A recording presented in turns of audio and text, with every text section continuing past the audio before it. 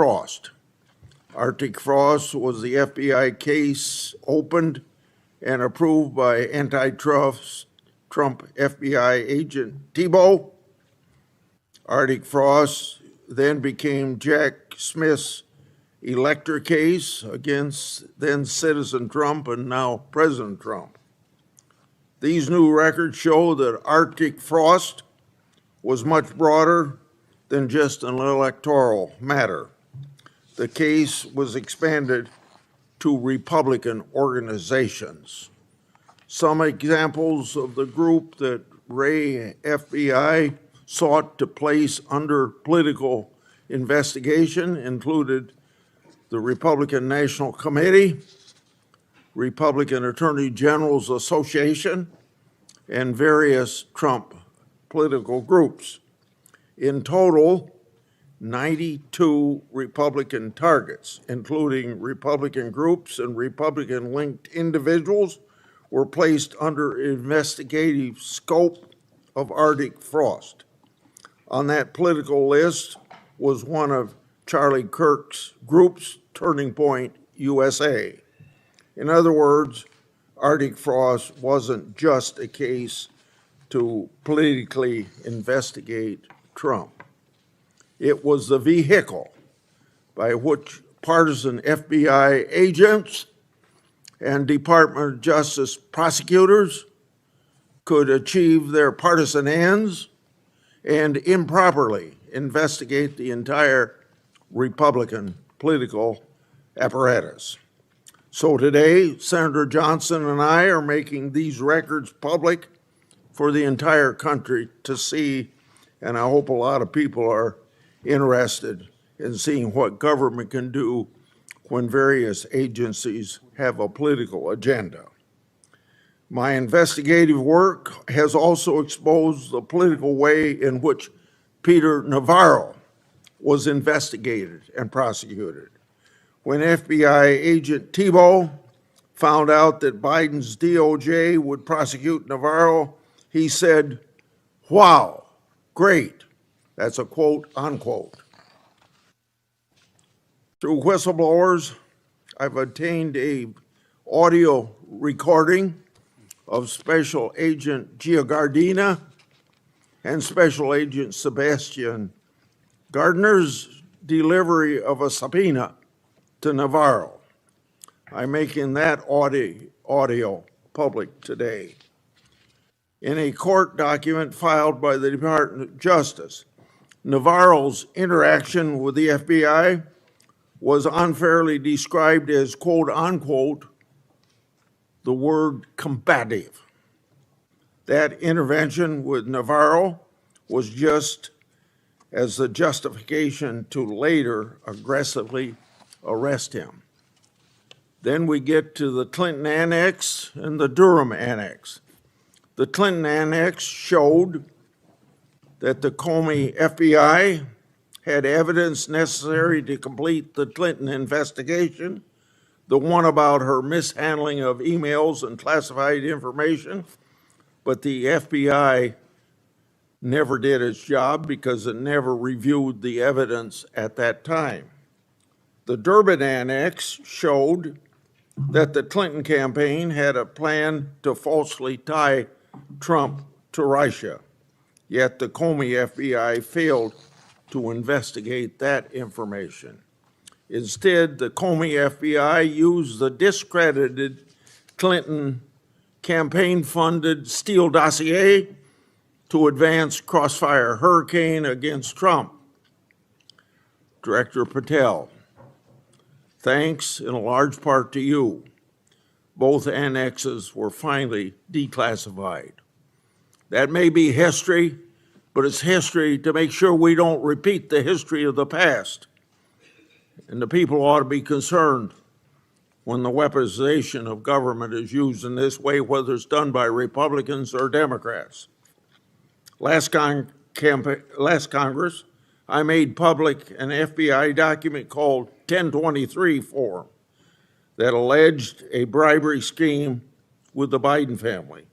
To date, the FBI has never answered Congress whether they investigated the text messages the audio files, and the financial records referenced in that 1023. Whistleblowers have provided my office with 2 additional FBI 1023 documents. These documents memorialize statements from FBI sources. These 2 new 1023 documents are from separate FBI confidential human sources during different years. So in total, we now have 3 different FBI confidential human sources providing information about the Biden family and potential criminal conduct. Today, Senator Johnson and I are releasing these records. Let me say this for the partisan media, the people that are supposed to be policemen of our Republican form of government. We aren't saying the allegations are true. We want to know what the FBI did to fully investigate their veracity or lack thereof and what they concluded. Let's put this matter to rest one way or the other. Starting with my chairmanship, I've given one example after another of disgraceful partisan weaponization by federal law enforcement. Since the Trump administration took power, many FBI agents have been removed. The removal included agents and prosecutors who became partisan weapons that lost their way, and I've made records public to prove it. And many of my whistleblowers were aggressively retaliated against by some FBI agents who were subsequently fired. One FBI whistleblower publicly said of these terminations, quote, "Ensuring that they no longer work at the FBI isn't retribution, it's responsible leadership," end of quote. Which brings me to my final and favorite topic, whistleblowers. In August, 10 of my FBI whistleblowers secured compensation agreement because of your leadership, Director Patel. It included a mix of reinstatement to the FBI, reinstatement of security clearances, and monetary compensation. At the beginning of this month, another of my FBI whistleblowers got their job back. All told, across government agencies, almost 20 whistleblowers have received fixes to their retaliation. Today, you'll get a lot of grief from some members of this committee, but in the short amount of time you've been director, you've corrected whistleblower retaliation, increased transparency more than any other FBI director I've seen, whether that FBI director was appointed by Republicans or Democrats. And I've been around here more than anybody else on this committee. I yield to Senator Durham. Thanks, Chairman Grassley, for holding this oversight hearing during a critical period in the history of the Federal Bureau of Investigation. During my 4 years as chair, I held 4 hearings with then FBI Director Wray. As a reminder to Republicans who claim the Biden administration weaponized the FBI, President Biden retained Director Wray, a lifelong Republican who was President Trump's nominee for the office. After his second election, in an unprecedented move, President Trump forced out Director Wray and nominated Kash Patel, arguably the most partisan FBI director ever. Director Patel came to the FBI with a political mission, and he spelled it out in writing in detail. He wrote government gangsters, quote, "The rot at the core of the FBI is not just scandalous, it's an existential threat to our Republican form of government," end quote. And with the power of his office and the blessings of the president, he attacked the FBI with a vengeance. Mr. Patel had falsely claimed the FBI, quote, was planning January 6th for a year, end quote. He even went so far as to produce a song by the January 6 rioters who violently assaulted police officers in the Capitol. He compiled an enemies list of public servants he called government gangsters, like former FBI Director Mueller, whom Patel called, quote, an utter swamp creature.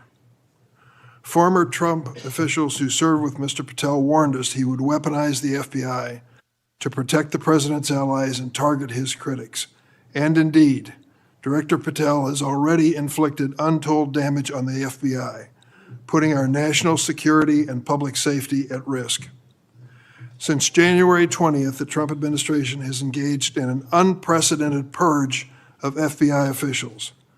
As we heard from highly credible whistleblowers, Mr. Patel was involved in directing this purge even before he was confirmed, despite his sworn testimony to this committee.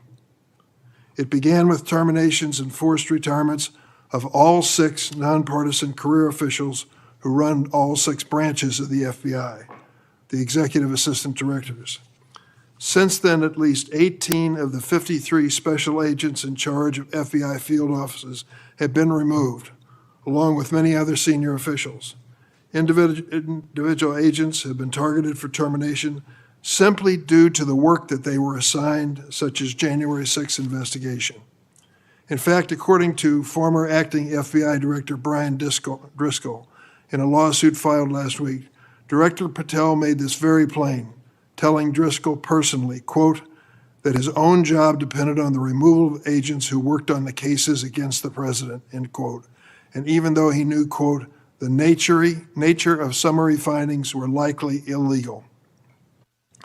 At the same time, Director Patel has installed MAGA loyalists as political appointees in key career positions, including conspiracy theorist Dan Bongino as FBI Deputy Director, the first time in the history of the FBI that this position has not been held by a career FBI agent.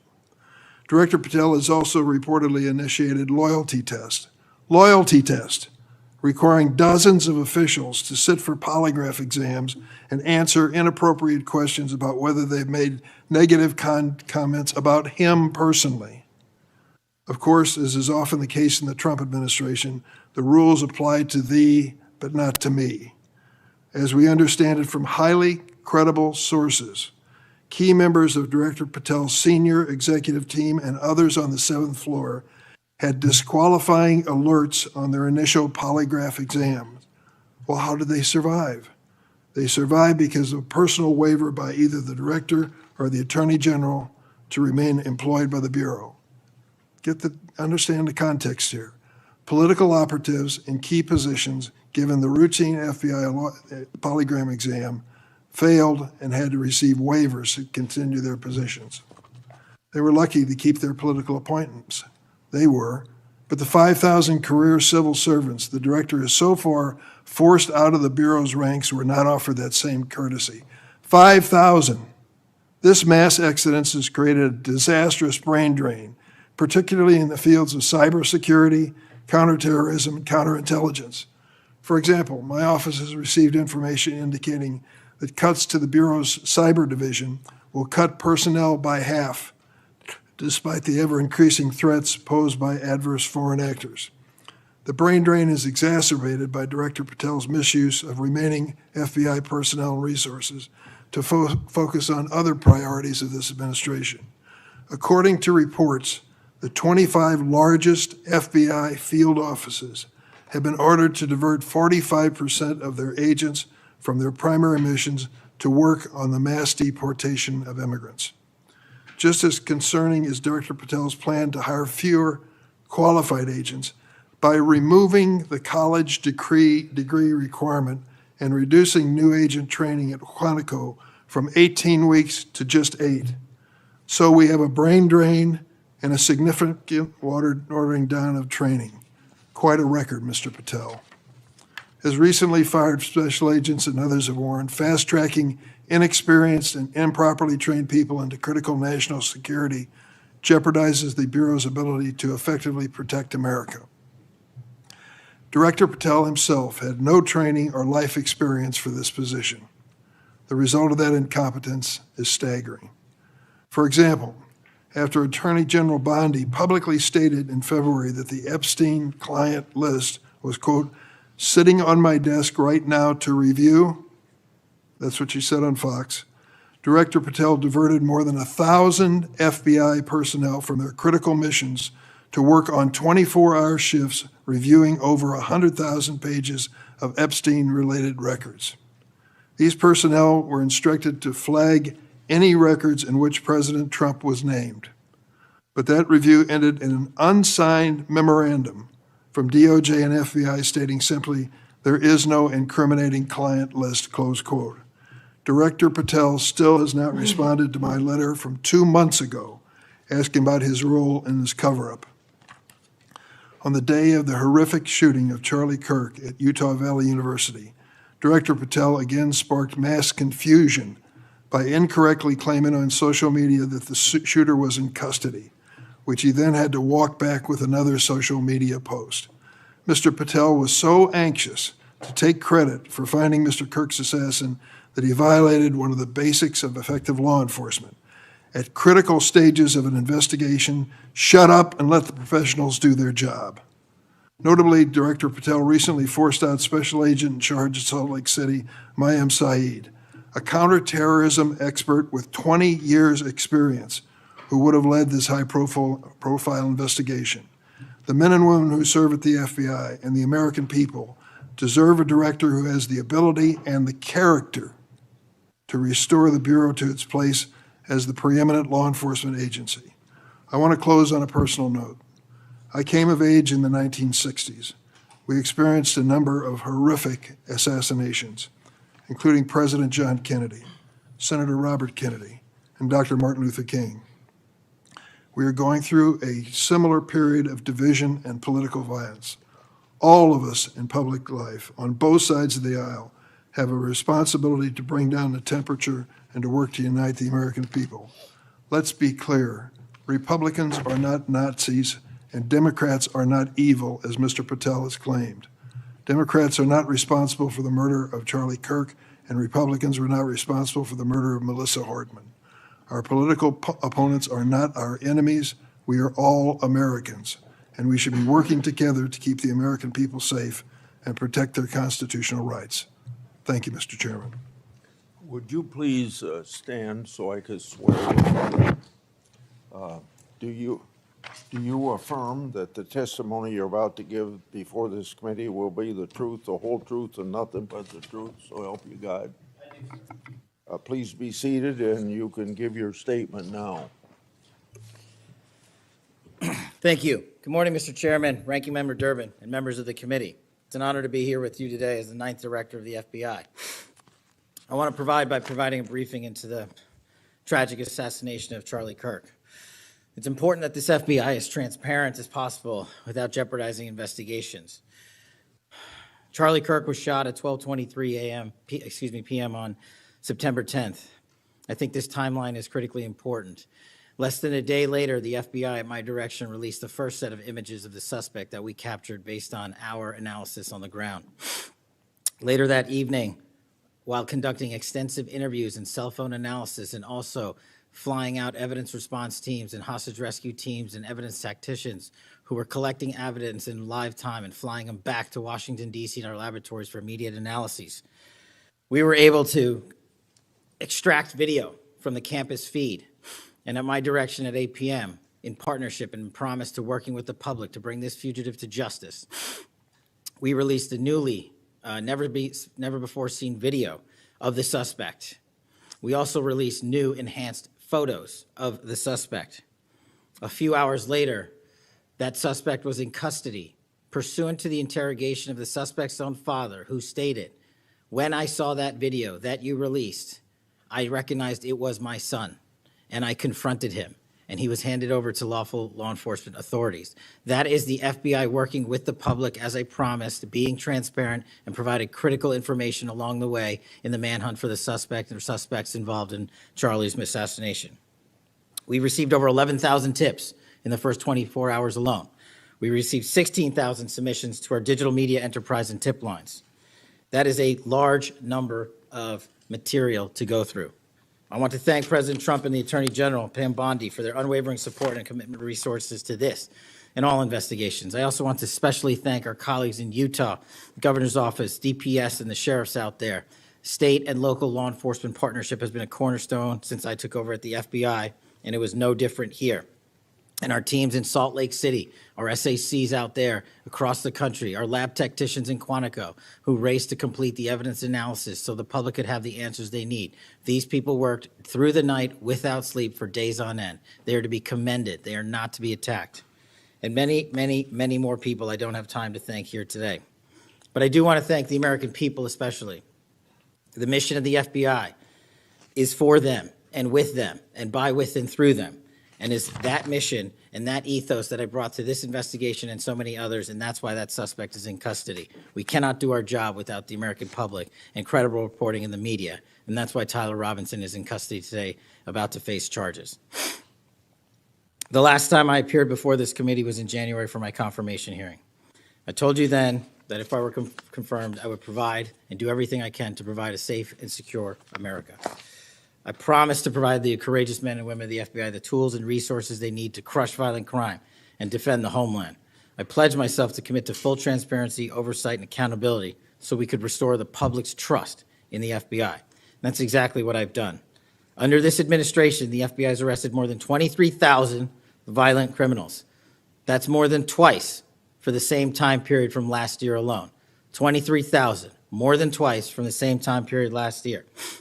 We've taken over 6,000 illegal firearms off the streets. That number is an exponential increase. We've identified and located more than 4,700 child victims. More than 4,700 child victims have been found by this FBI. That is a 35% increase from the same time period last year. 1,500 child predators have been arrested. That's a 5% increase from the same time last year. 300 human traffickers have been arrested. That's a 10% increase from the same time last year. Over 350 members of Tren de Aragua, foreign terrorist organization, have been arrested, and we have 42 ongoing cases. That is a 250% increase from the same time last year.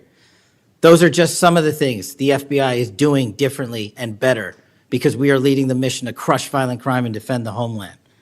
We have also arrested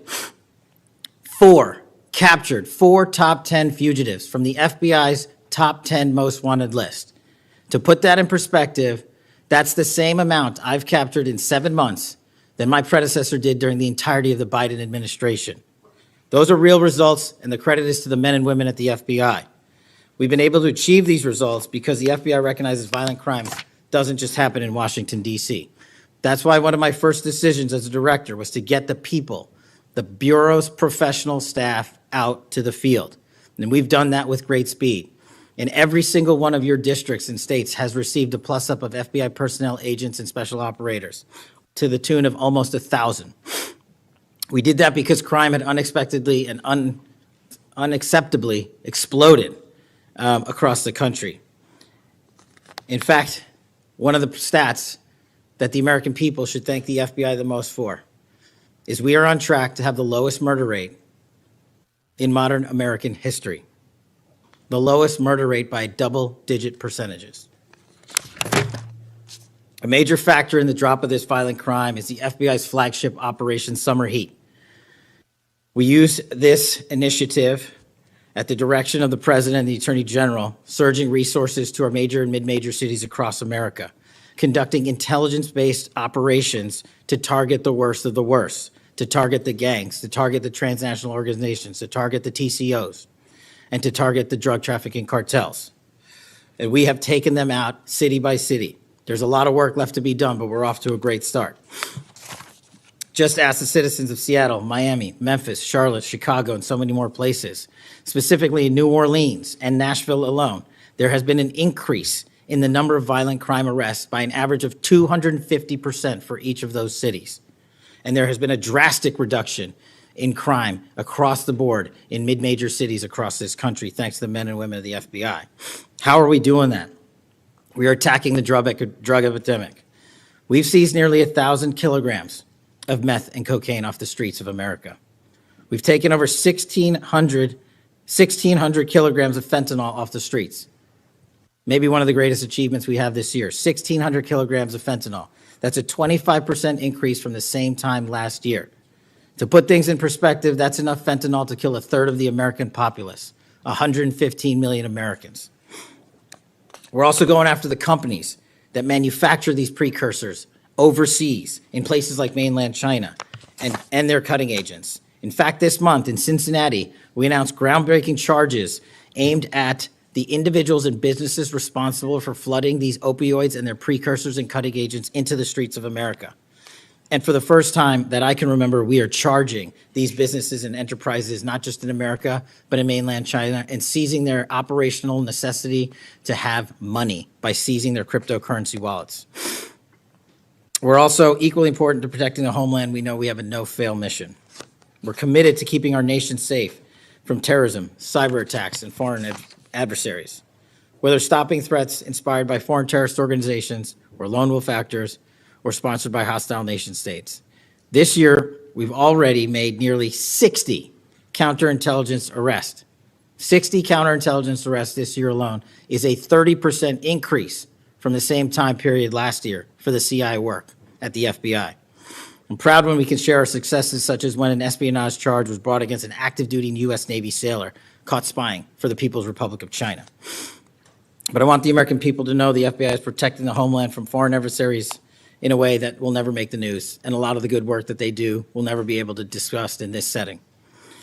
We're working on cyber threats. We're attacking malware infrastructure, going after ransomware attackers, delivering a new partnership with the private public sector engagements we've taken with the companies who are attacked by these foreign adversaries and nation-state actors and individual enterprise rings from around the world. We are combating Salt Typhoon, Vault Typhoon, Flax Typhoon, and so many other ransomware and cyber threats this nation faces. We're also arresting people such as Tajik national in Brooklyn, who is suspected of sending tens of thousands of dollars to support ISIS. We're going after the new form of what I refer to as modern-day terrorism in America, 764 crimes that involve harming our children by going after them online, causing self-mutilation, suicide, sexual abuse, and steering them in the wrong direction. Currently, we have 3,500 international terrorism investigations.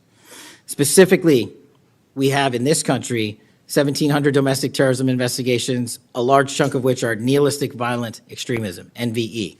Those who engage in violent acts motivated by a deep hatred of society, whatever that justification they seem is. The FBI has seen a 300% increase in cases opened this year alone versus the same time last year. In the last couple of months, the FBI secured a guilty plea for a man in Tennessee who attacked an energy facility with drones and explosives. We secured the indictment of a violent Sinaloa cartel faction leader in Chicago on narco-terrorism charges. Our folks in Sacramento collaborated with domestic and international partners to secure a guilty plea for a leader of a transnational terrorist organization who solicited the murder of federal officials. But the Bureau's job is not done. I'm committed to this transparency. Mr. Chairman, you alluded to our work with Congress. To date, in the 7 months that I've been FBI director, we have produced 33,000 pages to the United States Congress, 33,000 pages. Just to put that in perspective, my predecessor in his 7-year term issued 13,000 pages to Congress, and his predecessor in his 4-year term issued 3,000 pages to Congress. I've issued 33,000 pages in 7 months, and we're going to keep going. I'm dedicated to restoring the trust that the public has and needs in the integrity at the FBI, and it's being done every day by the men and women of the FBI.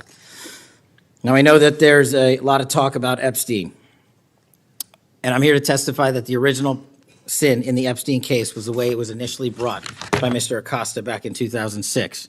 The original case involved a very limited search warrant or set of search warrants and didn't take as much investigatory material it should have seized.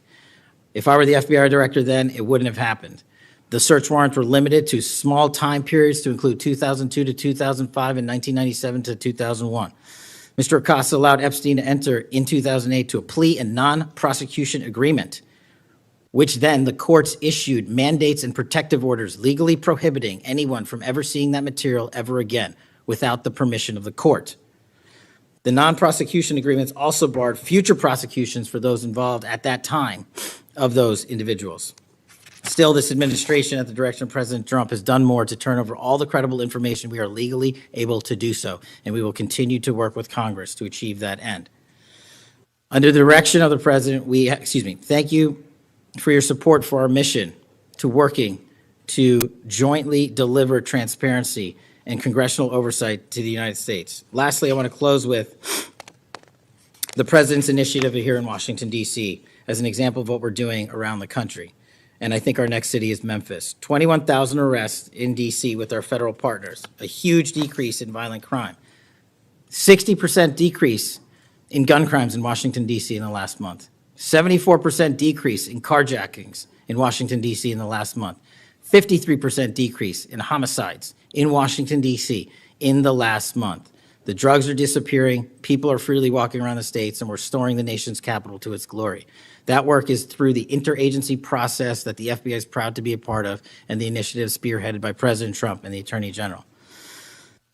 And perhaps most notably for investigations in Washington itself, it was the intelligence that the FBI gathered through our source network here in D.C. that helped us identify the suspects in the horrific murder of the D.C. intern Eric Tarpinian. We're proud to be a part of that investigation. We're proud to put the resources to bear of the FBI. And in closing, Mr. Chairman and members of the committee and Ranking Member Durbin, I'm honored to be the 9th Director of the FBI. I'm not going anywhere. If you want to criticize my 16 years of service, please bring it on. Over to you.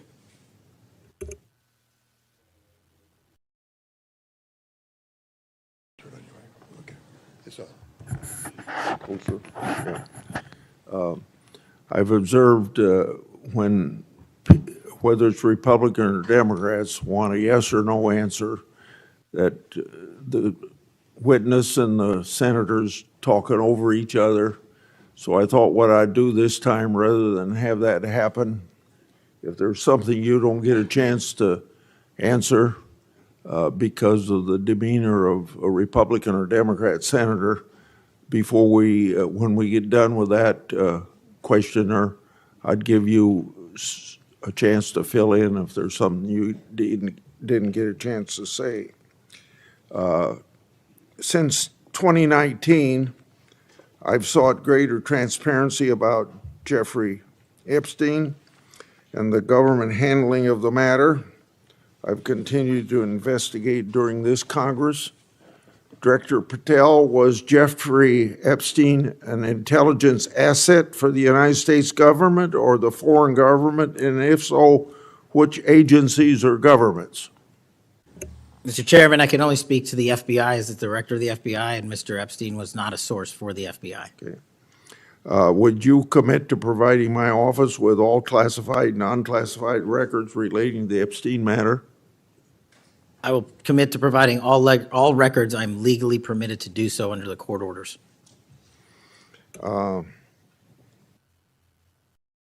It seems to me that I accept your answer to my question, but the broader intelligence community ought to answer these questions as well.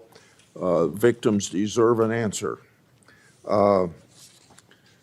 Regarding the initial FBI 1023 document that I made public last Congress, that document mentioned 1, text messages, 2, audio recordings, and 3, financial records that allegedly proved a bribery scheme with the Biden family and foreign interests. Regarding those records, did the Ray FBI make any effort to determine whether they existed? Did the Ray FBI make any effort to obtain those records? Not to my knowledge, Mr. Chairman. Since this matter hasn't been fully investigated, the FBI has an obligation to the public to do exactly that and figure out why it wasn't investigated. Next question. I've done a lot of oversight relating to sexual misconduct by the FBI agents. In fact, I believe this is something I discussed with Ray, one of his appearances before this committee. According to the FBI Inspection Division, it opened nearly 300 investigations based on sexual misconduct referrals between 2017 and 2024. According to whistleblowers, the Biden-Ray FBI totally dropped the ball on this question. One credible accusation of sexual misconduct is too many, of course. Are you committed to reviewing the Bureau's policies to ensure responsible responses to credible allegations of misconduct, that they're swift and adequately protect victims? Yes, Mr. Chairman. Relating to a similar subject, during child crimes and sexual misconduct related investigations, are any private sector companies less than cooperative with you? What improvements in information sharing need to be made to catch those criminals? Mr. Chairman, we can always do better with their private sector companies. I've reached out to the leaders of most of them, asking them to provide more material so that we can be responsive and take legal action and protect the youth of this country. I'm happy to discuss, possible legislation that we can do to allow for these companies to continue. Yeah. Say, maybe 1 inch up on the microphone. Sorry. I think you're close enough, but I think it's just a little bit lower. When you raise your head, it's difficult to hear. Director Patel, since 2021, I've raised concerns about the Biden administration failure to properly vet Afghan evacuees. Director Gabbard informed my office that as of August 2022, approximately 1,600 evacuees located in the United States had ties to terrorism and other derogatory information. That's why I and many others have opposed bills giving blanket approval. Are you aware of what steps your predecessor took to investigate these evacuees? And what steps have you taken to investigate them? And what, if any, national security concerns still exist? Mr. Chairman, I can't speak to the steps my predecessor took, but I will make sure we do a sweeping review and get back to you on that. As far as the Afghan refugees and evacuees, as during my tenure, we are going through the databases to make sure that no known or suspected terrorists enter this country to harm our nation. And also, is my resolve as FBI director, one of the first acts we undertook was a manhunt of one of the Abbey Gate bombers and leaders in that crime spree that killed 13 brave Americans. And within 2 weeks, we caught one of the leaders of the Abbey Gate bomber and brought him to justice here in 2 weeks from Pakistan. And so my commitment to you on Afghanistan in all matters is complete and without border. Yeah. Through my and other investigations, we found that the Biden administration lost thousands of undocumented children. We never heard a peep from senators wanting to help find them, even after I invited them to do so. In September 2025, the Trump Health and Human Services announced the creation of an interagency crime coordinator cell to find these and other missing children. That interagency group reportedly includes your agency. What resources and personnel have the FBI assigned to this new interagency effort, and what steps have the FBI taken to assist in locating missing children that the incompetent Biden administration lost? Protecting our youth is maybe the top priority for the FBI. As it specifically relates to your question, Mr. Chairman, as I stated, we've surged resources not just to this cell, but across the nation to our FBI's field office to locate children who have been trafficked, who have been victims of sexual abuse. And we have located 4,700 children in the 7 months since I've been FBI director. And that is a 35% increase from the same time period last year. And we're not stopping, and we're committed to doing that work on our tribal lands as well. And we are finding victims of child trafficking and child abuse every county and every district, and we're not going to stop. Okay. As I mentioned during my opening, I'm releasing documents with Senator Johnson about Arctic frost. Specifically, the documents show its scope expanded to include 92 Republican organizations. From evidence that I've seen, it looks to me like another political hit job against Republicans. What steps has the FBI taken to make sure improperly predicated investigations and weaponizations like this don't happen again? The simple answer, Mr. Chairman, is the FBI will only bring cases that are based in fact and law and have a legal basis to do so. And anyone that does otherwise will not be employed at the FBI. We are doing a prospective and retrospective analyses of individuals who may have weaponized the department and the agency. And as I've committed to you during my confirmation hearing and my conversations with you, this FBI will not be weaponized anymore in either side of the aisle. In June of this year, I raised concerns about the FBI's use of restricted access and prohibited access systems.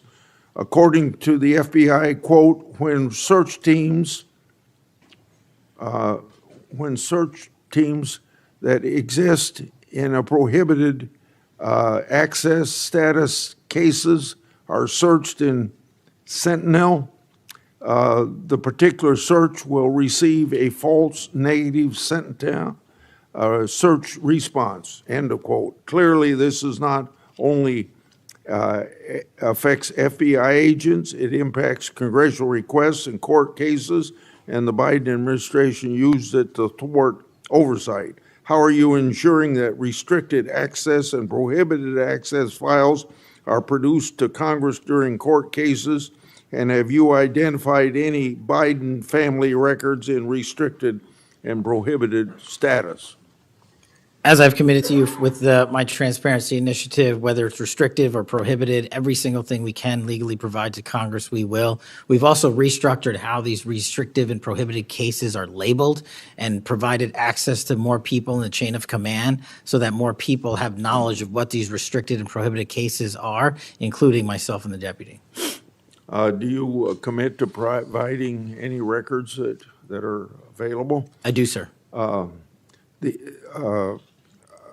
You publicly said that your team, quote, found a room that Comey and others hid from the world in the Hoover building full of documents and computer hard drives no one had ever seen or heard of. That's a quote from you. I've received a whistleblower disclosure that the room contained some information kept outside the FBI record keeping. I also have been informed via a whistleblower disclosure that the room included materials related to Special Counsel Mueller, former Director James Comey, and other documents maintained outside of the FBI. Has the FBI now reviewed and analyzed those records? Has the FBI properly recorded the documents? And these records are clearly responsive to my, as well as my colleagues' congressional requests. What steps have you taken to ensure all responsive records are produced to Congress? That has to be my last question. What's supposed to happen is leadership at the FBI is supposed to, pursuant to the Records Act, correctly store these records at our Information Management Division, IMD. In this room, we found a plethora of hard drives, computers, hard documents, soft documents that were not so recorded, a voluminous amount of information. So we are continuously processing that information. So A, we subscribe to the Records Act and commit that those records will be kept permanently at the FBI. 2, we are reviewing those materials. A lot of those materials are related to ongoing investigations. And 3, we are on a rolling basis providing Congress the documents that we can, and we will continue to do so. Okay, thank you very much, Senator Durbin. Thank you, Mr. Chairman. Director Patel, in addition to the extensive purge of nonpartisan career FBI official reports indicate that dozens of remaining officials have been subjected to polygraph exams to test their loyalty. My understanding is that approximately 40 officials have been asked to sit for a polygraph during your administration, and several have been asked whether they have ever made negative comments about you. Director Patel, FBI agents pledge their loyalty to the Constitution of the United States, not you personally. What is the basis for requiring polygraph exams of your workforce and asking them if they've made negative comments about you? I don't know what reports you're referring to, Ranking Member, and I reject any reporting that has false information in it, so I'm not going to respond to that. As far as polygraphs go, generally, they are always and always have been utilized at the FBI to track down those that leak sensitive information and have unauthorized disclosures to the media, and we will continue to use them to ensure the integrity of the FBI. Did any individual on your senior executive team, the director's advisory team, or who serve in the positions on the 7th floor receive disqualifying alerts on their polygraphs? Senator, I'm not going to get into the personnel discussions that were had on a polygraph. Those are private discussions, and many of them relate to ongoing investigations. Did you or Attorney General Bondi provide any individual with a waiver so they could remain employed after they received disqualifying alerts on their polygraphs? I'll have to get back to you. You don't remember that? No, sir. My priority is protecting the American public, not getting into the weeds of polygraphs. And to have a decent memory when you come before a committee. I'm happy to talk about all the good work the men and women of the FBI are doing, including provided the lowest crime rate in American history. If you want to talk about how to protect the citizens, Chicago has seen a 30% reduction in its murder rate because of the men and women of the FBI. And you take credit for that? I'll happily do that. You The take credit? interagency partners and the men and women of the Chicago PD have never been more Include powerful. local law enforcement, please. Have you ever seen my testimony across this country where I always lead? And on the 7th floor, for the first time in FBI history, I've installed police officers and sheriffs right on my 7th floor to report to us every day what's going around the country on the street level, because that is a priority of the FBI and is the only way we are going to work. I don't take credit for anything, but I will defend the men and women of the FBI and the cops that help us get it done. You should. Director Patel, to your knowledge, did a whistleblower ever make a disclosure to Attorney General Bondi indicating that the New York field office was withholding Epstein-related records? I'm not familiar with that whistleblower. You know that there was such a whistleblower? I'm not familiar with that whistleblower. In response to the blowback she received, Attorney General Bondi also pushed the FBI to review approximately 100,000 Epstein-related records on an arbitrarily short deadline in March, and the FBI was directed to flag any documents that mentioned President Trump. Nothing came of that review until July, when DOJ and FBI released an unsigned memorandum stating there is no incriminating client list. Why was this July 7th memorandum unsigned? Would you prefer I've used AutoPen? Why was it The unsigned? memorandum had the insignia of the Department of Justice and the Federal Bureau of Investigation. And in our effort to secure transparency for the American people, because the 3 prior administrations had not done so, we conducted an exhaustive search of everything related to the Epstein cases, and we produced what was legally and permissibly able to be produced to Congress and the American public. So And did there's you a congressional did you- subpoena, and we're continuing to do You so. personally direct that investigation so that you would sign such a, Did I personally direct what investigation? of the Epstein records for any reference to President Trump? Again, you are citing reporting that I think is baseless. We conducted an investigation of the Epstein case files pursuant to the direction of the President of the administration to provide all credible information, and we are working with Congress pursuant to a congressional subpoena to turn over all the documents we can. All Who at- individuals. Who were at cited. DOJ and FBI was responsible for its drafting and conclusions? Many individuals at the Department of Justice and the FBI are There was responsible. no lead person? The Attorney General leads the Department of Justice, and I lead the FBI. So the Attorney General was responsible for that? The Attorney General leads the Department of Justice. Director Patel, much like you, Deputy Director Dan Bongino was a conspiracy theorist who built a lucrative career making inflammatory and unsubstantiated statements about the FBI that would be disqualifying in any administration that cared about nonpartisan law enforcement. For instance, Mr. Bongino called the placement of pipe bombs outside the DNC and RNC headquarters on January 6, quote, an inside job, and went on to say this was a setup. I have zero doubt, and whoever goes into the FBI, you better get an answer about why. Director Patel, you and Deputy Director Bongino are now leading the FBI. What is the evidence to suggest the pipe bombs placed outside of the DNC and RNC on January 6 were an inside job? I appreciate the opportunity to discuss Director Bongino's mine record. So many on this committee and the media jettison our 31 years of public service Can prior you to answer the taking. question, sir? I'm answering the question. You're questioning the integrity of the Deputy Director of the Asking FBI you and if mine. you found And any I'm going to evidence. answer the question. I'm The pipe bomb asking- investigation is ongoing, and I'm not going to discuss Ongoing? the details of the pipe bomb investigation. Mr. Bongino was a Secret Service agent for 15 years, a police officer for 5. I served this country in multiple administrations for 16 years. We were also private citizens, and we are now back in government service. And what we have the ability to do is set aside our personal beliefs to deliver the mission of justice for this country, and we're doing it day in and day out. And I find it disgusting that everyone and anyone would jettison our 31 years of combined experience that is now at the helm of the FBI, delivering historic results at historic speeds for the American people. So you have no evidence? I got a lot of evidence, and I'll give it to you when I can. Yeah, I'm looking forward to it. There's a New York Times story this morning about Chris Meyer. As I understand it, he was your personal pilot, at least for some period of time. Mr. Meyer has quite a record himself. Flew over 350 hours as an Air Force pilot on 3 aircraft types in Afghanistan.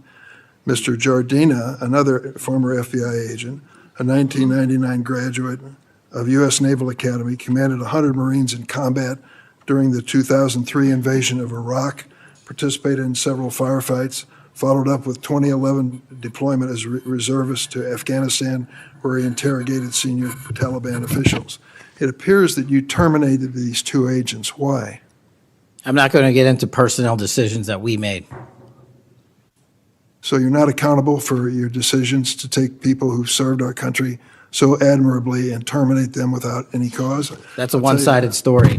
Anyone that has Well, been then terminated from so the tell FBI, your- generally tell your side of the speaking, story. fail to meet the needs of the FBI and uphold their constitutional duties. And you providing a one-sided story from your perch is absolutely disgraceful, because the men and women of the FBI deserve better. And your attack on the current leadership of the men and women of the FBI is equally disgraceful, because now you're attacking the leaders that are our brave SACs in the Let me tell you field what's who are disgraceful. doing the job that this Disgraceful. country needs. It's And we will disgraceful. continue to do it. Excuse me, it's disgraceful when Mr. Meyer and Mr. Jardina, who served our country so well, are terminated apparently because of the rants of a broadcaster.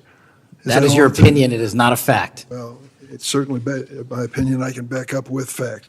Let me ask you to explain the situation in Baltimore, if you will. Did you read the story about the termination of the project in Baltimore? Which story? 764 Group? Sorry. Which story? 764 Group, the Baltimore agents were investigating. Are you familiar with that? No, sir. Well, I'm not going to go into detail. It would take too long to do it. But apparently that this group, 764, a nihilistic, violent extremist group, seeks to blackmail children to perform vile acts on a camera under investigation by Baltimore, which was terminated by you. I'd like you to respond in writing, if you will, as to the circumstances of that termination. Sure. Our operations against NVEs, as you're referring to, has been historically high, and we've taken down multiple NVE rings, including 764 rings, who are harming children and causing them to be mutilated and Last commit question. suicide. Can you explain why you are eliminating the requirements for a college degree for your agents? I appreciate the opportunity to address that. You said in your opening statement, we are reducing the training requirements at Quantico. We are not. We are expanding them. You are referring to an 1811 crossover program, because I believe the men and women of places like the DEA, the ATF, and the Marshal Service and the Secret Service who want to work at the FBI should deserve that opportunity in a shortened, abridged program, which we provided. We are also keeping the 18-week BFTC as is traditionally been held at the FBI. So we're not reducing any requirements. We are increasing those that we bring into the FBI. Did you change any of the requirements on college degrees? We are allowing police officers who have served for a number of years to come into the FBI who did not obtain the requisite college degree to apply to be federal agents, because we feel they have the street level experience we need to conduct this mission. I yield, Mr. Chairman. I have to respond to this business about you not treating employees properly, because I served under the previous administration when Democrats willingly turned a blind eye to Biden administration retaliation against my whistleblowers. They didn't get due process when their careers and lives were upended. I'm talking about people like Dina Perkins, Jeffrey Veltri, Timothy Dunnan were removed from their positions. Several whistleblowers were reported that they targeted FBI employees for their political beliefs by suspending and revoking security clearances. One FBI whistleblower said that Perkins, Vetri, Dunnan, and other FBI leaderships were, quote, responsible for what happened to me and my family, ensuring that they no longer work at the FBI isn't retribution, it's responsible leadership. Another whistleblower that is a registered Democrat said they spoke out against abuses in security clearances processes committed by FBI senior leaders, particularly Veltri and Perkins. Then Perkins and Dunnan suspended their security clearances and put them in unpaid leave. I'm going to put some more examples like this in the record so I don't take up a lot of time for my colleagues. Senator Graham. Thanks, Senator Graham. Welcome to the committee. The numbers sort of speak for themselves. You've done a lot in a small period of time. So all those folks out there making this happen, thank them for me. Well, sir. As to how to be an FBI agent, you've made a decision that local law enforcement folks, people who've served in law enforcement without a college degree are able to apply now. Is that correct? Yes, sir. Makes sense to me. So experience out in the field might be as valuable as a college degree, believe it or not. Venezuela. We're blowing boats out of the water in the Caribbean because they're connected to international narco-terrorist groups. Is that correct? Yes, that mission is being led by the Department of Defense, sir. Okay. What legal authority do we have to do that?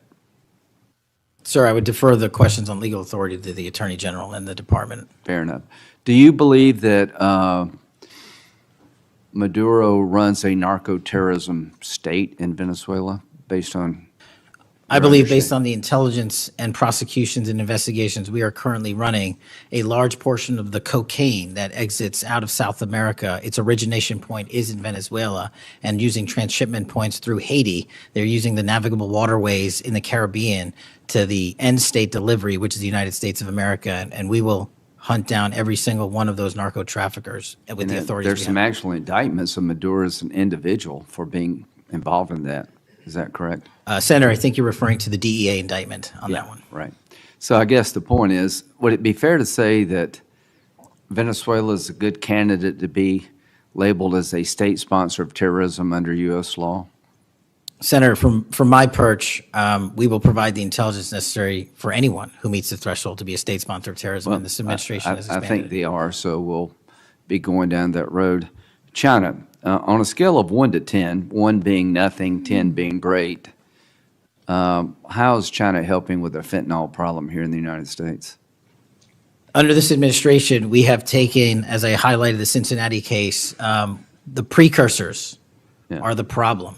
The fentanyl is the end state that kills American Well, citizens. the precursors are made in China, right? They're made in China. And so for the first time in a decade, I had a call with my counterpart in the MPS, the Ministry of Public Services, to attack the precursor chemical companies and have those chemicals Is it labeled. too early to rate the success?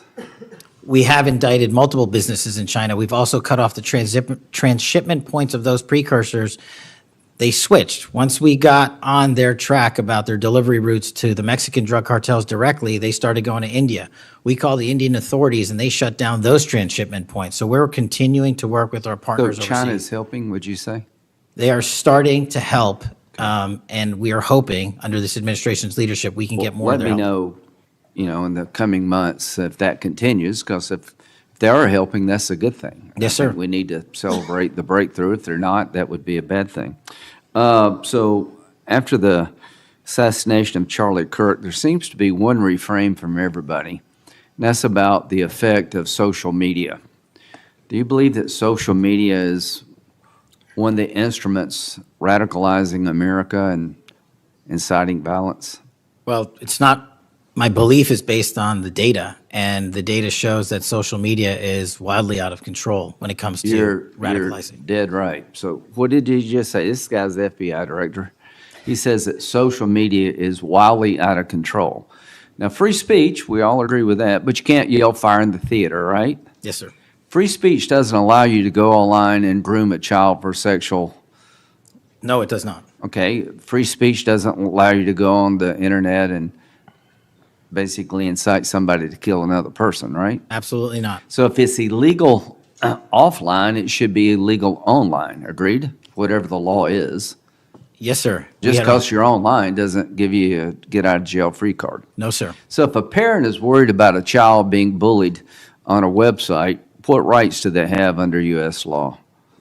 We have to balance the rights, as you said, Senator, of free speech versus those that encroach Is there upon any law violence. that can shut down one of these sites for bullying children or allowing sexual predators on the site? We are able to attack certain sites on the dark web. When it comes to the open internet infrastructure system, we have to reach a threshold to attack a company's position that only subscribes to Can, violence. can the parents sue that company? They can.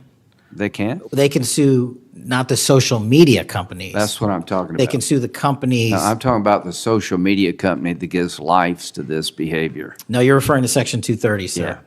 Would you advocate a sunsetting of Section 230 to bring more liability to the companies who send this stuff out? I've advocated that for years. All right, we need to do this, folks. These companies are taking content that it makes you sick, that could get you killed, get you poisoned, and there's nothing we can do about it under our law. A person can do about it because of Section 230. So if your child is being sexually groomed online or bullied online, and you go to the social media company and ask them to take it down, they refuse, you have like zero rights. How many images of sexually exploited children are purveyed every year on social media sites? The number is astronomical, and Senator, if I can just add one step to that analysis. Please. It's not just what's on social media that is quote-unquote real. It's the introduction of artificial intelligence and Right. generative AI that is creating even more child sexually abused material and even more sexually violent acts online and mimicking people. Would you say that the way social media is structured today, really no accountability, 36 million images in 2023 of sexually exploited children, that this is a public health hazard? It is.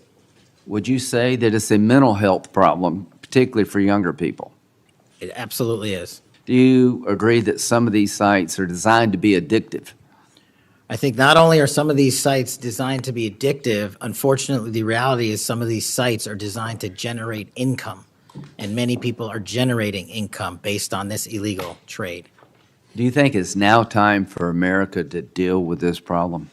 I'm all in, I have been all in, and I'm happy to work with Congress to do so. Well, I tell you what, having the FBI director all in is great news for me, and I hope the committee will respond and that we'll be all in, trying to fix a problem that I think is doing a lot of damage to our country. When it comes to John Bolton, was there new evidence involved in the raid on his home? Sir, that investigation is very much ongoing. As you know, there was a raid of his house pursuant to a legal Was there search a warrant obtained to go in? Absolutely, sir. Okay. All right. We're looking to have that search warrant unsealed at Okay. the Yeah, appropriate I time. think that would be good, quite frankly. In December 2023, Director Wray said he sees blinking lights everywhere regarding to foreign terrorist threats against our homeland. How would you characterize the state of threats to our homeland by foreign terrorist groups? Foreign terrorist organizations have adapted and started utilizing online platforms, and so has the FBI. And so while they are adapting and expanding how they harm our country, we have as well. They have not stopped. There's been a resurgence in places like West Africa and elsewhere of foreign terrorist organizations, and also the newly emboldened drug trafficking organizations in Mexico. It's going to take a whole of government approach to get. Does Hezbollah fall within that group? Yes, sir. So Hezbollah is involved in not only terrorism, but narco-terrorism? Yes, sir. So do you consider Hezbollah a threat to the United States? Absolutely. All right, finally, Do you have enough people Sorry. to do all this? Do you need more people? You're involved in a lot of things, and the numbers speak for themselves. You have FBI agents helping here in Washington, D.C. You have FBI agents helping in illegal immigration. That's good. You've got a chance here to tell us if you need more people. Seems to me that threat level of this country is pretty high right now. You got thousands of domestic terrorism cases. How many are being investigated? I think 3,500 off the top of my head. 3,500, okay. Anyway, it seems your plate's pretty full. I would urge you to get with your people, and if you think you need more people, now's the time to do it. It would be a shame to miss an opportunity to plus up the FBI if the threats justified it. Will you look? I will look, sir. Okay, but are you comfortable you have enough people right now? Right now, I'm comfortable with the reallocation of agents and personnel outside of Washington, D.C. and plussing up states like South Carolina in double-digit numbers, Okay. and I'll get back with my team on this one. Thank you for your service. Senator Whitehouse. Boy, is my timing good. It is very good. Director Patel, welcome. Thank you, sir. When you were here for your confirmation, we talked about your so-called enemies list. It appears to me that there have been adverse actions of various kinds taken against about 20 of the 60 people on your enemies list. You've been in office for 7 months. At that rate, you've got 14 months until you've hit all 60. Can you explain that? Again, that is an entirely inaccurate presupposition. I do not have an enemies list. You can continue to characterize it as you wish. The only actions we take, generally speaking, for personnel at the FBI are ones based on merit and qualification and your ability to uphold your constitutional duty. You fall short, you don't work there anymore. Well, there was a list. You don't like it to be called an enemies list, and it had about 60 names, and about 20 have had an adverse action. So those are, I think, pretty clear facts. Let me move on to your grand jury testimony, which we also talked about when you were here. I think you indicated that you understood that a witness in the grand jury is free to discuss afterwards whatever they told the grand jury. And you then went on to suggest, saying, I can't go into court orders granted by the DC District Chief Judge, and you want me to violate a court order. In those remarks, you fairly plainly suggested that there was a court order of some kind that somehow restricted or limited your ability to discuss your own testimony to that grand jury. Since then, that chief judge that you mentioned, Judge Boasberg, has written, and I'm quoting him here, Federal Rule of Criminal Procedure 6E allows witnesses like Patel to divulge the contents of their testimony, meaning that nothing was preventing him from doing so before the committee. Can we confirm here today that there is no court order of any kind that limits your ability as a witness before the grand jury to discuss your own testimony to that grand jury? We can confirm that pursuant to my action, that grand jury testimony has been released, the transcript.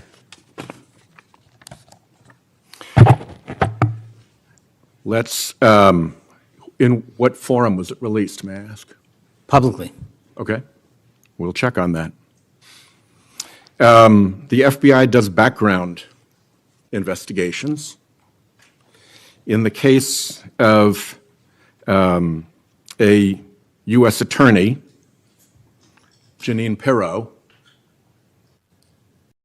it has come to light that in a civil proceeding, that Fox News executives, prior to her confirmation, called her I'm quoting here, a reckless maniac who makes, quote, insane comments, and said, I don't trust her to be responsible, and noted her penchant for what they called random conspiracy theories on weird internet sites. My question to you is, did that turn up in her background investigation? For any background investigation, Senator, we do not discuss those publicly. And for every background investigation, when there's an adjudication, it is not made by me. It is made by the career professionals who run the inspection division and background check system. Do you know if that information was found? You see, we're an oversight body here, and there are really three possibilities here. One is that the FBI background investigation didn't find that stuff. That's worth noting because these investigations, full field background investigations, are supposed to find that stuff. That's possibility one. Possibility two is that the FBI did in fact find that information and then did not report it to the administration or to the committee.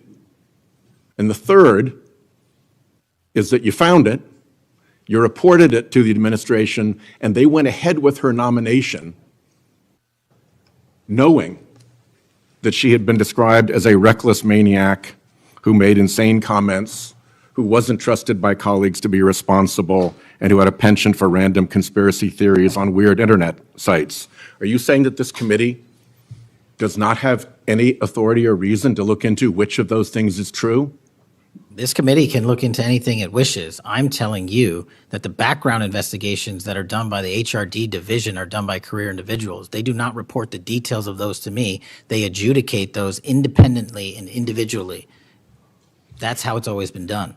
What happened during the pause of FBI background investigations that was alleged in the complaint against you and the FBI by the FBI agents who were terminated? On February 12th, Emil Bovee directed the FBI, quote, to pause any FBI background investigations of Trump nominees until Patel was confirmed, which happened on February 20th, is the general description of what they alleged. Why, do you know, were background investigations paused? Was it so material like this could be scrubbed out of them? And have they been resumed without that pause fully and normally after your arrival on February 20th? I can speak to the time period since I got there. Background investigations have been ongoing across the board at the FBI. Why was the pause, do you know? I was not there. Wasn't explained to you when you got there? Oh, by the way, boss, they've had an 8-day pause on background investigations. You think that would be something that would be explained to you at some point? Again, I leave it to the men and women at the HRD division to run background investigations. I do not interfere with them. I get that. But what I don't get is whether you were told about that pause, and why would you not be told about that pause? I don't recall that, sir. All right. The allegation also relates that part of the employee review of senior staff was whether or not they voted for Kamala Harris in the 2024 election. Since when is who you voted for a proper question for agents to be asked? I don't know what allegation you're referring to, Senator. If it's from an ongoing matter in litigation, I can't discuss that. But what I can discuss is I can only speak to the FBI's background investigations. There are other background investigations conducted across the government. I can only speak to mine. So just to clarify, I'm not talking about the FBI full field background investigations. I'm talking about internal employee reviews for promotion, for termination, for job actions of various kinds. And my question to you is it now the policy of the FBI to ask agents who they voted for, and since when is who agents voted for a proper question for the FBI to ask? Taking those in reverse order, it's not a proper question, and it's improper to allege that I'm doing that. And also, at the FBI specifically, under my leadership, we do not ask who you voted for. And just one correction for the record, if I may, Senator, it's Security Division that runs background investigations, not HRD. Okay. I'll accept that correction. And in the event that we cannot locate your grand jury transcript, just expect a question for the record that will give you the chance to either provide that transcript again if it had been previously provided, or to make the statement that Grand Jury Rule 6E allows you, to the best of your recollection, truthfully, about what it is that you told that grand jury. Do you understand that? That's why I wanted the transcript released, and we'll get it to you, sir. Thank you very much. Thank you, Chairman.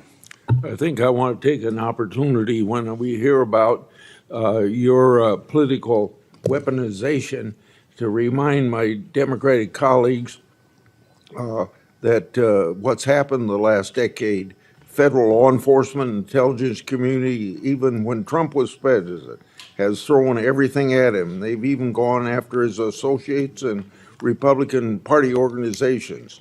One investigation after another, one prosecution after another. I use examples you've heard me already say today, Crossfire Hurricane and Arctic Frost. These were all built on defective foundations of political bias. And then we released the Clinton Index and the Durham Index and the FBI's failures to investigate. So I've been acquainted with this because I've been trying to get to the bottom of it, and we had to get a new FBI director to get all this information, Senator Cornyn. Director Patel, welcome. Thank you for your willingness to serve in this very challenging position. How many people work for the FBI today? Approximately 36,500, give or take. I've always wondered whether an organization that big and that diffused all across the nation was actually capable of being managed. Have you experienced any surprises in terms of the, as the director, in terms of your management of the organization? In my experience, Senator, the leaders in the field are supposed to lead. So we have empowered and we have changed the structural operation of the FBI to empower SACs in the 56 field office, 55, 56 come 1 October, to lead the mission. We've also empowered the respective assistant directors and operational directors to lead the mission. That is how you manage 36,500, 37,000 people. No one or two people can do it. And that's been the transition, is the power structure is being pushed out to the field operations. It sounds like a very practical way to approach it. And how is morale? Morale, when I travel around the country, in my experience, has never been higher. The FBI and the police officers that we work hand in glove with across this country are excited to do the work. And the stats that I'm citing are no achievement of mine. The stats that I'm citing in the 7 months that I've been there, such as a 42% increase in cyber arrests alone this year, is because the men and women at the FBI have been empowered in the field. They want to do the work. They're getting the opportunity to do the work. And with our great partners in the respective states like Texas, and where we just returned a top 10 most wanted fugitive in Cindy Singh, are getting the ability to make those prosecutions a reality. By the way, Senator Durbin was asking about polygraphs. Aren't polygraphs a standard part of the standard test given to people with security clearances across the intelligence community They are. as a condition to maintaining your security clearance? I believe they are. Speaking of intelligence, one of the things that I've wondered about over time is, the FBI is a premier law enforcement agency in the nation, but you also have other important responsibilities in counterintelligence. And there's been different debates or people wondering whether, including me, whether that's an appropriate role for the FBI to play. And I guess the most challenging part of that is if it's not at the FBI, where would it go? But can you, given your background, I know as working on the HPSI and your intelligence background, can you talk a little bit about what you think about the counterintelligence role of the FBI agents and how that's working, whether you think it's performing the way it should, or whether there are other changes or reforms need to be made in order to improve its functioning? As you know, the threats from our adversary nations are just proliferating every day. So what do you think? The espionage activities of our adversaries have never been so high, and I think the counterintelligence mission is properly housed within the FBI because we've invested with those authorities for Congress, and I believe that mission set is working. And if I can, sir, since January 20th of this year, the FBI has made 55 arrests on the counterintelligence mission alone. That's a 30% increase in CI arrests from the same time year-to-date last year. We've arrested 33% increase in PRC counterintelligence arrests, an 83% increase in Russia counterintelligence arrests from the same time last year, then a 60% increase on Iran counterintelligence arrests from the same time period last year. So we are already on total exceeding the entirety of the number of arrests from the previous year on counterintelligence matters across the board. And in my opinion, the FBI is the only agency that can do it. Now, we work with the interagency to do it, and we need them, but we have the mission set. Thank you. You know, sometimes I wonder whether we sort of repeat the way we do things because we've always done it that way. And I'm getting up to building up to this issue of the narco trafficking and what President Trump has ordered the Defense Department to do in terms of to take out some of these transnational criminal organizations that are importing poison into the United States and responsible for killing tens of thousands of Americans, maybe hundreds of thousands of Americans over time. Do you think a law enforcement model for dealing with these narco traffickers is adequate to deal with the threat? Or do you think we need to start thinking about this in maybe new and different ways? Obviously, we're not engaged in a war per se, although it is a war metaphorically. And the law enforcement model seems to be not working from the standpoint of dealing with the volume of the threat and the magnitude of the threat.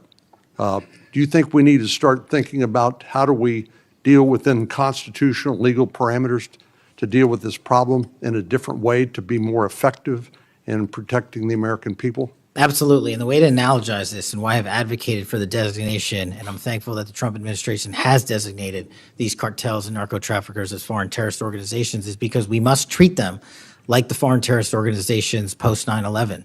We must treat them like the Al-Qaedas of the world because that's how we're operating. And just treating them with law enforcement capabilities alone was wholly insufficient to wipe out the targets in their entirety. They always had the next man up philosophy. If you take out the leader, they got 10 guys behind him. But in order to eliminate, and that's the key, eliminate the drug trade, and eliminate the pouring into this country of narcotics, we have to use our authorities at the Department of War and the intelligence community to go after the threat like we did terrorists when we were manhunting them. And now we have that ability, and we're seeing that in live time, whether it's on the strike on the boat or going down into Mexico and working with our Mexican authorities with these intelligence assets to say we've located not just the person in charge, the cadre in charge, but the entire network. And we are now able to dismantle that entire network. It's going to take time. The manhunt after 9/11 took some years, and this is going to be a years-long mission. Well, I'm glad you mentioned the counterterrorism mission because we've had a lot of experience, the U.S. government writ large, with dealing with terrorism in the Middle East and elsewhere. And obviously, some of our friends and allies, like Mexico, for example, are very sensitive about sovereignty and being able to control what happens on their territory. But yet we're beginning to see more and more cooperation, as you point out, in that regard. And so in your opinion, has the counterterrorism model, have the lessons learned by the U.S. government writ large, are they being aggressively applied? Are there other things we need to do to make sure that those skills, those lessons learned are applied more broadly to the threat of narco trafficking? I can only speak to the FBI. We are applying all of them to our counter, the CT mission set to the CN mission set, and we're using the new authorities given to our intelligence community partners in the Department of War to combine these collective efforts and in a new way, meeting together and creating an interagency process that gets after the threat dynamic. And whether that's in a kill operation, a capture operation, a surrender operation, or a host nation takedown, like we did with the counterterrorism mission sets in Afghanistan, in Iraq, in Pakistan, and elsewhere, we are applying that to the drug traffickers in Mexico and Venezuela and Colombia. Thank you very much. Thank you, Mr. Chair. We have seen too much political violence in this country. We all know that. Just last week, Director, your friend Charlie Kirk was gunned down on a college campus. I'm sorry for your loss. In Minnesota, only 2 months ago, a madman took the life of my friends, Melissa and Mark Hortman, shot Senator John Hoffman and his wife Yvette a combined 17 times.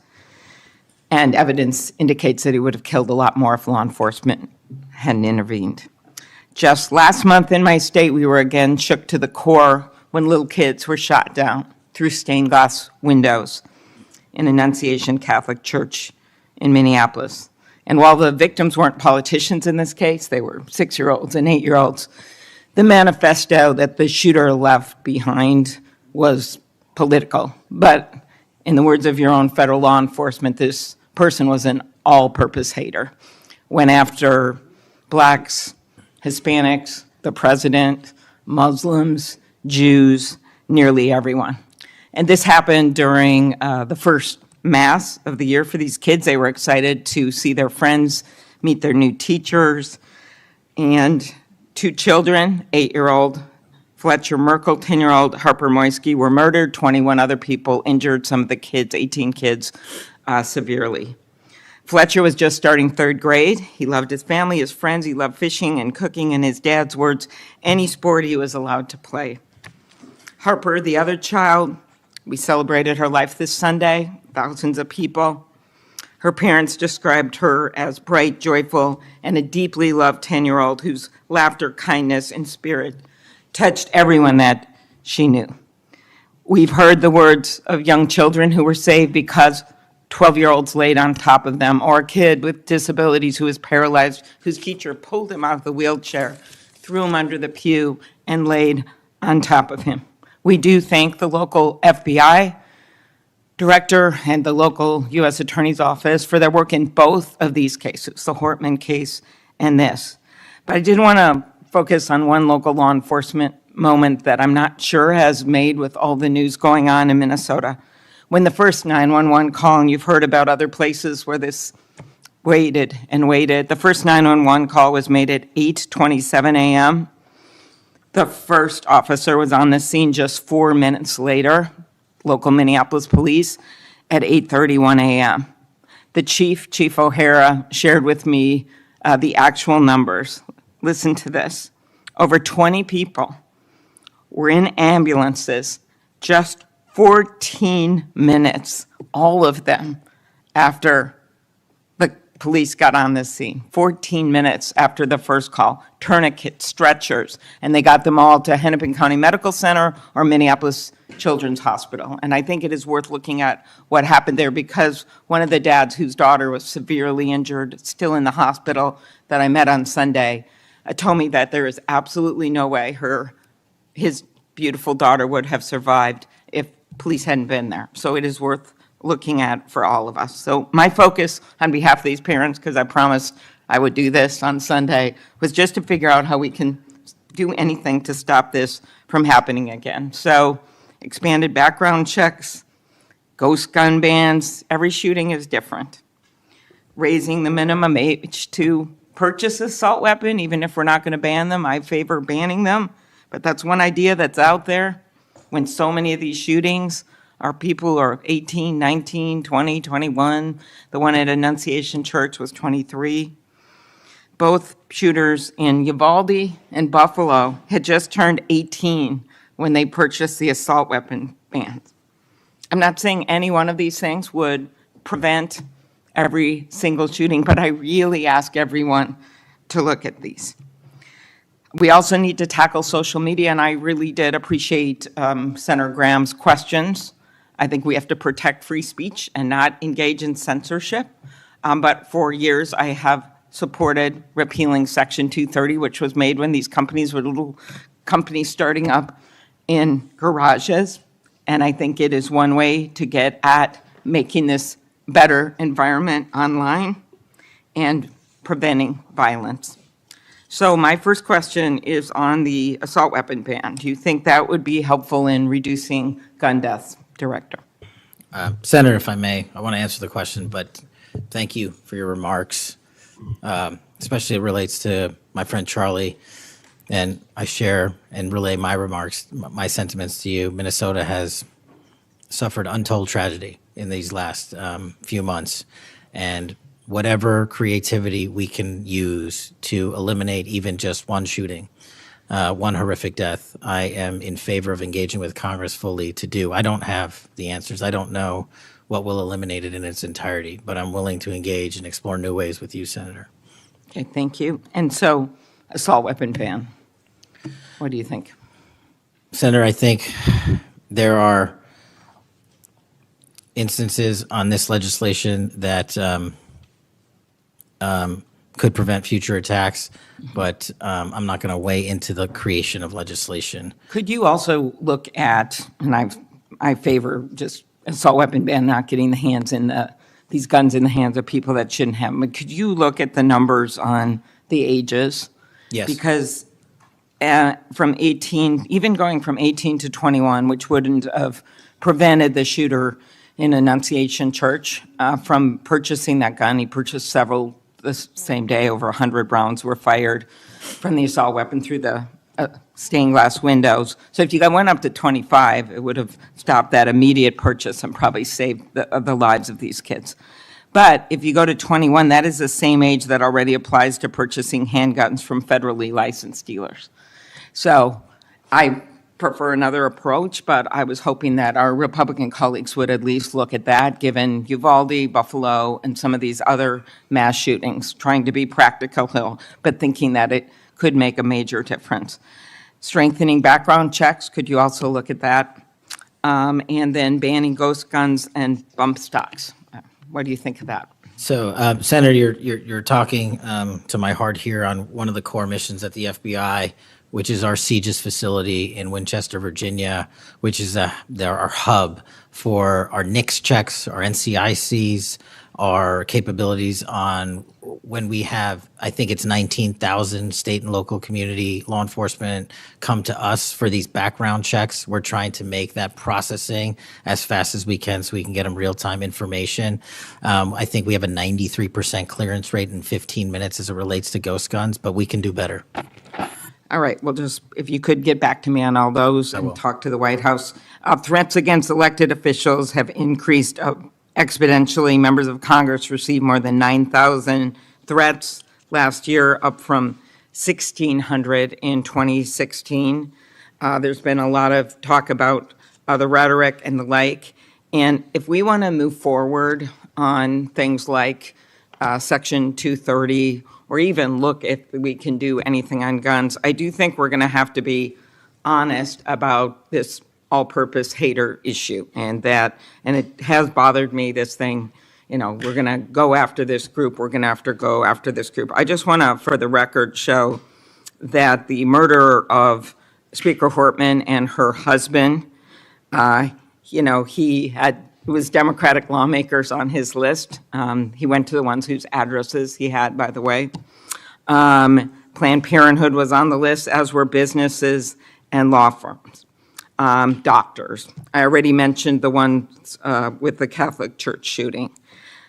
So it is not just as the radicals on the left, what's a quote from the president, are the problems, or destructive movement of left-wing extremism that Vice President Vance said.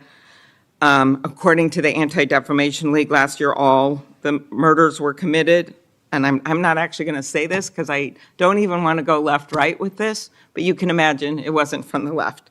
Cato Institute, conservative think tank, published a study just last week that found terrorists from the right were responsible for 6 times more deaths than people from the left. I actually don't want to go tit for tat on this, but what I am asking for is that this rhetoric of blaming one side or the other stop, if you could convey that to the president, and that we actually work on things that are solutions. So could you commit to me, Mr. Patel, Director Patel, that you will do that? Absolutely, Senator. Okay, thank you. Last, you were asked about social media, and I will put some more questions on the record about that. I think we could make major movement on that. The local FBI helped when the city of St. Paul was a victim of a cyber attack, and I'm concerned about some of the cyber attack cuts. I'll ask you that on the record. AI, I'm glad you raised that. I think we have to do more, but also including election interference because they're using AI videos. I just had one happen in this very committee on me, and I just think they're going to start using it in democracy, election. They could be foreign. Do you think some of this is foreign entities, Mr. Patel?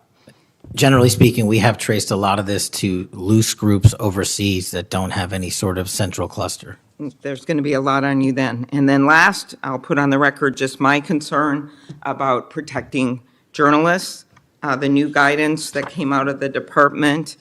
Have you deployed any FBI resources to investigate members of the media for activities related to news gathering, reporting, or reporting on government whistleblowers, something near and dear to the chairman's heart? The only time we would involve an investigation of a journalist if they've conducted or committed an allegation of separate criminal activity, most prominently leaks of classified information. Thank you. Senator Hawley. Thank you very much, Mr. Chairman. Director Patel, good to see you. Thank you for being here. You're leading the FBI at a very critical time for that agency and also a critical time for our country. And I want to start by talking to you about the tide of violence that we have seen, ideological violence against people of faith, particularly Christians. You just think here, take a rough catalog. Just in the last couple of years, we've seen shooting at the Covenant School, Christian school in Nashville. We've seen school shooting at the Annunciation School. We've seen church shootings multiply. We've seen acts of crime and violence, vandalism, arson against churches and parishes all across the country. And then, of course, last week, Charlie Kirk, who said, "I want to be remembered for my courage, for my faith," was shot on a college campus. Let me just start with the assassination of Charlie Kirk. Is the FBI, and I appreciate the tremendous work the FBI has done in this investigation, is the FBI investigating the Kirk assassination as part of this broader pattern of anti-religious, anti-Christian violence? We are investigating Charlie's assassination fully and completely and running out every lead related to any allegation of broader violence, and we're producing results on that we'll disclose when appropriate. Good. I'm glad to hear that. Let me just ask you a few questions about that, if I could. Sure. Reports have suggested that the FBI is investigating a broader network of groups that may have had some knowledge of the shooter's plans. Can you give us any details on that, following up what you've already said in public? How's the FBI working to find other potential accomplices, folks who may have known about the shooter's plans, folks who may have encouraged him? Any update on any of that? So in terms of what we do for an interrogation perspective, we go and reach out to the family and community immediately. And we've conducted those investigations and interrogations with local law enforcement, and we're continuing to do that because those closest to the suspect are going to hopefully know the most about the suspect and his beliefs and his ideology. On top of that, unfortunately, it has been leaked that there was a Discord chat, and for those unfamiliar with it, it's a gaming chat room online that the suspect participated in. So what we're doing, we've already done, is serve legal process, not just on Discord, so that the information we gathered is sustained and held in a evidentiary posture that we could use in prosecution should it be decided to do so. And we're also going to be investigating anyone and everyone involved in that Discord chat. Okay, very good. I see the public reports that the Discord thread had as many as 20 additional users. It sounds like you're trying to run down all of that to see if that's accurate, who else may have been on that thread, what they may have known. Is that fair to say? It's a lot more than that, and we're running them all down. It's a lot more than 20? Yes, sir. And you're running all of that to ground? Every you said? single one. Yeah, fantastic. Let me just turn to the broader question here of anti-religious, anti-Christian violence. Let me just give you a few stats that I'm sure that you're all too familiar with. Every person of faith in America certainly is. Major report this past year found that there have been over 400 instances of hostility against churches in the United States in the year 2024. Those included arsons, bomb threats, shootings, and firearm incidents. Another organizational report found that there were 500 attacks on Catholic parishes alone. So that number, 415, that's all Christian churches in 2024. Another organization found 500 separate attacks on just Catholic parishes since May of 2020. Of course, we have the Covenant school shooting, the Annunciation school shooting in Minnesota, where 2 children were shot dead as they were praying in a pew. Here's my question. What is the FBI doing to take on this rising tide of violence that seems to be motivated by anti-religious hatred? Specifically, sir, we have 60 anti-Catholic hate crime incidences reported to us that are being investigated. Publicly, I can tell you we have 5 hate crime investigations with anti-Catholic bias ongoing currently in the states, in the cities of Kansas City, Louisville, Houston, Nashville, and Richmond. That's what I can say publicly, but any ideologically based attack against any faith, as a man of faith myself, will not be tolerated, and the full resources of the FBI are committed to all of it. Are you investigating any domestic cells that instigate or encourage or fund or in any way support attacks on churches or other houses of worship? Senator, you raise an incredibly important point that most people don't look at. I've always said we follow the money, and whether it's terrorism or attacks based on ideology or attacks on institutions of faith or people of faith, someone's paying for it, and we are reverse tracing those steps. We are not stopping at the perpetrator themselves. We are reverse engineering to hold those accountable in our investigations to who funded them and knowingly funded them, and we will bring the appropriate steps against them with our partners at DOJ. Good. I'm glad to hear that. We look forward to hearing reports on that progress. Yeah. Sorry about that. Let me just ask you this in the same vein, Director. Since the Dobbs decision, the FBI has advertised $25,000 rewards for information on attacks on abortion clinics. Will the FBI similarly offer rewards for information on attacks of houses of worship? Yes, when it is appropriate, the rewards are any reward, whether it's an attack on a house of faith or on a homicide or whatever, is determined by a group within the FBI, but we will work with them to make sure that rewards of monetary value are put out for all ideologically based attacks. Good. You just rattled off some statistics, which I was glad to hear, about the number of investigations you have open, the incidents you're tracking against Christians, against houses of worship.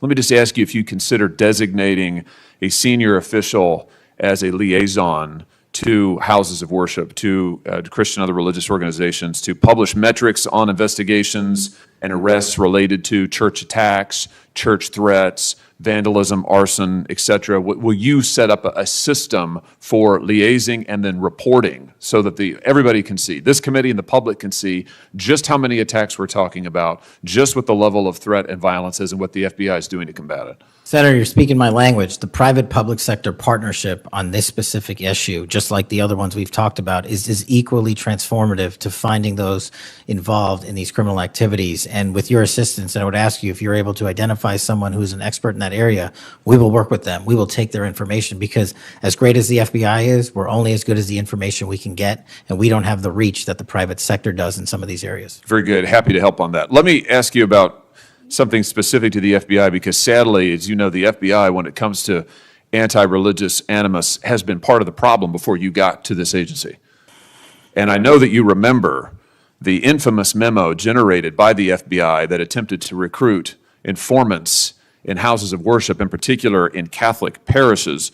Your predecessor testified when this information, I just want to reiterate, this memo became public because of a whistleblower.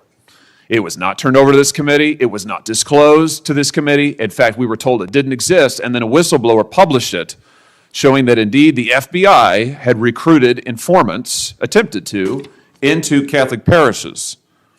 Your predecessor then testified, sitting right where you are today, he testified that this, I'm going to quote, was a single product by a single field office, end quote. That was a lie. Because we then had additional whistleblowers come forward and say, no, actually, multiple field offices contributed to the drafting of the report. And indeed, there was a second anti-Catholic memo that the FBI generated. And indeed, those memos were distributed to over 1,000 FBI agents across the country. You know all of this. You and I talked about it when you were here for your confirmation hearing back in January. I just want to follow up and see, have you been able to determine how this memo got written and distributed? How is it that the Federal Bureau of Investigation came to be recruiting informants in Christian churches in this country? Senator, we did dig in, and we are doing our investigation simultaneously with Congress. And just to put it in perspective, we've provided 700 documents on the Richmond Catholic memo specifically to this committee, whereas my predecessor provided 19 pages. And not only that, but we looked into how the source recruitment structure at the FBI was conducted during this time. And we made adjustments and permanent fixes to ensure that sources are not put into houses of worship unless there is an actual ongoing criminal or international terrorism threat. We will not use sources at this FBI to investigate and cull information just for the sake of culling information in houses of worship. Has anybody been fired for this? There have been terminations related to this and resignations. Good. There need to be, because if this is going to be standard at the FBI, nobody can trust the FBI. You want to talk about violating the First Amendment? This has got First Amendment violation written all over it. It's one of the most revolting chapters in the FBI's history.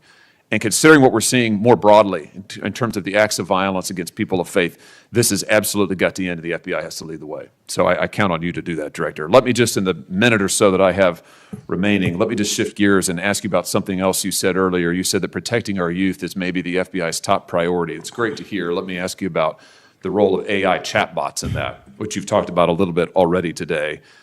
Are you investigating any cases of AI-generated child sex abuse material? You issued a PSA earlier this year warning that synthetic child sex abuse material, that's where the AI generates it using maybe a real kid's image, but then generates sex material, sex abuse material. You warned that that was illegal under federal law. Is the FBI investigating any instances of this synthetic CSAM material generated by AI that you can speak to? We are investigating dozens of those matters because, let me just say this, as far as the FBI is concerned, generative AI that produces CSAM, child sexual abuse material, under our investigative authorities is treated as equally as if it were actual child sexual abuse material. There's no difference for me in the FBI on this. Let me just ask you one other thing in this vein. I'm sure you've seen the reporting that Meta's AI rules, their own internal guidelines, allowed their chatbots to have sensual, that's their word, sensual conversations with children. We've had instances, multiple instances of children, minors, taking their own lives at the behest of chatbots that instructed them with specificity on how to do it. What's the FBI's role here in investigating what is going on with these chatbots, with these AI companies encouraging? I mean, listen, if an actual person did that, we would say that's grooming. We would say that's child abuse. These companies are doing it. Their own guidelines allow it. What can we do about that? You're referring to NVE, nihilistic violent extremism, and 764. It has been made a priority of the FBI because they are targeting children, and these chatbots and these generative AI are getting coupled with actual humans who are using them and releasing them because they can do the work faster and quicker than humans can and get into spaces like social media where humans have a difficulty in engaging. And what we're doing is treating any extension of generative AI as the criminal themselves. And we have, I think, I've got to get the number back to you, but over 1,000 investigations related to NVE. We've had numerous takedowns and arrests of 764 individuals, and we are educating. This may be the most important part. I'm directly engaging with the social media and media companies, the internet service providers, to find a way to shut down. There's nothing I can do at the FBI to force them to shut it down, but work with you in Congress to find a way to work with our partners to get that shut down permanently. Senator Coons. Thank you, Chairman Grassley. Thank you, Chairman, for calling this hearing. I'm grateful we're continuing this committee's long tradition of oversight, and in particularly today, oversight of the FBI. Director Patel, thank you for being here. There's a number of issues I hope that we can speak to. I want to start by reading something you said to me during your confirmation hearing under oath. I have no interest, no desire, and will not, if confirmed, go backwards. There will be no politicization at the FBI. Then you looked me in the eyes and said there will be no retribution actions taken by the FBI should I be confirmed as director. I told you that in your office. I tell you that again today. I'm concerned that that's not what's happened, that since you took over as director, you've cleaned house or forced out senior leaders across the Bureau, in particular targeting those that worked on investigations of President Trump. The former acting director has just sued you for firing him for political reasons. So did a leader in the D.C. field office. And the well-respected leader of the Salt Lake City office was pushed out last month, leaving that office shorthanded at a particularly difficult time. I'm worried that these actions compromise the Bureau's ability to keep Americans safe. Hundreds of agents have resigned. You are lowering application standards to fill vacancies. You've reassigned large numbers of agents to work on immigration and street crime, issues other law enforcement agencies can handle, perhaps more effectively with the FBI, but I'm concerned that this compromises the Bureau's ability to address national security risks, uniquely its capability. In fact, you've shut down the Office of Integrity and Compliance, which makes sure that agents act in a lawful and ethical way, and reassign staff away from domestic terrorism investigations exactly at a moment I think we are all concerned about it. I also have to ask, you came before the Appropriations Committee in May and told us you wanted a $500 million budget cut for the FBI, literally an effort to defund the police. I am grateful for the work of the men and women of the FBI. They've done great work this year in Delaware, partnering with the Dover Police Department to support human trafficking victims, partnering with the Middletown Police Department on armed robbery and carjacking. And it's urgent, I think, that we fix the direction and the prioritization within the FBI. And I wish we could focus on those efforts today. But I'm seeing an FBI leadership more focused on social media clout and on political revenge than on fighting crime. Director, have you ever ordered that an FBI employee be terminated because he or she worked on an investigation into President Trump? Senator, thank you. One quick correction for the record. There's 280 NV investigations. I gave the incorrect number to Senator Hawley. Thank you. Understood. As far as a lot of your statement, I disagree with it, and I'm happy to address it. But the only way, generally speaking, an individual is terminated at the FBI is if they have violated their oath of office, violated the law, or failed to uphold the standards that we need them to have at the FBI.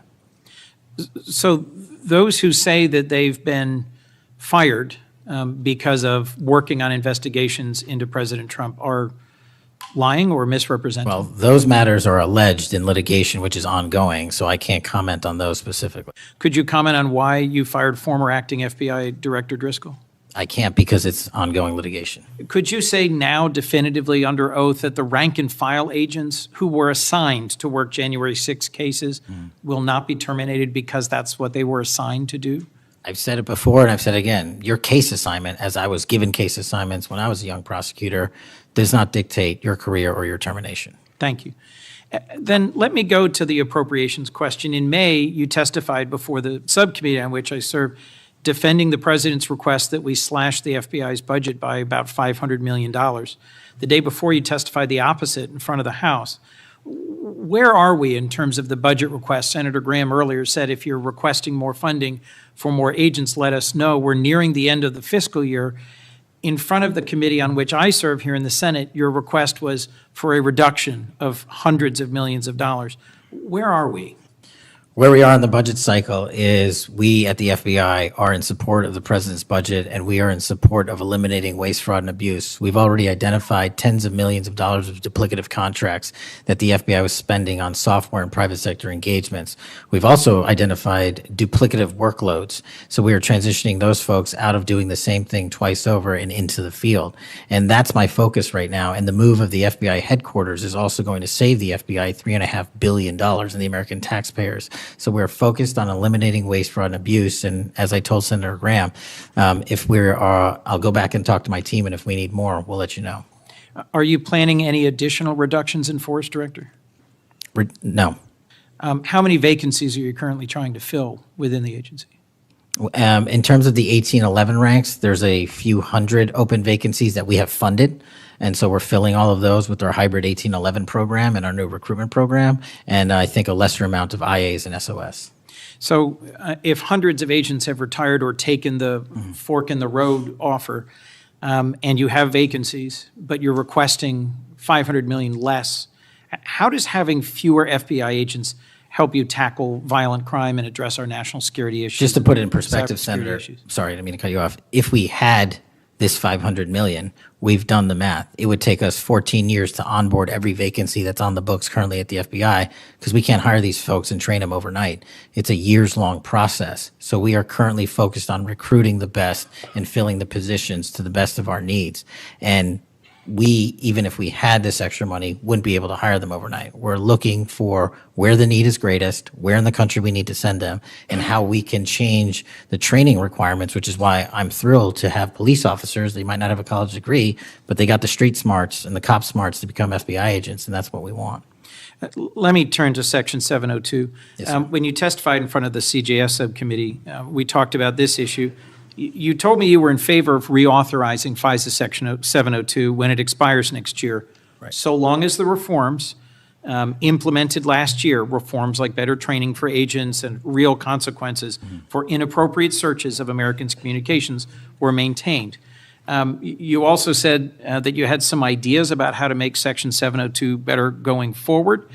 Can you give me an update on the FBI's implementation of these reforms and the direction you think it should go? Absolutely. I think you're referring to the query process, and if you're not, let me know.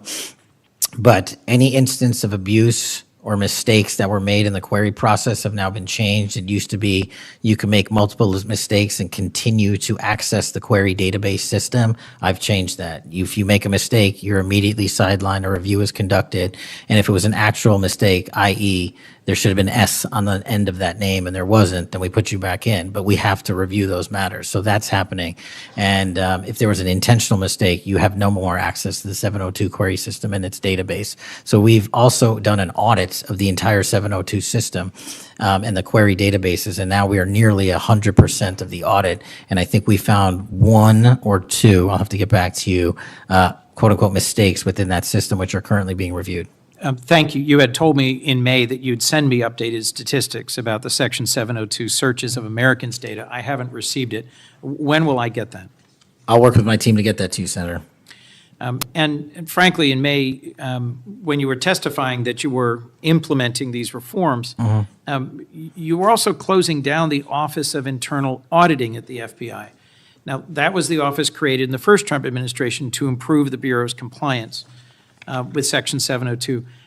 How is that working out? How can you continue to advocate for robust civil liberty protections, but shut down the office that was created to enforce those safeguards? Help me understand this. Absolutely, Senator. This is a great example of sort of duplicative work. Both, there was two divisions in the FBI working on this, and all we did was the inspection division, which is the leader in this query system and this audit system, has now been given the single source mandate to conduct these. So the OIA, its elimination is just taking folks who were working there and were experts in it and folded in under the inspection division, and then taking other folks that we didn't need because we had enough manpower and pushing them elsewhere in the FBI.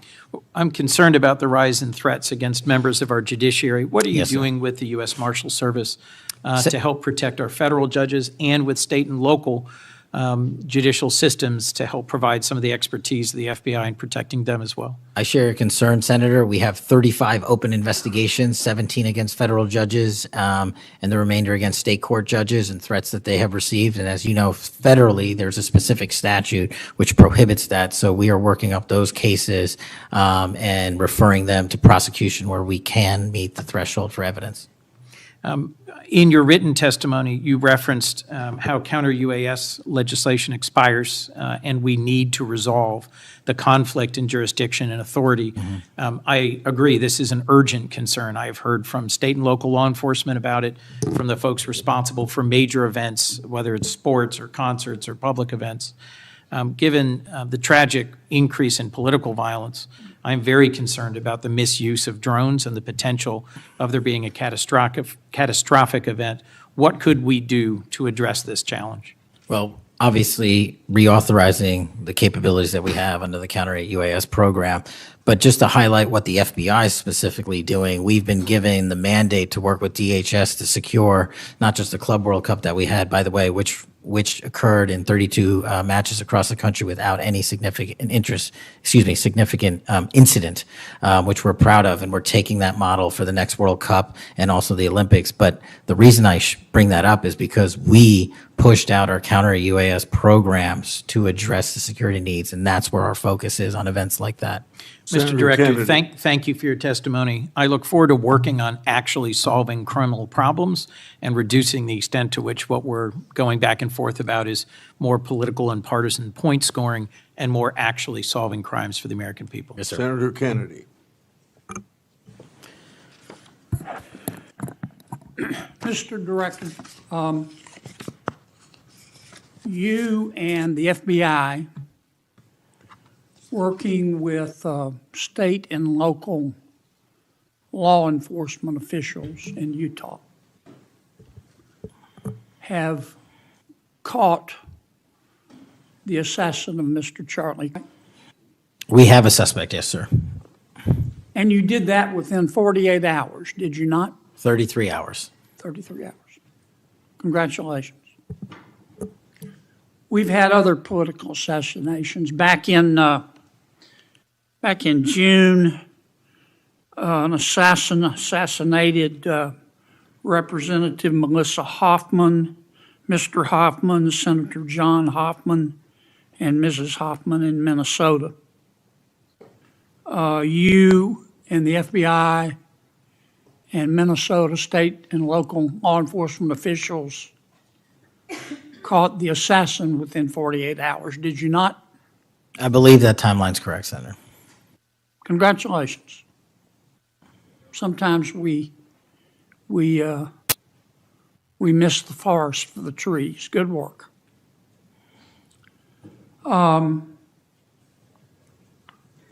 Did Mr. Kirk's assassin act alone?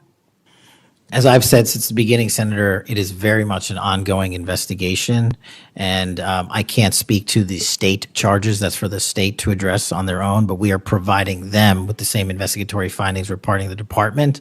And as I noted to Senator, I believe it was Cornyn or Hawley, that there are a number of individuals that are currently being investigated and interrogated, and a number yet to be investigated and interrogated specific to that chat room. So we are very much in our ongoing posture of investigation. So others could have been involved? Yes, sir. Okay. I asked you this last time you were here. Kash, you remember Mr. Peter Strzok and Ms. Lisa Page? Yes, sir. Mr. Strzok was an FBI agent. Ms. Page was an FBI lawyer. They were both very aggressive anti-Trump political activists who allowed their political opinions to affect their work at the FBI. Is that a fair statement? I believe their text messages and their testimony that was secured by the OIG and DOJ speak for themselves. In fact, Mr. Strzok and Ms. Page were having an extramarital affair, and at one point, Ms. Page texted Mr. Strzok, quote, "Trump's not ever going to be president, right? Right?" And Mr. Strzok replied, "No, he won't. We will stop it," end quote. Ms. Page resigned from the FBI. Mr. Strzok was fired. They promptly sued the federal government and the FBI and Justice Department for releasing their emails, which revealed all of this. The FBI settled that lawsuit for $1.2 million, gave Mr. Strzok $1.2 million cash, gave Ms. Page, who resigned. She wasn't fired, she resigned, she quit. Gave her $800,000. Who, if the FBI made that decision to give them money? That settlement was reached in the Biden administration when my predecessor was the director. Who? The- Are you saying that Chris Wray did? The only people that can decide that settlement are the Attorney General in conjunction with the Director and the administration. Okay, so you're telling me that Attorney General Garland and Director Wray decided to give them the money? Is Yes, that sir. right? Yes, sir. Okay. Now, when you took over the FBI, did you find instances of where, under the Biden administration, the FBI had weaponized the agency to push the political beliefs of President Biden? Sorry, the last part? When you took over the FBI, did you find instances of where the Biden administration had politicized the FBI to prosecute its political agenda? Well, I won't speak for other people. Haven't been a target of that weaponization, haven't been a staffer on the House Intelligence Committee, having had the Justice Department weaponized against me for making the findings and leading the investigation of Russiagate. I know what that feels like, and that's why as the FBI director, I'm committing to not ever have that ever happen again, but I'm also committed to fully investigating what was done, and that matter is still ongoing. So I assume, I take it your answer is yes. Yes, sir. And you're firing those people, is that right? Anyone that politicizes their job at the FBI will not work at the FBI. Okay. You've heard some of my colleagues either implicitly or otherwise suggest that you have politicized the FBI to prosecute the political beliefs of President Trump. Is that true? I don't know how that can be true when the stats that I cited, to include the 23,000 arrests, 6,000 weapons seized, 1,600 gang and criminal enterprise organizations, 4,700 children found and rescued, more enough fentanyl seized to kill a third of America. The men and women of the FBI are now on an apolitical mission, and this is why the numbers are historic in 7 Have you months. fired people because they voted for Vice President Harris? I don't ask people who they vote for, and neither does the FBI. Okay. But you've given people polygraphs, have you not? Many people in the FBI take polys. The FBI does that all the time. Yes, sir. Does it not? Yes, For a sir. long time, is that correct? Decades. All right. I want to ask you about the Epstein files. Have you seen the Epstein files? I have not reviewed the entirety of it myself, but a good amount. Would it be fair to say that Mr. Epstein trafficked young women, including, in some instances, minors, for sex to himself? That was specifically the allegations in the 2018 indictment in the Southern District of New York. Okay. Who else did he traffic these young women to? In terms of what the investigation, again, going back to 2008, Mr. Acosta, who limited the investigation and limited the search warrants and limited the parameters of the investigation, the only thing we are able to speak to publicly, because he was given a non-prosecution agreement by Mr. Acosta, is that first time period from, I believe, don't quote me on this, 97 to 2001-ish. And then when the Trump administration courageously reopened it. Excuse me for interrupting, but I'm going to run out of time. You've seen most of the files. Who, if anyone, did Epstein traffic these young women to besides himself? Himself. There is no credible information. None. If there were, I would bring the case yesterday that he trafficked to other individuals. And the information we have, again, is limited. So the answer is no one For the information that we have in the files? in the case file. Okay. Now, President Trump has deferred to the FBI and the Department of Justice with respect to the Epstein records. He says it is your call about releasing them. And I understand that the department and the agency have decided to release them in cooperation with the House committee. Is that correct? Yes, sir. So you're releasing them a little bit at a time. Is that correct? We're releasing as much as we can, but we are limited by 3 different court orders, and the department went back to each of those judges to waive those court orders or have them lifted, and each of those judges declined. Will you release all of them, or at least as many as you can? We will release everything we are legally permitted to do so. We are continuing to work with the House on the subpoena request. We have substantially complied with it, but we will continue to release whatever we are legally permitted to do so. Okay. I strongly encourage you to do that. Kash, this issue's not going to go away. And I think the essential question for the American people is this. They know that Epstein trafficked young women for sex to himself. They want to know who, if anyone else, he trafficked these young women to. And that's a very fair question. I want to know that answer. And I think you're going to have to do more to satisfy the American people's understandable curiosity in that regard. Mr. Chairman, may I just respond to that? I agree, Senator. And what we have done, and just to remind folks, the Epstein case files existed in the two prior administrations, in the Obama administration and the Biden administration. And they didn't release anything. And there was President Trump in the first administration that renewed charges against Mr. Epstein. And I know it's a little complicated to understand, but what exists in the Epstein case files was a direct result of the limited search warrants from 2006 and 7, which hamstrung future investigations because of the non-prosecution agreement. And multiple administrations had the opportunity to look at the entirety of that case file and recommend prosecutions against anyone that was trafficked under Mr. Epstein and anyone that participated in that trafficking. And the only person to bring charges was the prior administration against Mr. Epstein. Now, I am not saying that others were not trafficked and others were not involved. What I am telling you is that based on the information we have, and we have continuously and publicly asked for the public to come forward with more information. If there is, we'll look at it.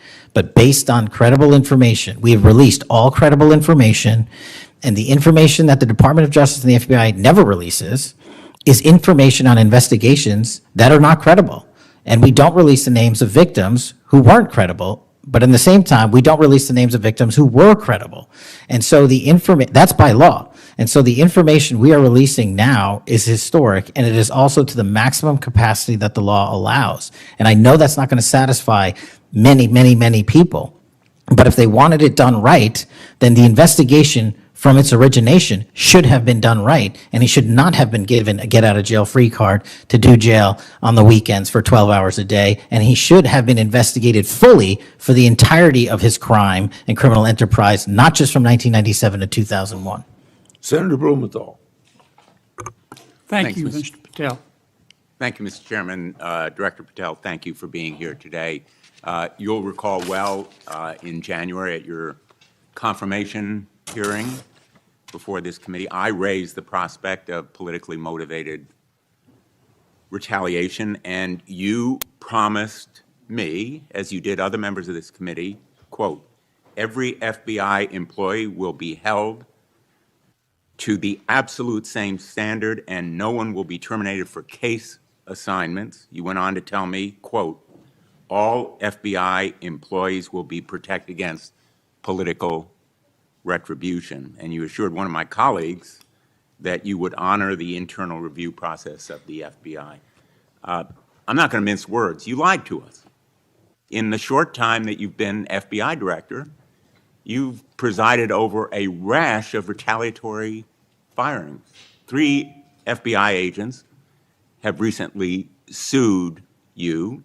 They are FBI agents with 60 years between them of distinguished service, rescuing hostages, saving kids from predators, dismantling drug cartels, and their allegations, their civil allegations, are a searing indictment of your tenure as FBI director. But it's not just those 3.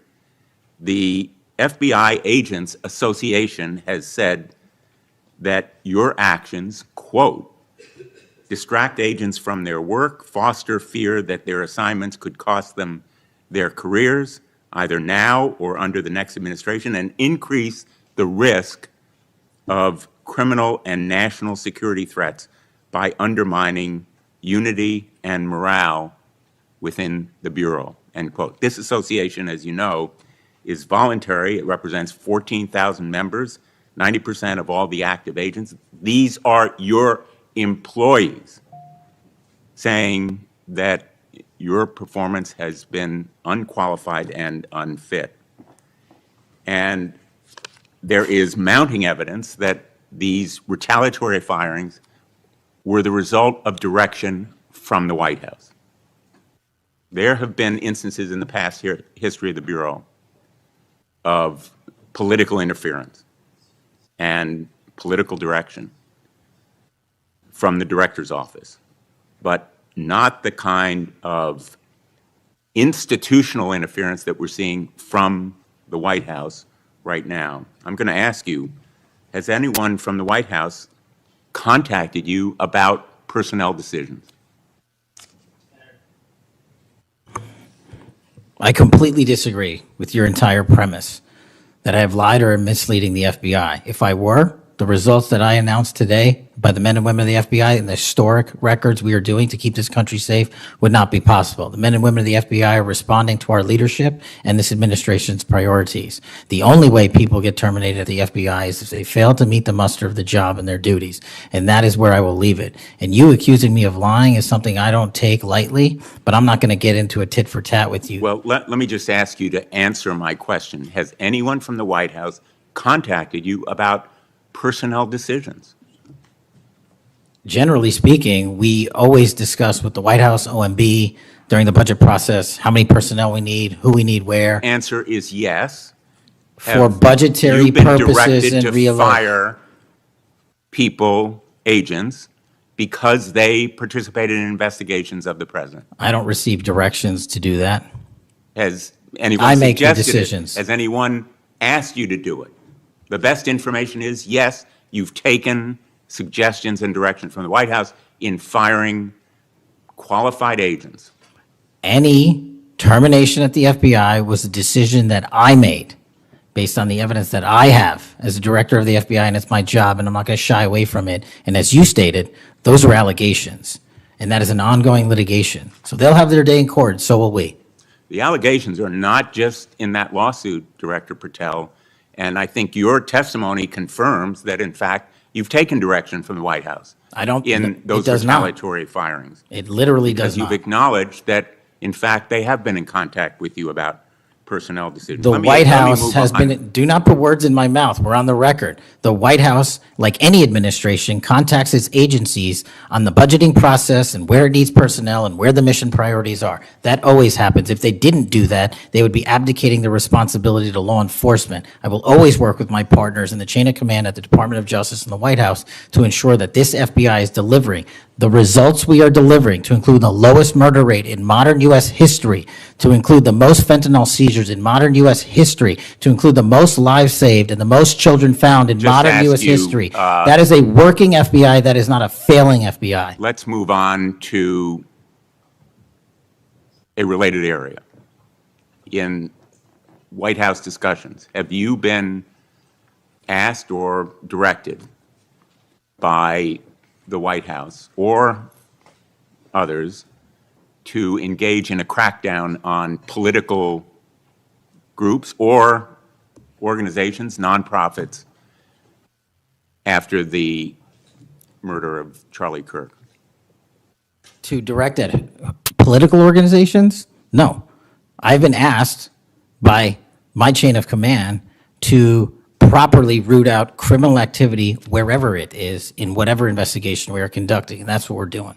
Have those distinctions about whom you're going to target been based on direction from the White House? Nobody gives me a list on who to target. My targeting list is from the men and women at the FBI. Have you talked about investigating certain groups, nonprofits, or foundations or institutions? Whatever those investigations are, they're ongoing, and I'm not going to get into those. Have you used polygraphs to determine loyalty of agents? No. Have you committed that you will respect the First Amendment rights of agents? I have wildly committed to respecting the First Amendment rights of agents, but at the FBI, you have to balance your First Amendment rights with your mission.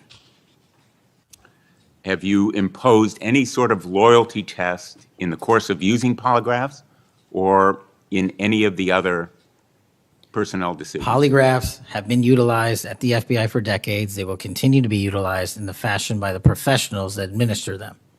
Have you asked under the polygraph test about individuals' loyalty or about their voting records or any kind of past statements? Just to make it abundantly clear, I don't tell the professionals how to conduct polygraphs or what questions to ask.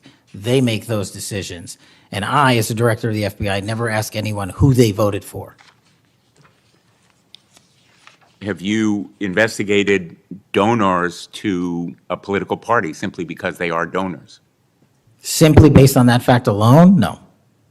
Have you investigated donors for another reason? Many donors may be involved in criminal enterprises and criminal activities, and those individuals will be investigated. Can you commit to make public the Epstein files that so far have not been released if this committee is able to review them on a classified basis? I think this is an important distinction. The Epstein case file is not classified, to my understanding. So we are providing what we legally can, and we are going to give Congress what we are legally permitted to do so to the maximum extent of the law. Will you enable the chairman and the ranking member to review them on a classified basis? That doesn't make any sense. If the material in the Epstein file is not classified, there is no basis for a Well, it classified would review. protect the confidentiality of them if they were able to review them on a classified basis. If anyone in this room can get the multiple district court judges to lift their court protective orders in the ceilings, we will happily provide you with more information. Are you in favor of merging the DEA and the ATF? That's not something for me to comment on. Well, those agencies work with you, don't they? With me, not for me. Are you in favor of orienting the FBI toward a national police function as opposed to the enforcement of federal law? The FBI does enforce federal law across the country. That's what we do. But isn't it a fact that you have told the leadership of the FBI that you view it as moving toward a local and state police function? No, we are prioritizing working with our local and state partners, and they will tell you that that has never happened with this much engagement in the history that they have been serving as local law enforcement officers. I believe local cops are the best intelligence source and the best understanding of their communities, and I folded in my FBI agents under that direction to work with them to get the job done. Thank you, Mr. Chairman. For the fourth time today, I want to remind people that my oversight has made clear that Director Ray's FBI was politicized. I've released a trove of records to prove it, not only today, but in past days. I've also said some FBI personnel who have been fired, retaliated against my whistleblowers, and I don't remember my Democratic colleagues defending my whistleblowers when their careers were ruined. Senator Schmidt. Thank you, Mr. Chairman. Before I get into the thrust of my comments and questions, Director, I want to thank you. In our meetings prior to your confirmation, during your confirmation, we talked about your desire to get more agents out into the field, out of Washington, and take on violent crime. And you fulfilled that. St. Louis received the largest permanent per capita infusion of FBI agents anywhere in the country. And I know it's not only an isolated event, but we certainly appreciate your honoring your commitment to do that. And I know there's a lot of great opportunities ahead to take on violent crime, which you've highlighted many of the successes in your introductory comments. It's obviously no secret that this hearing takes place in the wake of a horrific American tragedy, the assassination of Charlie Kirk. For those of us who knew him, I know you did too. It's still sort of difficult to put into words what a tragic loss that is, not just for his family, but for our country, for free speech, for a belief that we can have a free exchange of ideas, and he was quite literally shot in the throat in an attempt to silence him and take his life.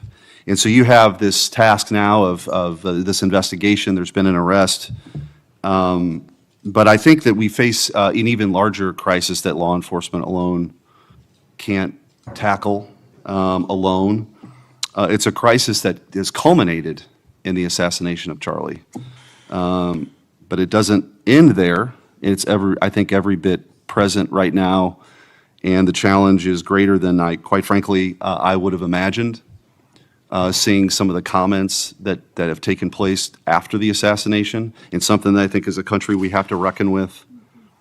And it's something deeper, much deeper than a rejection of law and order or the norms of civil society. We've entered a very dangerous time, I think, in our country. And that should be clear to everyone. Political violence is a sign of a deep and corrosive sickness in any society. But in America today, the problem is just not political violence in the abstract. It is the specific kind of political violence which is overwhelmingly driven by a specific set of actors and groups. None of this emerged out of thin air. Over the past week, leaders from across the political spectrum have come out and forcefully condemned Charlie's murder and political violence more broadly. For that, we're all very grateful. We should be grateful. There have been calls to unite and come together in the wake of Charlie's murder, and I want to do that. I do.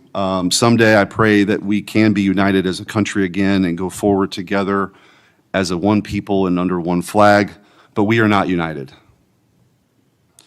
Upstream from the dehumanization and demonizing political violence and rhetoric tearing apart our country is a divide on how we view America and Americans. Is America good? Is America evil? Is there something inherently special about Western civilization, or is this 2,000-year project rotten to the core? And if it is something worth fighting for, which I believe, how do we do it? With words and ideas like Charlie did, or with firebombs and assassins' bullets?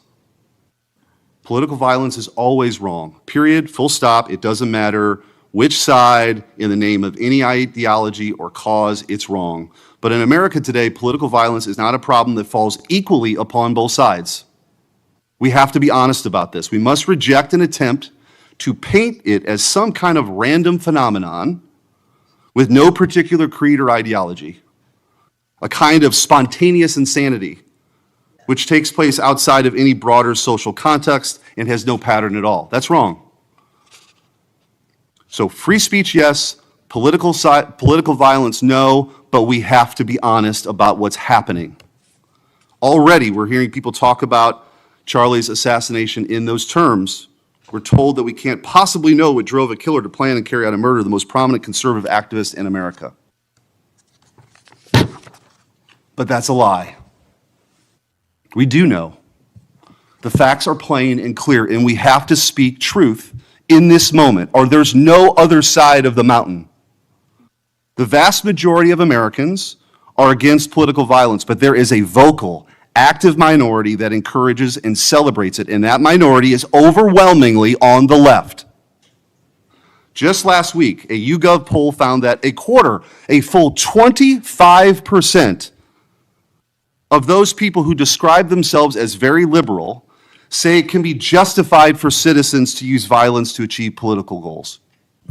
Less than 3% of very conservative Americans say the same. That's too many. That is 3% too many. But we are lying if we think that this is a both sides thing. It's not.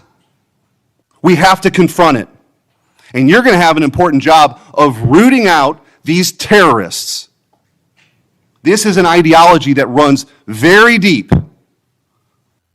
The numbers are virtually identical to the ones I just noted when it comes to whether or not it's okay to celebrate the deaths of people whom we disagree with.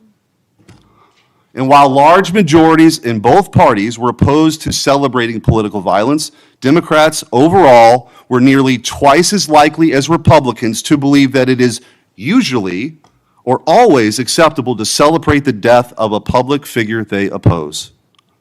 What in the hell is going on?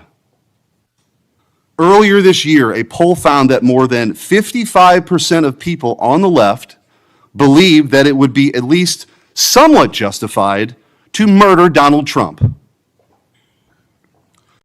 These are not just some abstractions on a page. These are our fellow citizens. How can we come together with people who believe these things?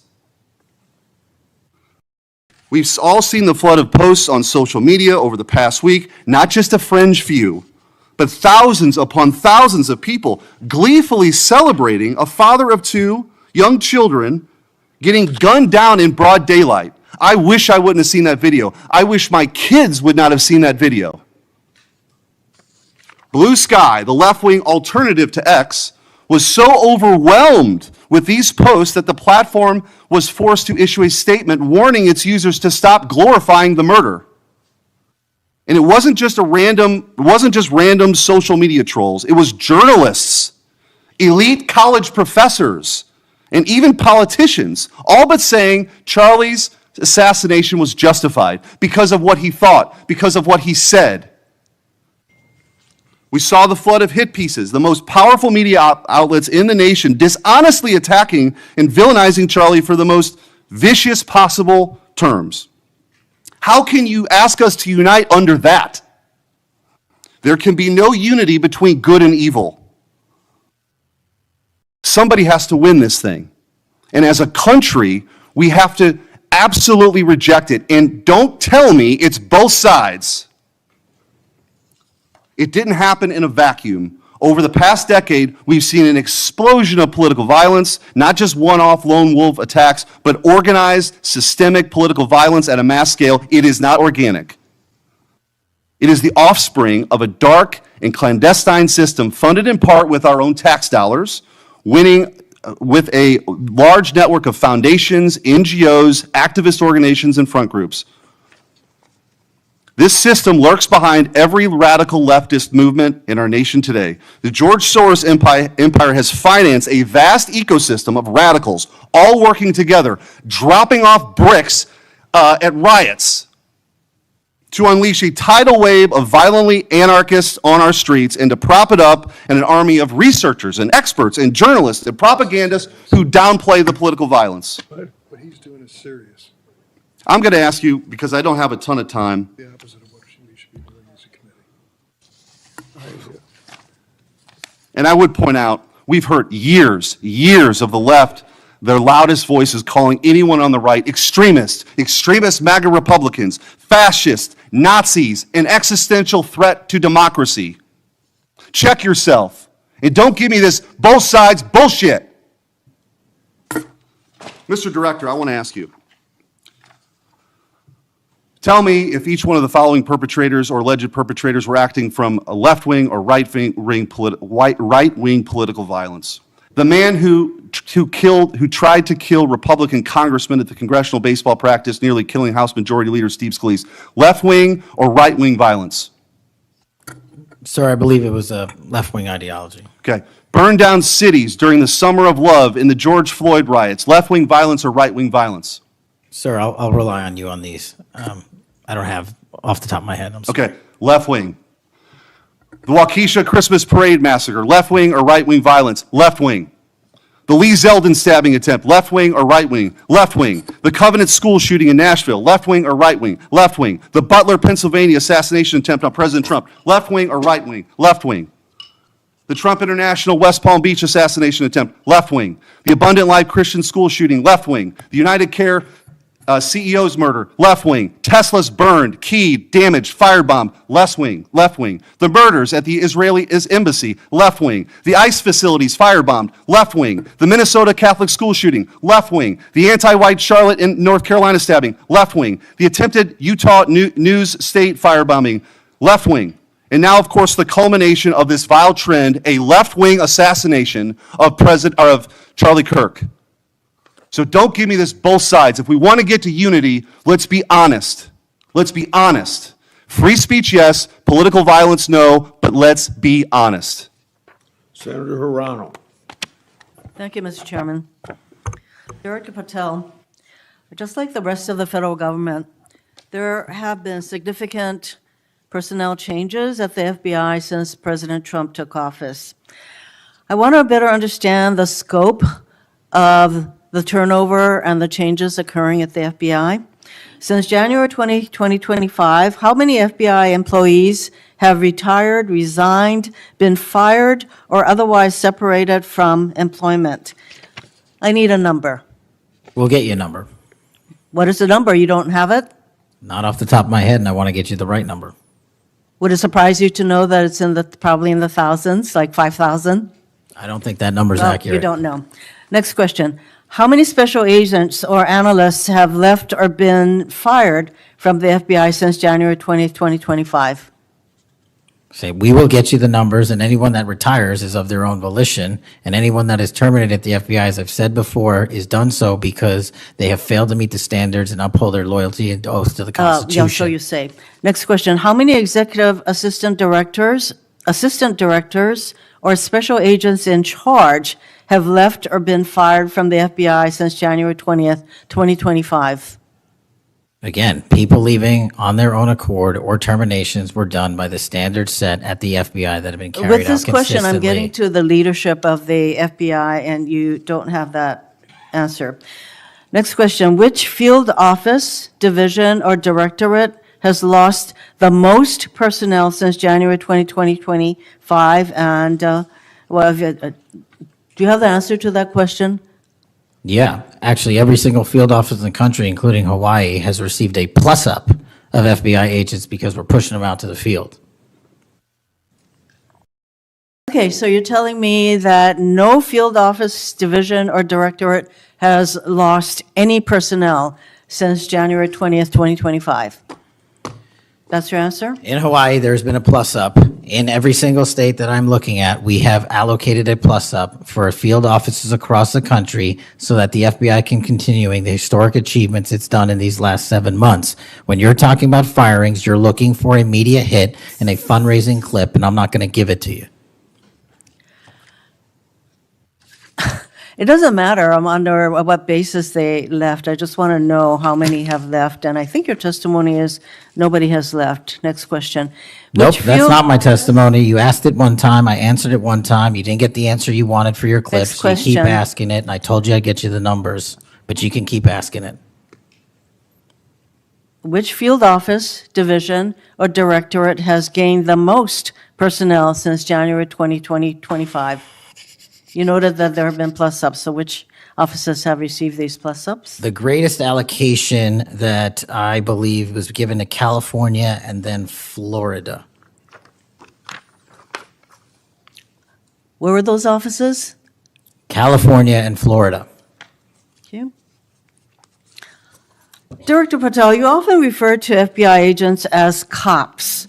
All of us, Democrats and Republicans, support the police officers who keep our communities safe. But while our states, cities, counties, and towns all employ police officers to protect our communities, Congress has empowered and equipped the FBI to take on missions that local police cannot, especially taking on terrorists, hackers, and spies. I'd like to assess how well the FBI is able to handle its specialized missions under your leadership. The FBI is the nation's lead federal law enforcement agency for investigating and preventing acts of domestic and international terrorism, and yet the executive assistant directors in charge of the FBI's national security and intelligence branches were both forced out at the beginning of the year. Who replaced them in those positions?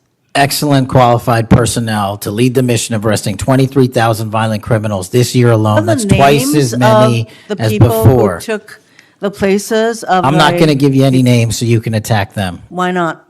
So you can attack them. I'm not doing that. The You're not people gonna sitting give in me the those seats are are extremely qualified to handle the job. We You're not would gonna not give have me the the names results. of We would- personnel who We would should not be have the on your- reduction Right, of fine, violence in the moving state on. of Hawaii if we did not allocate the Earlier resources we this did. year, FBI counterterrorist special agents and investigators were reassigned to assist with immigration enforcement. Reportedly, these counterterrorism experts were returned to the jobs they trained for in late January after Iran threatened to retaliate for our strikes on their nuclear facilities. Have those experts remained in the jobs they trained for since that time? Yes or no? FBI agents' primary responsibility is exactly what they are assigned to do. We always work with our So since they interagency part. returned to their positions, If you're not are going to they let still me in answer, those why don't you positions? just do your soliloquy in the 4.5 minutes you have I left? am not asking for a soliloquy. It's just a yes or no. Are those people who were returned to their jobs still on those jobs? Yes or no? They never left. What was that? They never left their primary job. It is a surge of resources in law enforcement working with the interagency to combat violent crime and reduce They were violent never- crime in okay, they were never historic reassigned to do proportions. That's your testimony. Okay, Director Patel, the FBI is also the lead federal agency for investigating cyber attacks and Yes. cyber intrusions, both by foreign nation states and by non-state hacker groups. Since President Trump's inauguration, the executive assistant director in charge of the criminal and cyber branch and the head of the FBI's cyber division have both left the FBI. What are the names of the people who replace them in those positions? The cyber branch is one of the most impressive at the FBI. 409 arrests this year, 169 convictions. That's a 42% increase from the same time last year. It's that So branch, any Mr. suggestion that the FBI cyber division is not operating at full capacity and better than ever before, the leadership at the branch is implementing these changes necessary to attack the cyber and ransomware infrastructure operators You from know Iran, why China, they're and important? I Russia. want to know who has those positions, since the people who originally were there, Supremely are no longer qualified there. individuals have those positions. Are they? Supremely qualified individuals. who are they? What are the names? You're not You getting don't them. know. Special agents who investigate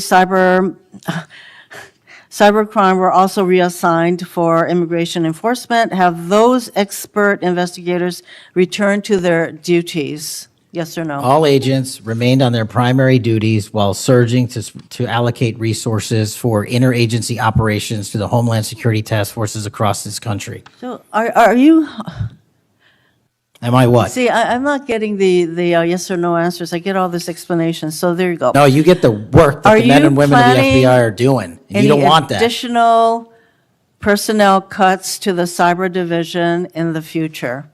The only people that will be terminated at the FBI will be those that violate their oath of office or fail to meet the high standards at the FBI. Director Patel, the FBI is meant to be the tip of the spear in combating terrorism against the United States from both foreign and domestic sources.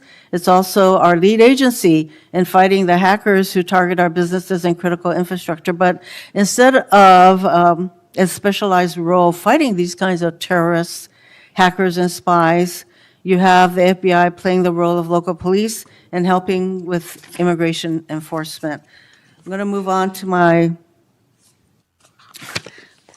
you've been asked some questions about changes to your hiring standard, and including college degrees and possibly the age. But, one question I had is,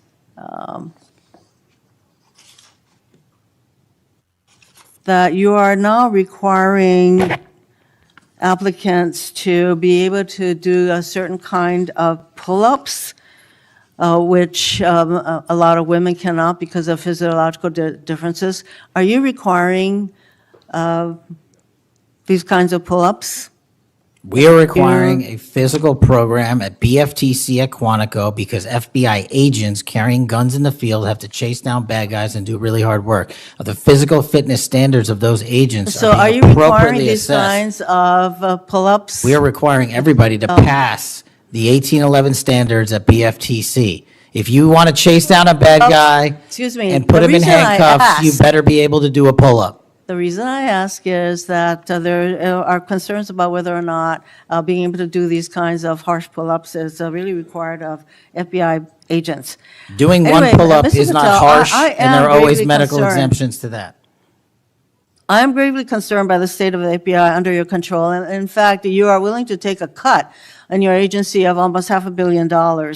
So the FBI is losing dedicated employees, decades of expertise and specialization, leading to loss to early retirements, firings, and reassignments to immigration enforcement or conducting local police work. Thousands have already left.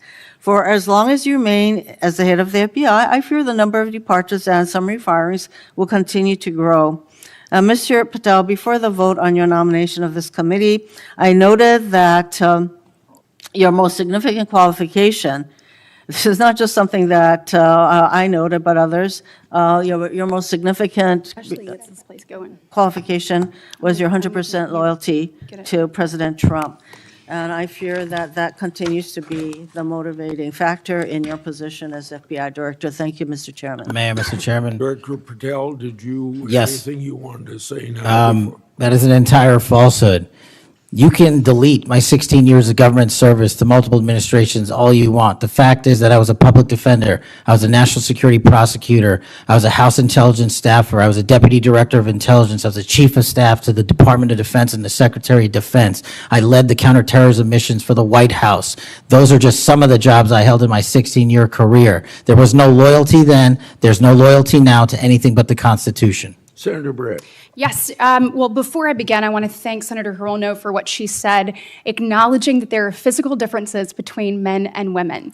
Talking about that women wouldn't be able to do as many pull-ups, and I think that she was making a case here that there should be different standards.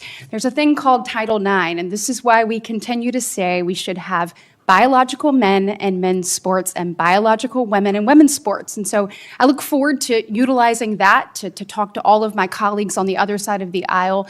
Maybe they will stand with us in helping us protect women's sports. I think she made a great argument there for it. Moving on to today, Director Patel, thank you for being here. Thank you for your commitment to making sure that America is safe again. Thank you for doing that coast to coast and within our cities. I certainly look forward to talking about that and talking about your historic gains in these areas. But I would be remiss if I didn't begin my questioning with you about the horrific events that we have seen over the last week. Obviously, our heart breaks.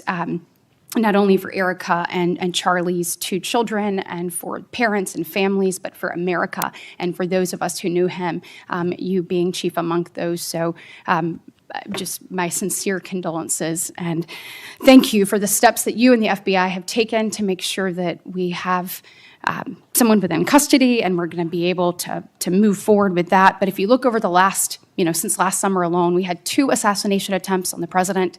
We've had an arson attack on the governor Shapiro there in Pennsylvania. You have the murder of the state representatives, Melissa Hortman and her husband in Minnesota, along with the shooting of State Senator John Hoffman and his wife. Several anti-Semitic attacks, several attacks on Christians that were noted by Senator Hawley. We had the killing of 2 Israeli embassy staffers here in D.C., the June firebombing in Colorado.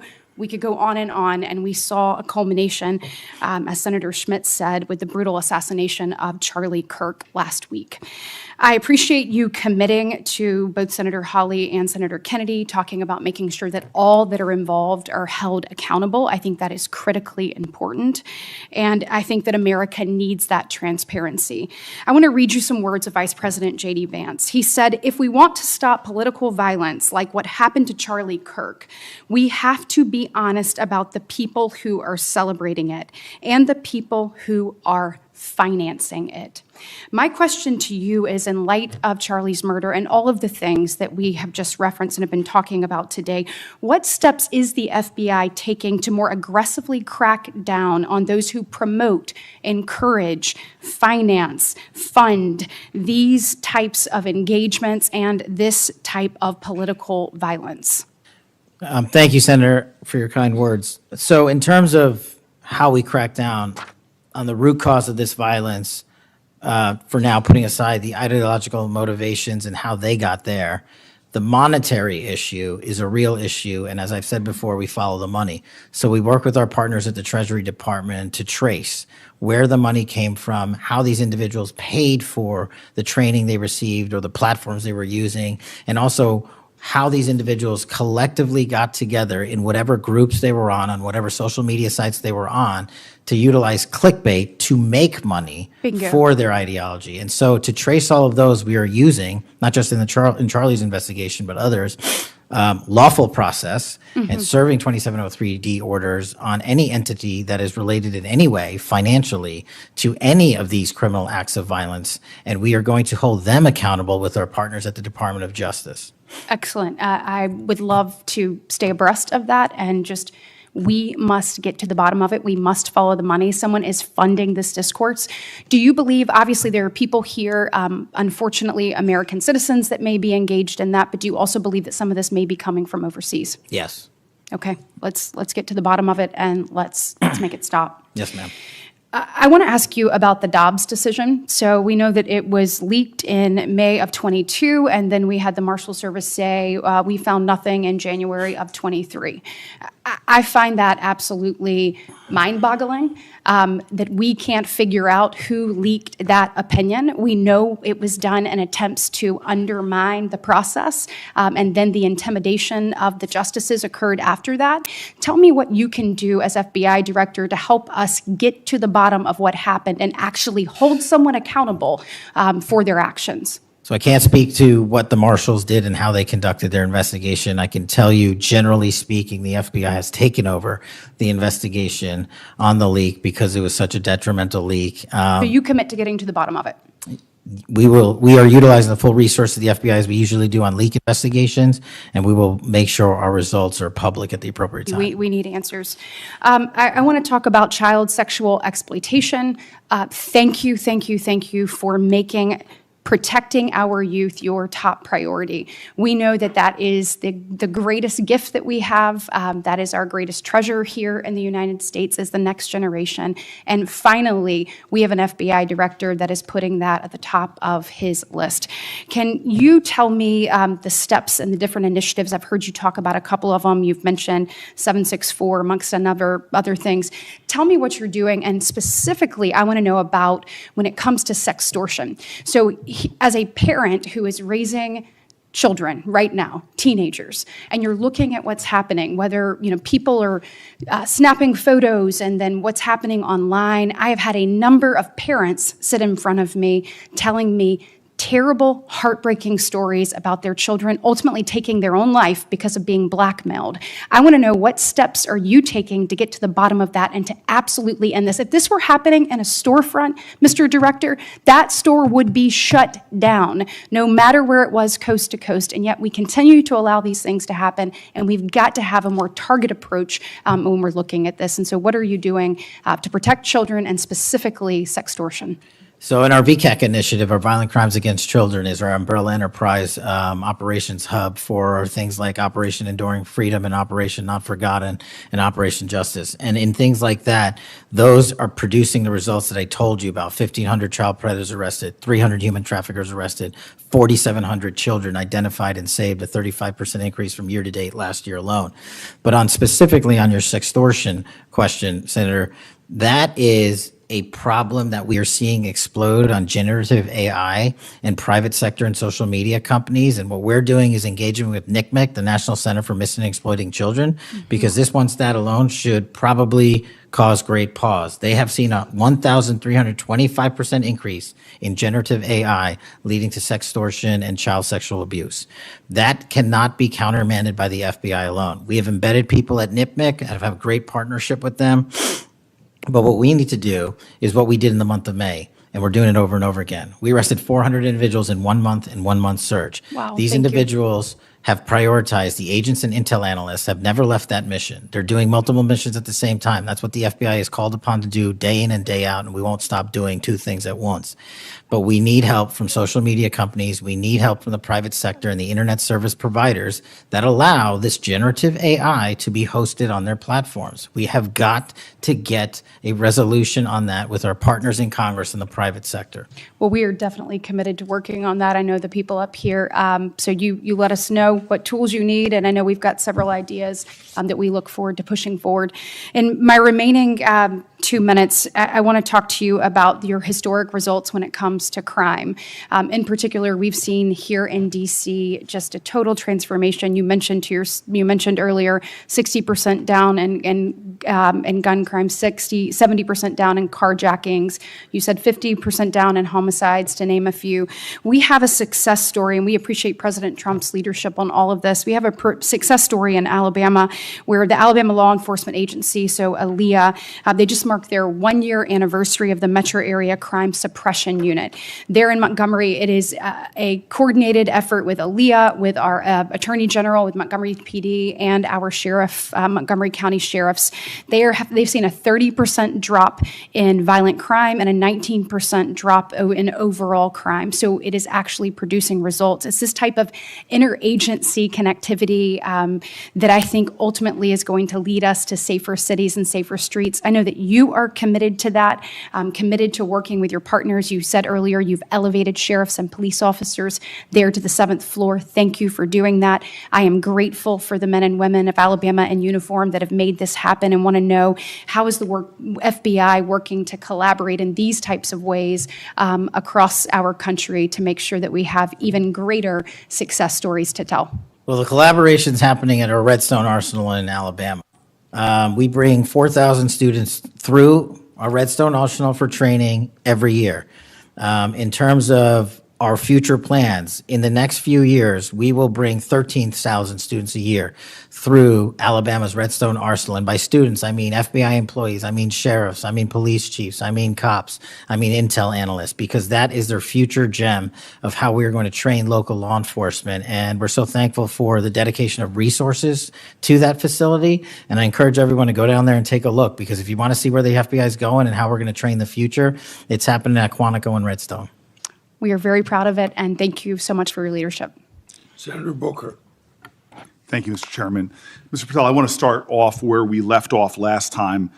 I asked you whether you had any knowledge or discussions about removing FBI officials and installing political personnel before you were confirmed to that position. And I wonder, did you then understand or have conversations with the White House about the intentions to do so? Before I was confirmed, Yes, sir. did I have discussions with the White House to remove FBI personnel? Yes. No.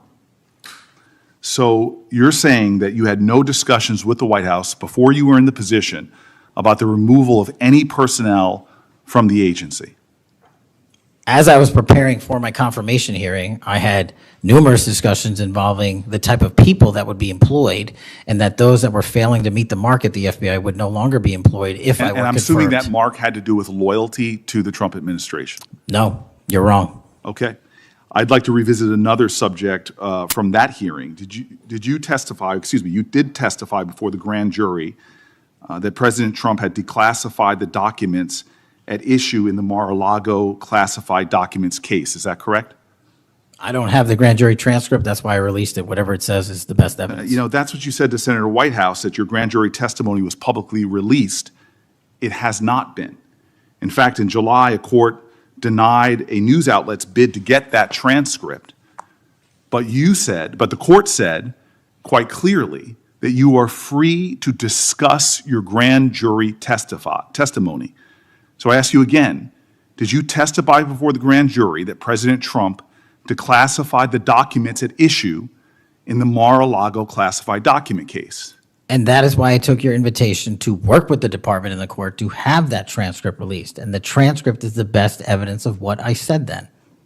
So you're saying right now this committee can have access to what you said before the grand jury? To whatever was released. Under my understanding, Senator, So that the hold Department on, of hold on. Justice You and I both released- understand the law. Let me finish. I understand under Rule 6 of the Federal Rules of Procedure, a grand jury witness, in this case you, is not barred from sharing their grand jury testimony. This is an oversight hearing. This is germane to your integrity and credibility.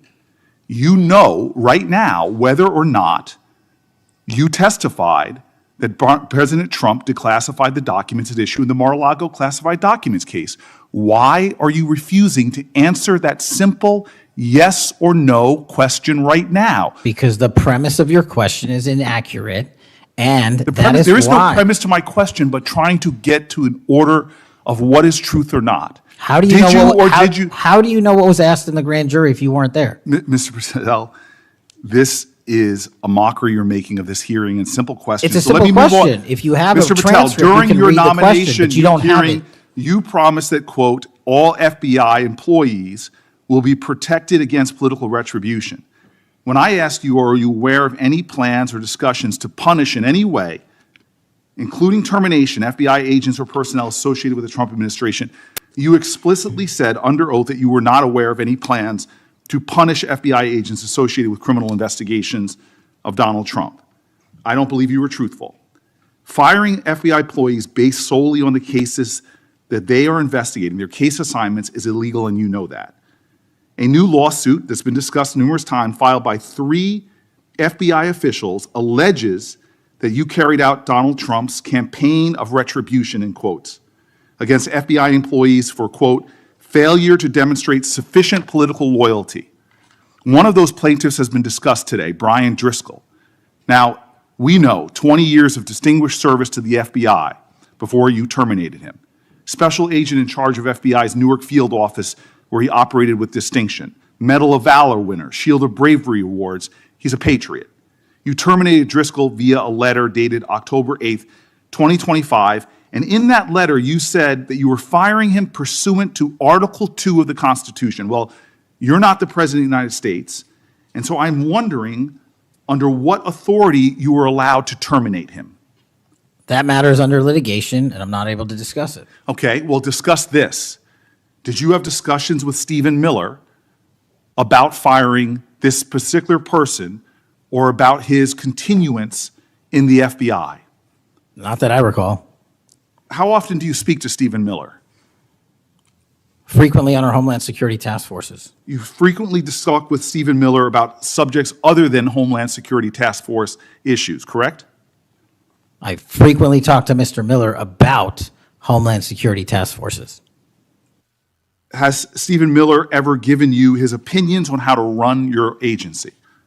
Mr. Miller's interagency operations are invaluable to the FBI. That's what we talk about. So you frequently discuss your job and your responsibilities with Stephen Miller and Pam Bondi, I imagine, as well. Absolutely. She's the Attorney General. Understood.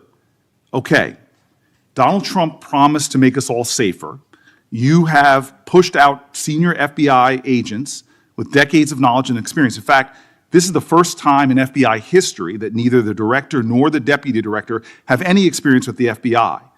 You've shifted the agency's priorities primarily to pursuing Donald Trump's immigration enforcement agenda.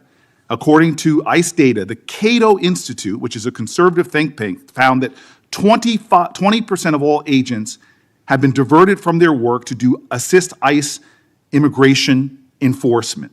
20%. Part of this operation is the work of mass law enforcement who jump out of cars, snatch people off streets at churches, schools, and their jobs and hospitals. Have there been any FBI agents who investigate crimes against children that have been assigned to immigration enforcement, yes or no? The premise of what you say is entirely false. Have there been any FBI agents who investigate no. foreign domestic terrorism? You don't get to say America is not safer under this leadership. I am not saying America that. is You're safer because of the work of the FBI. You're making a presumption of premise. 4,700 children. Sir, we have seized 6,000 weapons and you are not 23,000 violent felons have that been FBI arrested. agents who investigate human trafficking have been reassigned to immigration enforcement. You are not denying that FBI agents who are on the task force that fight against Russian oligarchs have not been reassigned. Public Corrections Squad reassigned. People who defend us, defend children reassigned. You're not denying that. I've seen FBI you time and agents time don't again get reassigned. attack my colleagues' premises of questions as a way to not answer the question. So let me end with this. I believe you have made our country weaker and less safe. I believe that we are more vulnerable to a major event, and I pray to God it doesn't happen. You've gutted the Bureau of Institutional Knowledge and Expertise.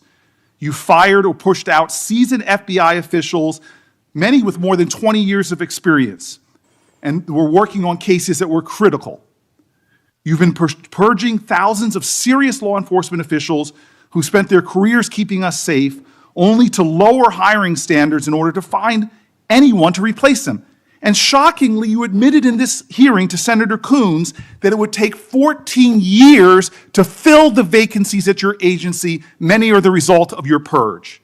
20% of FBI agents are doing low-level immigration enforcement instead of their mission-critical work. You've disbanded entire task forces that stop election interference, foreign influence, public corruption. And who benefits from this? Well, corrupt people benefit from it. Criminals benefit from it. Vladimir Putin benefits from it. And it really makes me wonder who you're looking out for. It makes me think we can't trust you as a nation. You swear to release the Epstein files, but now you're withholding the Epstein files. You claim that you have a suspect in a serious assassination. Whoops, then you don't have a suspect. You know nothing about plans to remove FBI agents, yet you're directly involved in those plans. In the words of an ex-FBI official, you are overseeing, and I quote, generational destruction of the nation's premier law enforcement agency. Mr. Patel, in just 8 months, you have assaulted the institutional integrity of the FBI. But I know FBI field agents. I've worked with them in Newark.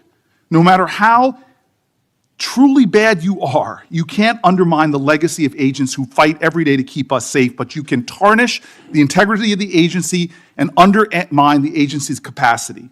I believe you're failing as a leader, and that your failure does have serious implications for the safety and security of Americans and our families. We're more vulnerable to domestic and foreign attack because of your failures of leadership. I don't think you're fit to hand the Bureau, but here's the thing, Mr. Patel. I think you're not going to be around long.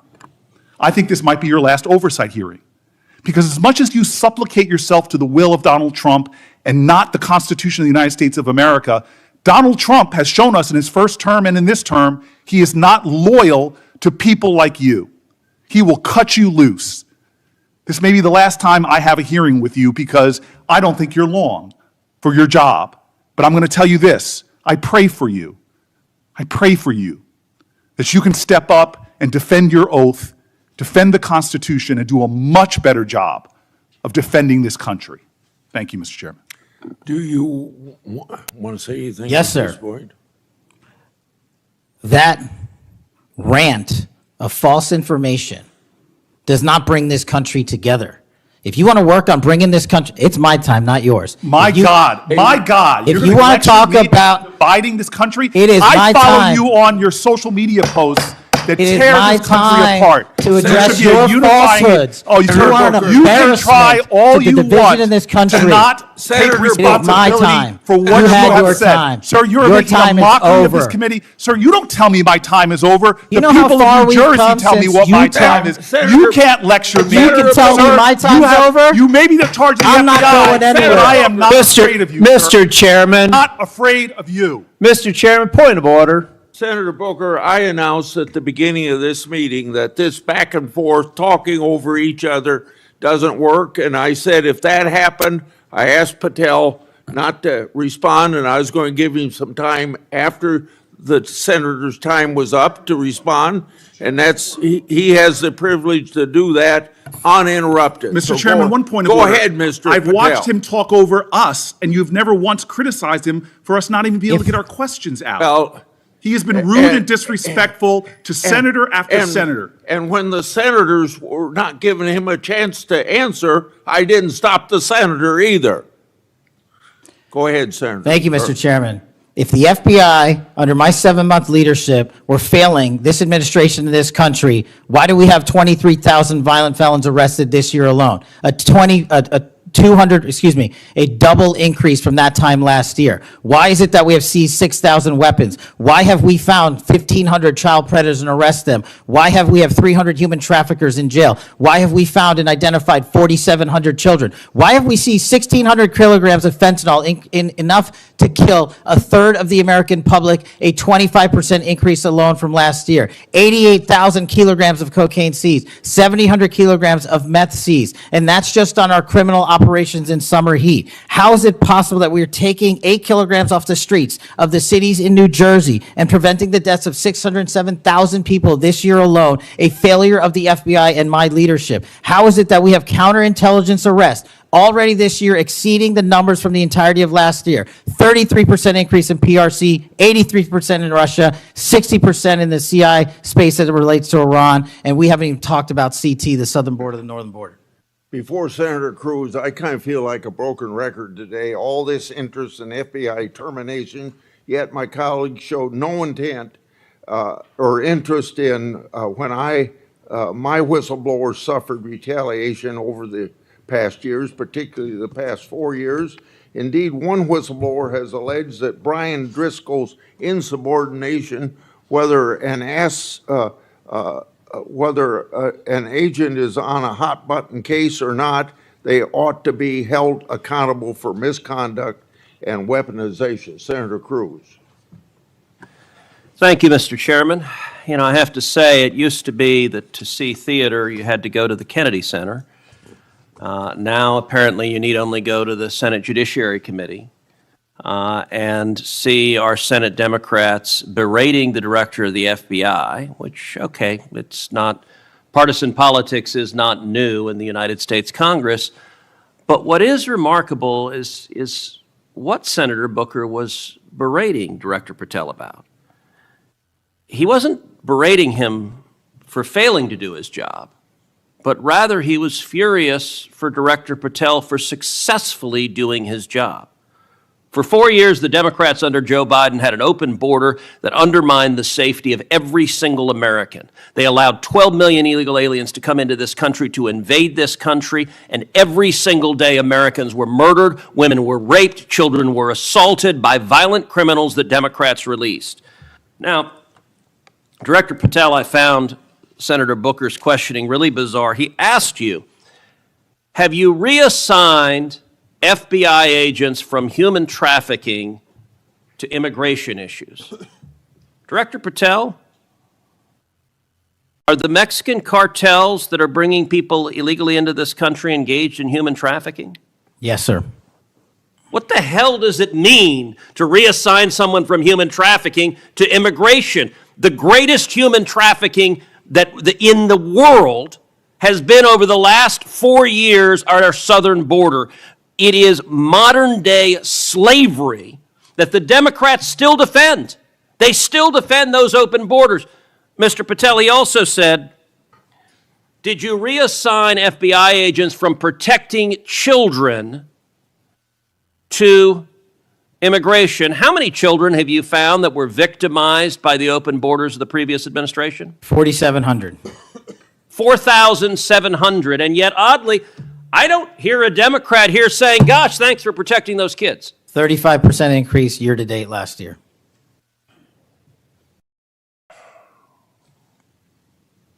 All right, I want to shift topics.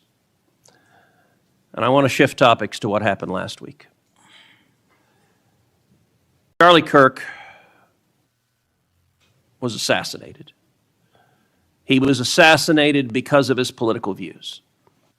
We're living in a time of enormous division and tragically hatred, and hatred that manifested in evil that we saw last week. Now, the FBI, working in concert with state and local law enforcement, apprehended what appears to be, in all likelihood, the murderer. And you did so in just 33 hours. So I want to start by just congratulating you and the FBI agents and state and local law enforcement for successfully apprehending the murderer in less than a day and a half.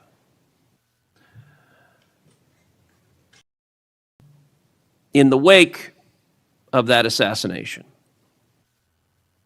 We have seen far too many people on the left celebrating the assassination.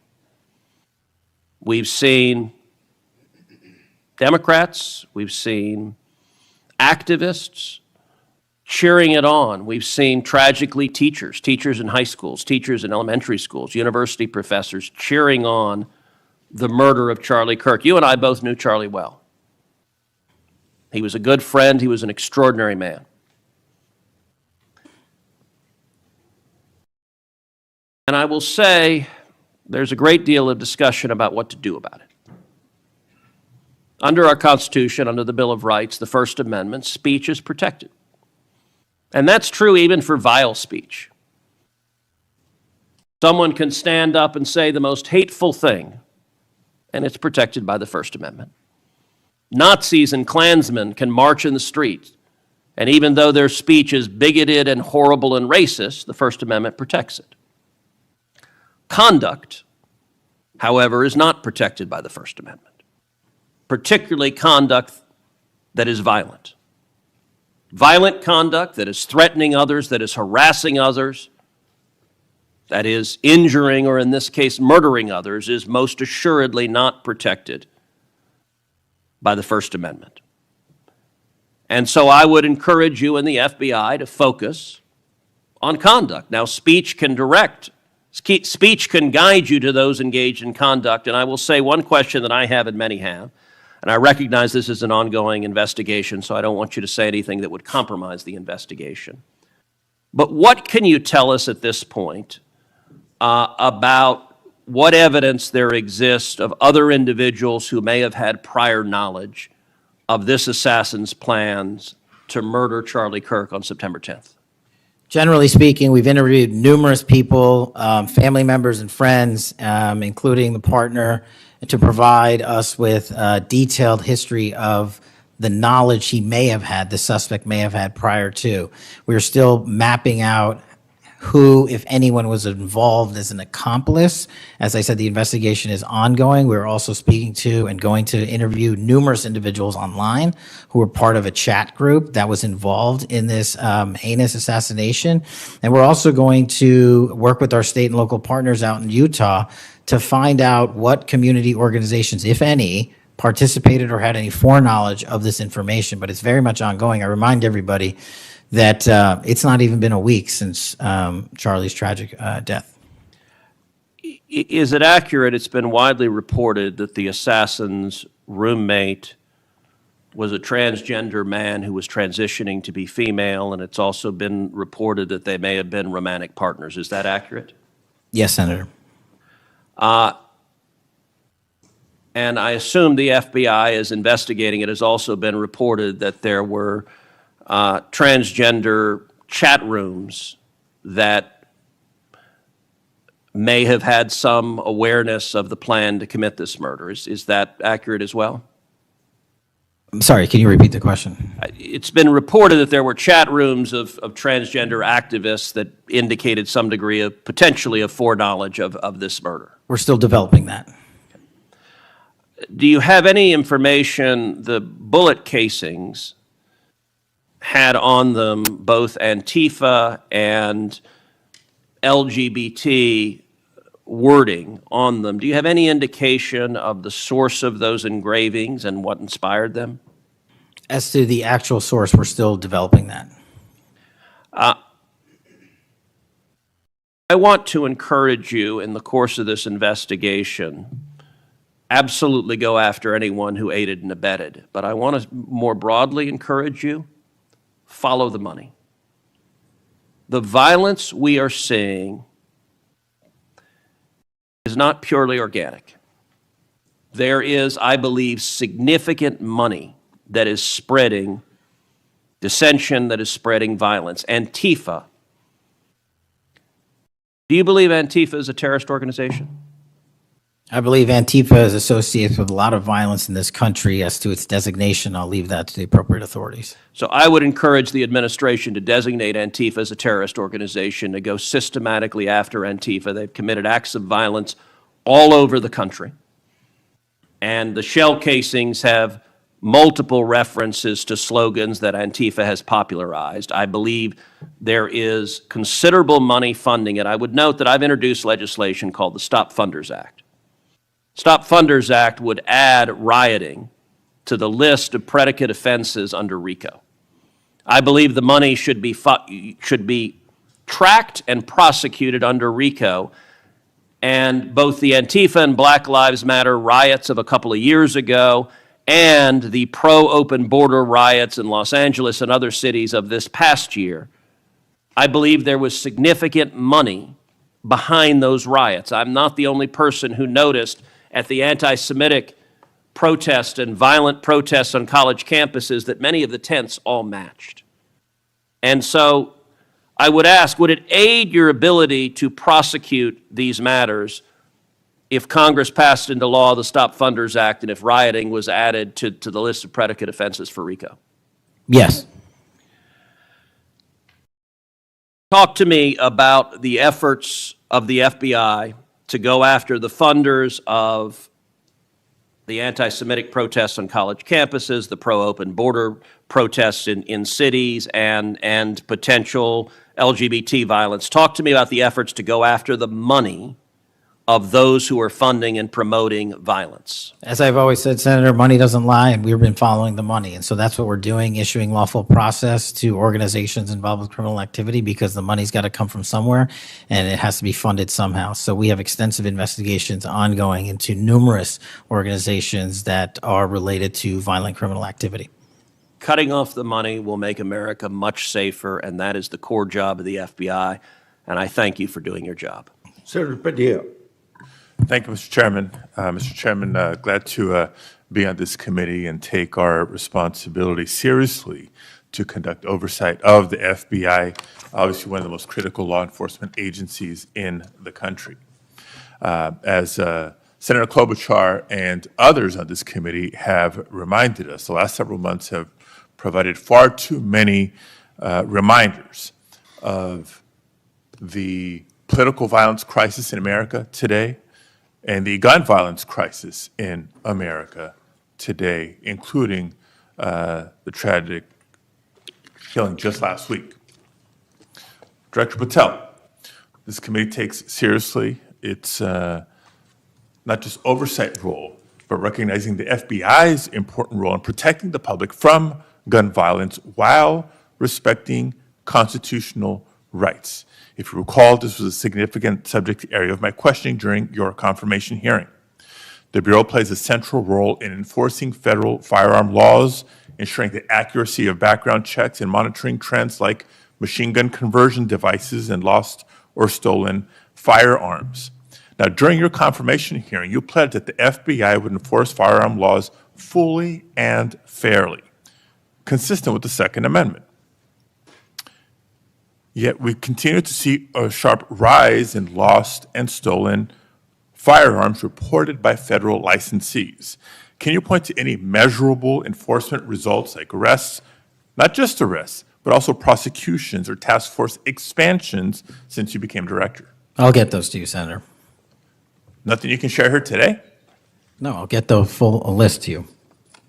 You came unprepared today to respond to questions which you knew were important, going back to your confirmation hearing. Now, the Bureau has warned about the public safety threat posed by machine gun conversion devices, which convert semi-automatic weapons to automatic ones. Can you at least reference what resources you're dedicating to this threat? Absolutely, Senator. Part of tracking ghost guns, as you alluded to, is having a sustainable database, which is hubbed out of our CJIS division in West Virginia. And we've allocated more resources so that FFLs can track and trace firearms that are stolen and make sure they don't get into the population. That's one of my primary concerns, that we don't want stolen weapons anywhere near anything. But the numbers continue to go up as reported by federal licensees. Let me get to my next question on this topic. You previously stated that you hadn't reviewed Fixed NICS, a federal law that improves reporting to the National Criminal Background Check System. 8 months into your job, what concrete steps have you taken to ensure that NICS records are complete, accurate, and timely? That's actually a great question that we have dedicated a lot of resources to, again, at CJIS. The NICS system has been trying to get to 100% within 15 minutes. We are currently at 93%, with 87% of those being responsive in less than 60 seconds. So we got more Do you work to do. think additional resources would be helpful in getting to 100%, or do you still argue that less resources are necessary to get from 93 to 100? No, I just think we have to work on how fast our actual infrastructure processes these things. On to a question about resources. The FBI's core mission is to counter terrorism, espionage, and major criminal threats. Now, recent large-scale reassignments to immigration enforcement or politically motivated investigations cause me concerns that other critical missions are being neglected. One example, in March of this year, you created a Tesla-related task force and diverted personnel from the domestic terrorism operations section to work on that task force. What risk analysis justified that decision, and do you still consider domestic violent terrorism to be a lower priority? Any form of terrorism, domestic or international, is the highest priority at the FBI. And But when why you say, divert resources away from those missions? I don't believe that's accurate. We did not divert resources away. When cars were exploding and people were being set on fire, I directed resources to address it. Well, then I'll suggest in your follow-up, and we can make this more explicit in our questions for the record, that you provide the accurate information about the diversion of resources. Because, again, when I understand that you authorize large-scale agent reassignments from counterintelligence and cybercrime to not just immigration cases, but others, it has an impact on the other priorities like nation-state threats and ransomware investigations. Moving on to a different subject area. Safeguarding our elections is a core FBI responsibility. The public needs confidence that election security work is driven by facts and free from political influence. Mr. Director, do you agree with Attorney General Bondi's decision to disband the FBI Foreign Influence Task Force?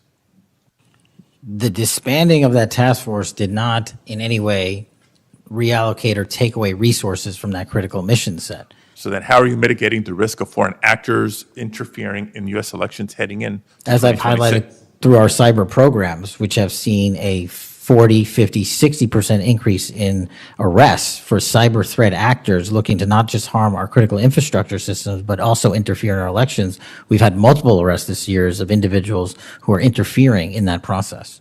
Did the Department of Justice's Election Integrity Task Force seek statewide voter lists and driver's license data? I can't speak for the Department of Justice. You're a member of the Department of Justice. I can speak for the Did the FBI play a role in those requests? Whatever request that we had pursuant to the department's direction were provided. So then you can speak For the to FBI. those actions. For the FBI. So you can speak to those actions. For the FBI. So what role did you play in those requests? Whatever requests we get from the department, I don't have those details in front of me. We provide whatever requests they have. I have not many details in front of you on a lot of the questions coming from this side of the aisle. So I do hope that there are substantive and accurate responses to our questions in writing. In my time left, Mr. Chairman, I just want to call out a couple of observations. The director before us has tried to explain, I won't say explain, tried to explain how he doesn't need another $500 million to do the job. And specifically that even if the FBI had an additional $500 million, it would take years. I think he referenced 14 years to fill the vacancies. But in the meantime, relying on partnership with local law enforcement to fulfill the mission of the Bureau. As we've discussed in other hearings and in other committees, by the way, given this immigration mass deportation agenda of the administration, the FBI is not the only one leaning on local law enforcement to do the job. ICE has made it clear that they're doing the same. Other law enforcement agencies within DHS is doing the same. So much so that ICE's recruitment, because they're not only not advocating for cuts, they're actually requesting additional dollars and have issues about policy with them. But if ICE's plan to do the job is not just hiring up significantly. They don't seem to have that as a concern, but the FBI does. Both ICE and the FBI are citing partnerships with local law enforcement, which, look, partnership and engagement is great. But having come from local law enforcement at the outset of my public service career, I also know that capacity and resources at the local level are strained, particularly in times like this. And when ICE is going on a hiring spree, and you have local law enforcement agencies worried about their ability to recruit and retain local law enforcement officers and not losing them to the federal government, then our reliance on those local law enforcement agencies is a perilous strategy to take and could undermine local law enforcement's ability to address crime at the local level, whether it's white-collar crime, organized retail theft, violent crime, et cetera, et cetera, et cetera. And in my final minute, I will also suggest this. Director Patel has referenced earlier in the hearing that one of the most significant value addeds of partnering with local law enforcement is that they have the best intelligent, they are the best intelligent source. Is that correct? For on the ground. Yet, when local law enforcement is put in a perilous position of being in a role with this mass deportation agenda, which is consistently overreached, has been found to violate the law and the Constitution, and has undermined public confidence in law enforcement, not just by immigrants, by the way, but especially immigrants. When immigrants are victims of crime and are afraid to come forward because they don't know what law enforcement is going to do with their information or not, when immigrants, legal or undocumented, are witnesses to crime and are afraid to come forward with that information because they don't know what's going to happen with their information or not. That undermines the credibility of law enforcement with the community and undermines the intelligence, Director Patel, that you say are the best source of intelligence when it comes to law enforcement. So it's shaky, it's worrisome, and in my opinion, overall, you are failing to live up to the role and responsibility that you have been confirmed to, and I associate with myself with everything Senator Booker said earlier. Thank you, Mr. Chairman. Okay, before we go to Senator Blackburn, without objection, I want to introduce into the record a recently declassified document thanks to Director Patel. The document is a Director Ray FBI analysis of Nellie Orr's false statements to the Congress. Orr never suffered consequences for advancing the phony Trump-Russia narrative and attempting to cover up her involvement in the hoax with false statements. Yet time and again, the American justice system has been weaponized against President Trump and his associates, such as Peter Navarro, with reckless abandon. The DOJ's inaction on Nellie Orr's criminal referral, despite the obvious incriminating evidence provided in the FBI's own analysis, undermines public trust in the rule of law thanks to Director Ray's utter failure. Senator Blackburn. Thank you, Mr. Chairman. And Director Patel, thank you ever so much for being with us today. And I want to thank you for your commitment to fight violent crime in Memphis. And when you first came to meet with me before your hearing here, I gave you the stats on Memphis, Tennessee, and their crime rates. And then you committed then and again at your confirmation to help us. You have been true to your word, and we are very, very grateful.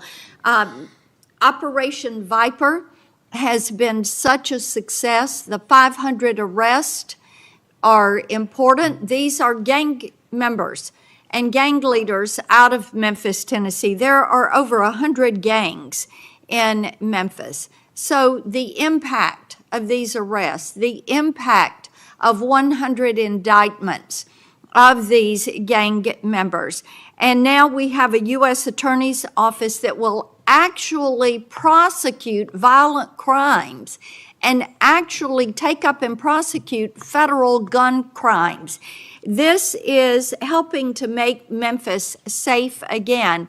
And yesterday at the White House, to have the president announce the second phase of this with bringing in the Guard, and we've got ATF and DEA and the U.S. Marshals and Homeland Security, and the work that you and General Bondi and the President have done is so appreciated by the people of Memphis, Shelby County, West Tennessee, and I am ever so grateful for the work you've done. You know, one of the things as we talk about Memphis and what a vibrant and wonderful historic city it is, it's important to realize Memphis is one of the logistics hubs in our country. You have I-40, which goes East Coast to West Coast. You have the Port of Memphis. You have FedEx. You have all 5 Class A railroads that are there, as well as so many companies that are important to Memphis. And I have found it so interesting that some of my colleagues want to complain about agents being taken out of the DC office and actually put to work in the field because they've been needed in the field. And you can look at the stats from Operation Viper and see the difference that they have made. And we so appreciate that. I do want to drill down just a little bit on the issue of cargo theft, which ties into the logistics hub in Memphis. We've got a lot of companies that go through there. IMC is a big logistics company. People in Memphis know what it takes to keep America moving. But what a lot of people may not realize is that many of these criminal gangs have been focused on cargo theft. This is how they pay for their activities. So in addition to the carjackings and the home robberies and the smash and grabs and some of the human and sex trafficking, they've gotten into cargo theft. And cargo theft in Memphis has increased over 5,000%. 5,000%. That's what you saw with a Biden administration who wouldn't drill down on this. So having these agents out in the field, having an interagency approach is something that is going to help us with getting our hands around this cargo theft. So talk for just a minute about what your team has done there and the importance of having that interagency approach. Absolutely, Senator. So Operation Viper nests under Operation Summer Heat, and in multiple cities and mid-major cities across the country, we have surging resources based on crime. And Memphis, as you know, Senator, had the highest per capita homicide rate in the country, and that was simply unacceptable. And so what we did was what we call Phase 01 of operations at the president's direction. We went into some of these cities quietly to collect the intelligence that was necessary to start these operations, to start seizing these firearms, which we've seized, I think, over 115 firearms off the streets, to start taking narcotics off the streets, and also to infiltrate the gang network, this criminal street gang network that is providing these guns and drugs to the public in these communities, allowing for these shootings. And so what the FBI is good at, what the FBI is great at, is partnering with our local authorities in places like Memphis and Miami, and Chicago, and so many other cities across the country to start the work, because you can't do the work on a dartboard basis. You need ground level intelligence, and that's what we do working with our state and local law enforcement. And the results, I think they said over 100 indictments federally just in this 3-4 month surge, and now we're going to go in there with more resources to finish it. And we are grateful for that, and I think it's so important for my colleagues, what we have seen in Memphis. You mentioned something very important. Your agents go in and they go in quietly There was no press conference. There was no fanfare. You went in there to work. And very importantly, you gathered the intel. Who are these gang leaders? Where are they?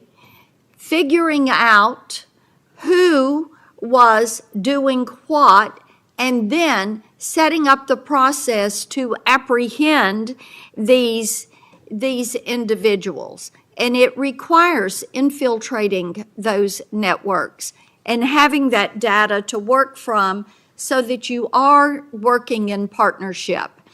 And as I have talked with elected leaders in Shelby County and Memphis, as we have talked with those in law enforcement, they have been so grateful to have this support and this additional education that comes, because local police are learning from your agents when they are learning how to track these gangs and infiltrate these networks. We know that phase 2 of this operation is going to kick off. The Guard is going to be there to support the Memphis Police Department to help them kind of catch up, because they still have a lot of people on their board. They know who they are, where they are, what they're doing. They want to apprehend them and bring them forward. So talk a little bit about how phase 2 is going to continue to work to support the law enforcement efforts in Memphis. Well, it's just like what happened here in Washington, D.C. It takes a whole of government interagency approach where we're working with the Attorney General, the DEA, the ATF, the U.S. Marshals, Department of Homeland Security, because each one of those agencies has specialized capabilities. And when we surge together to work off of the ground level intelligence was collected, you see what happened in Washington, D.C. here. And that's the next phase of it, because you are able to utilize the National Guard to set up border perimeter operations. So when you go into an area, you have the secure workspace to get in there and stay in there. The key here, Senator, is sustained criminal investigations and sustained prosecutions that clear Memphis, like we did Washington, permanently, and leave behind a blueprint for what local law enforcement can do with our federal partners to sustain that. We don't want to go backwards, and that's critical, but we're in the next step. Sustaining it will be the last one. Well, and we certainly appreciate that. I do want to touch on Operation Restore Justice. And Senator Britt mentioned some of this very briefly, and I know that you and A.G. Bondi have done a tremendous amount of work in protecting children. I appreciate that. And we passed my Report Act last year, and President Biden signed it, and this does require social media to report to NCMEC so that we can have these perpetrators followed up with and apprehended. That's a good start. We're still trying to get the Kids Online Safety Act passed. That has been a bipartisan effort. We have looked with disdain at what has happened with Discord and Charlie Kirk's alleged killer.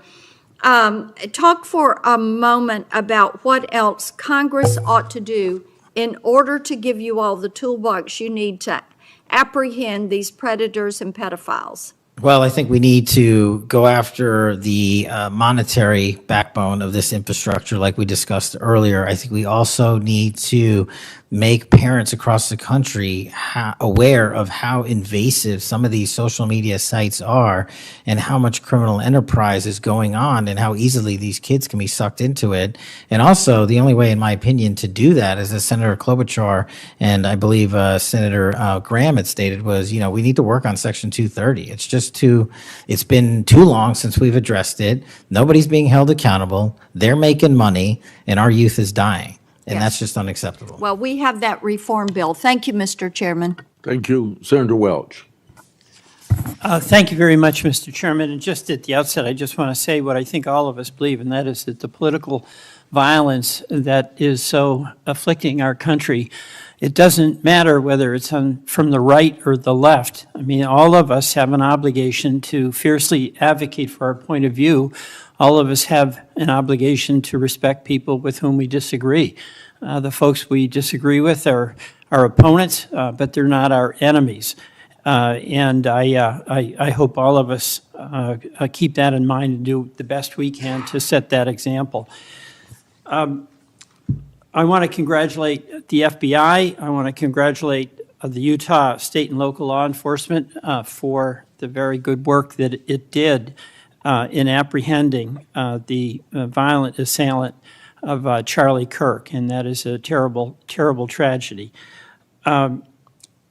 Director Patel, at one point you made an announcement that the suspect was in custody. We got our man. It turned out that was not true. In fact, I think that was about 27 hours before the person now in custody was apprehended.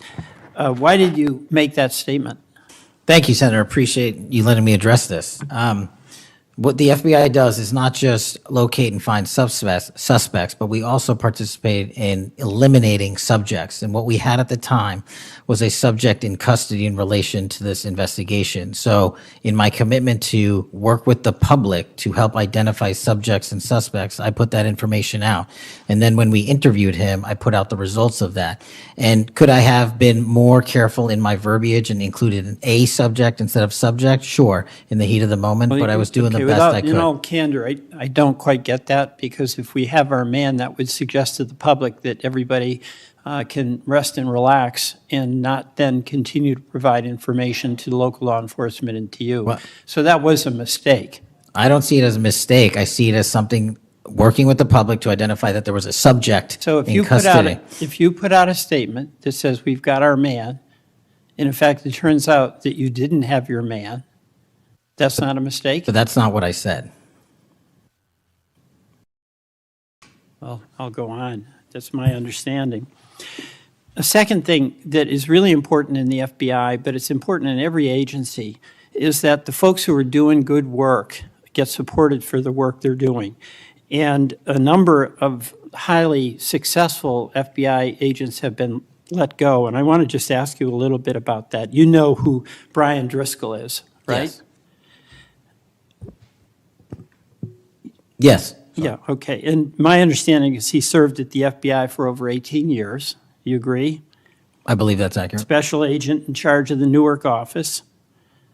He was commander of the FBI's hostage rescue team. That's a very prestigious and responsible position, correct? It is. Section chief of the Critical Incident Response Group's tactical section. You've got to be pretty good to get that high responsibility. You agree with that? Yes, sir. He oversaw 55 SWAT teams, and they're like the elite of the elite, right? They go in to the dangerous situations, right? He got a Medal of Valor for his participation in a raid on ISIS terrorist Abu Sayyaf, who had kidnapped American citizens Kyla Mueller, right? Mueller? Is that right? I know. You're in agreement, right? I know Kayla Mueller's family, yes. I know the situation. Okay, and he got Kurt Meyer, somebody who had barricaded himself in a bar after he killed 4 people and wounded 2. And Driscoll was part of the team that went in there and took that guy out, right? I don't have all the details, but I'll take your word for it, Senator. And he got into trouble when Emil Bove demanded a list of FBI agents who investigated January 6th and was apprehensive that what did happen ultimately would happen, and that is those folks would get fired. I mean, do you agree with me that a boss who stands up for his subordinates when they did the job that was asked of them is a stand-up person and somebody to be admired?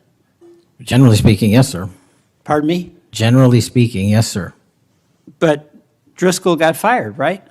Again, that matter is under litigation, and the matter you referenced occurred before I was Okay, but director. let's just keep it fairly narrow here. He's fired, right? Yes, he was terminated. And he has to be, there's somebody communicates to him that he's terminated, correct? That's my job. That's your job. So you communicated to him that he was fired. I did. So, I have a hard time with this because that record suggests to me that this person is like worthy of consideration for the Presidential Medal of Freedom, and he got fired. But there's also a record of other information that was available, and now that this matter is pending litigation, we will get that out in due course. But as you can the agree. so-called, so you've got, quote, other information that you see as a valid basis to fire somebody who, from what I can tell, had an absolutely outstanding record and who crossed the threshold of getting in trouble because he was standing up for agents serving under him who did work that was assigned to them that happened to be related to the January 6th uprising. Again, you're correlating based on your information, the reasons for his termination, and I'm telling you. No, that's there's- right. Let me ask you another question. You know, when you were here, you were rightly critical, not here actually, I guess it was on Kash's corner. You were rightly critical of the way that the previous FBI director used the FBI jet. And you said you wanted to ground Chris Wray's private jet travel that he pays for with taxpayer dollars to hop around the country. Let me ask you this. You know, on the weekend of, according to flight tracker data, on the weekend of March 7th, an FBI plane flew round trip from D.C. to Las Vegas, and you attended a UFC fight with Mel Gibson, and I'll show you that. Is that you, and is that true? Yeah, you want to know the difference? I live in Las Vegas. I'm allowed to go home. I didn't leave a congressional hearing early on an FBI jet to dodge questions. All right, then on April 5th, you attended a hockey game in New York City. You don't live there, right? No, I don't. By the way, everyday FBI agents who are assigned in Washington don't get to fly home on a private jet. Well, this is a great point. Do you know why I have to use a private jet? Because Congress made it mandatory. Okay, in April 5th, well, we didn't make it mandatory that you go to UFC games with Mel Gibson. Are you telling me I can't go home? You know, you got to use some judgment here. So when I'm at home, I would- can't do what I'm doing when I go home. Everybody else is allowed to go home, Let just not me me. keep going. No, I'm glad you go home. I Okay. love to go home. But I don't go home on a private jet. On April 5th. They're not you mandated to do so. You attended a hockey game in New York City with Wayne Gretzky. And Flight Tracker says the FBI jet took you to and from New York City where you don't live, right? That's correct. And on April 12th, on the following weekend, you attended a UFC fight in Miami, also on the FBI jet, right? That's correct. So what's the cost to the taxpayer for those 3 flights? But I pay the commercial equivalent per the regs and the law. And so just so you know, when you are comparing me I to just asked prior what directors. I asked what the cost was, and you don't know, I take it. Yeah, and what I've done with the use of the private jet is use Andrews Air Force Base versus Okay. Reagan National as what the other directors have done Bottom line to here. save the taxpayer Bottom dollars. line here, you flew home to Las Vegas. There's nobody else in the FBI who gets paid. They have to pay their own way if they want to go home, right? I mean, right? Well, that's not accurate. Depending on where you're stationed, the FBI covers the bill to get home. So are you telling me that FBI agents who are assigned in Washington, but who may live in Charlotte, they get paid by the FBI to go Sometimes home? they do, yes. Right. Another thing I want to say is this. You know, our local law enforcement has been stiffed. About $500 million in COP grants have been taken out of the budget. Those really help us in Burlington. They help us in Rutland. They really are important. And why in the world would we be cutting those COP grants when we need that local law enforcement, in part to partner with you? Well, I think you you're support that? I think you're speaking to the Department of Justice grants, which I don't adjudicate, but also Vermont, just like every other state, has received a plus-up of FBI personnel. Well, I'll tell you, that's not what we're seeing. The other thing, my understanding is that there's a requisition or an effort to get another plane for the FBI that would cost about $72 million. Is that right? That's inaccurate. The FBI, because the jet, as you call it, is not my jet. We use it for operational needs. We use it for FTOCs. We use it for HRT. But that's the one you fly in, And right? we have multiple fixed-wing assets, and one of them is on a wildly expensive lease that I deemed a waste of money, and I'm looking for a replacement in which the government can procure assets permanently. Well, I would welcome you submitting to this committee the cost information about the jets that are under consideration. And according to our research, the specifications that are included in this request would result in an expenditure of between $72 million and $80 million. That's inaccurate, but I'll happily get you the right I numbers. welcome getting the specific information. Absolutely. Thank you. Mr. Chairman, I yield back.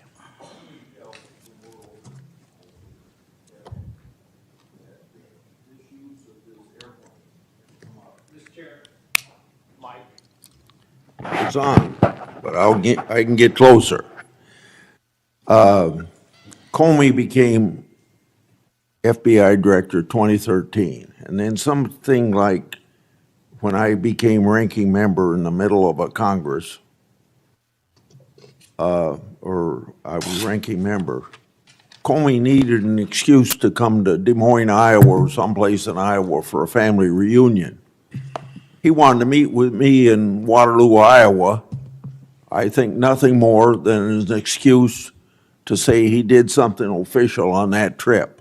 Now, I can't accuse him of that because I don't know, but I can't recall that we discussed anything very serious that had to be meet him in Waterloo or Cedar Rapids at the airport before he went to the reunion.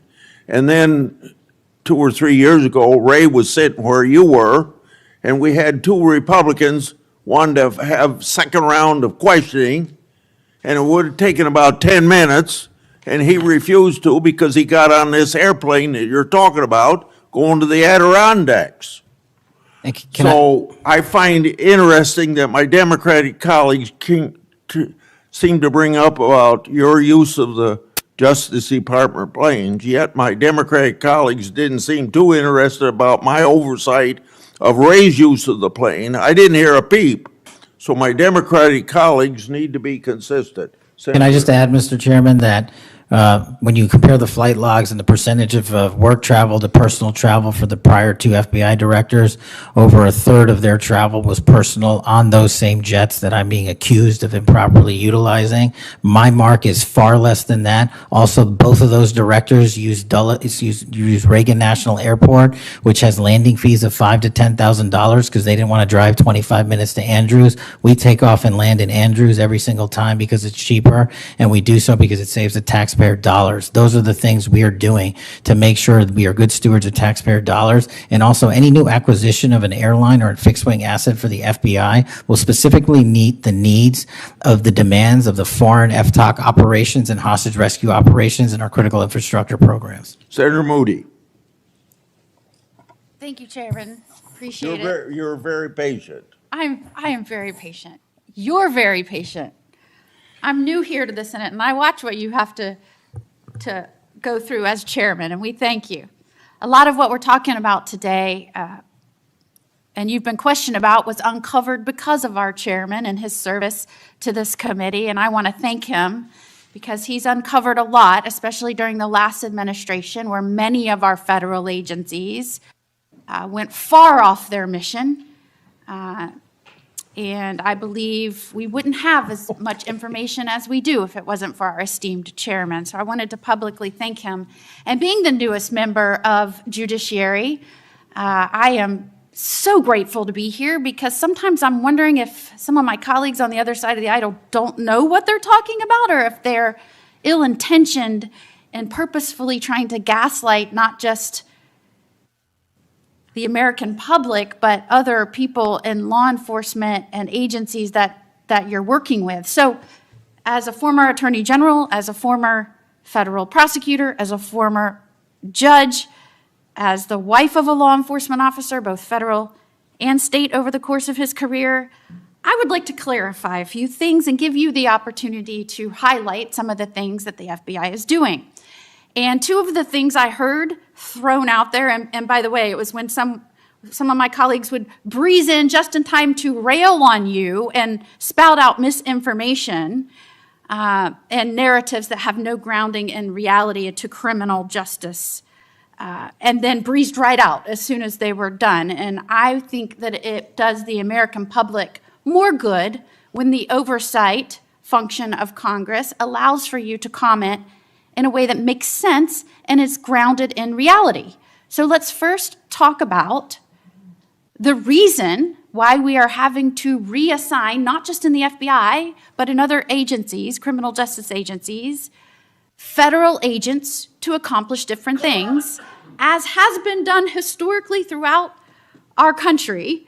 When we get into office, we have to examine and triage the threats facing this nation, threats facing Americans, and then allocate resources accordingly. I guess you are to be judged negatively because you are trying to reallocate the resources of the FBI to fix what the Democratic administration prior to this under Biden broke. So let's talk about the reassignment of federal agents and why that has been necessary. Would you say that the majority of assignments has been made because we are facing unprecedented levels of violence, both because of the unvetted surge of anywhere from 11 million to 20 million people across our border in the last 4 years, and because of the woke, weak, insane policies that have been pushed into states and cities around this nation by the left? Absolutely. And so I hear you being grilled because you have rightfully pushed resources where they needed to go to protect the American public. And I have heard you questioned that you are in some way, and I'm going to use their words, which I don't believe is grounded in reality, that you are going to lean on local and state agents to do the job of the FBI. Might it be recharacterized more accurately in that you are partnering with local and state agencies in these areas, especially where these policies that the Democrats support wholeheartedly, in fact, they frustrate our efforts to try and beef up our laws with good criminal justice policies at every turn, and then come in here and get on you for, by the way, you've been here 7 months, so I know that in the 7 months, you didn't break it, they broke it over the last 4 years. But it isn't more accurate to say that you are using the federal government and its agencies, or its agents and its resources to supplement and amplify law enforcement efforts in these areas, cities and states, where the Democrat policies broke them. It's been an integral part of my tenure to use local and state partnerships. I say it everywhere I go. We cannot do the work without partnering with state and local authorities in every single state and every single county in this country. And why we pushed out to the field is simple mathematics. While the FBI had a bloated bureaucracy in Washington, D.C., nearly 1/3 of the FBI's workforce lived and worked in the national capital region. 1/3 of the crime doesn't happen here. So I made the simple decision to move them out where the crime was happening in the field, to move out field agents, to move out intel analysts, to move out program managers. And by the way, that's what they all want to do, go out in the field and do the work. And no one's going to be punished for going out in the field and doing the work, and no one's going to be punished for wanting to stay at headquarters and help. But we needed a reallocation of assets, and that's what we did. And from your experience, both before and now in office, have you found that many of these nonprofits have done work to undermine the stability and security of cities? Those matters are very much ongoing, and hopefully we can report the results soon. And I don't mean just those that may have aided and abetted or supported criminal acts. Those absolutely should be investigated and pursued to the fullest extent of the law. And I hope that we follow the money trail, as some of my colleagues have suggested. I also want to get your opinion about the nonprofits that are working to get elected and then push criminal justice policies that have made our cities and states less safe. Specifically, I'm going to push out all of the things that they espouse make the cities stronger. No cash bail. Try not to charge crimes. Don't call people offenders or felons or rapists or drug traffickers.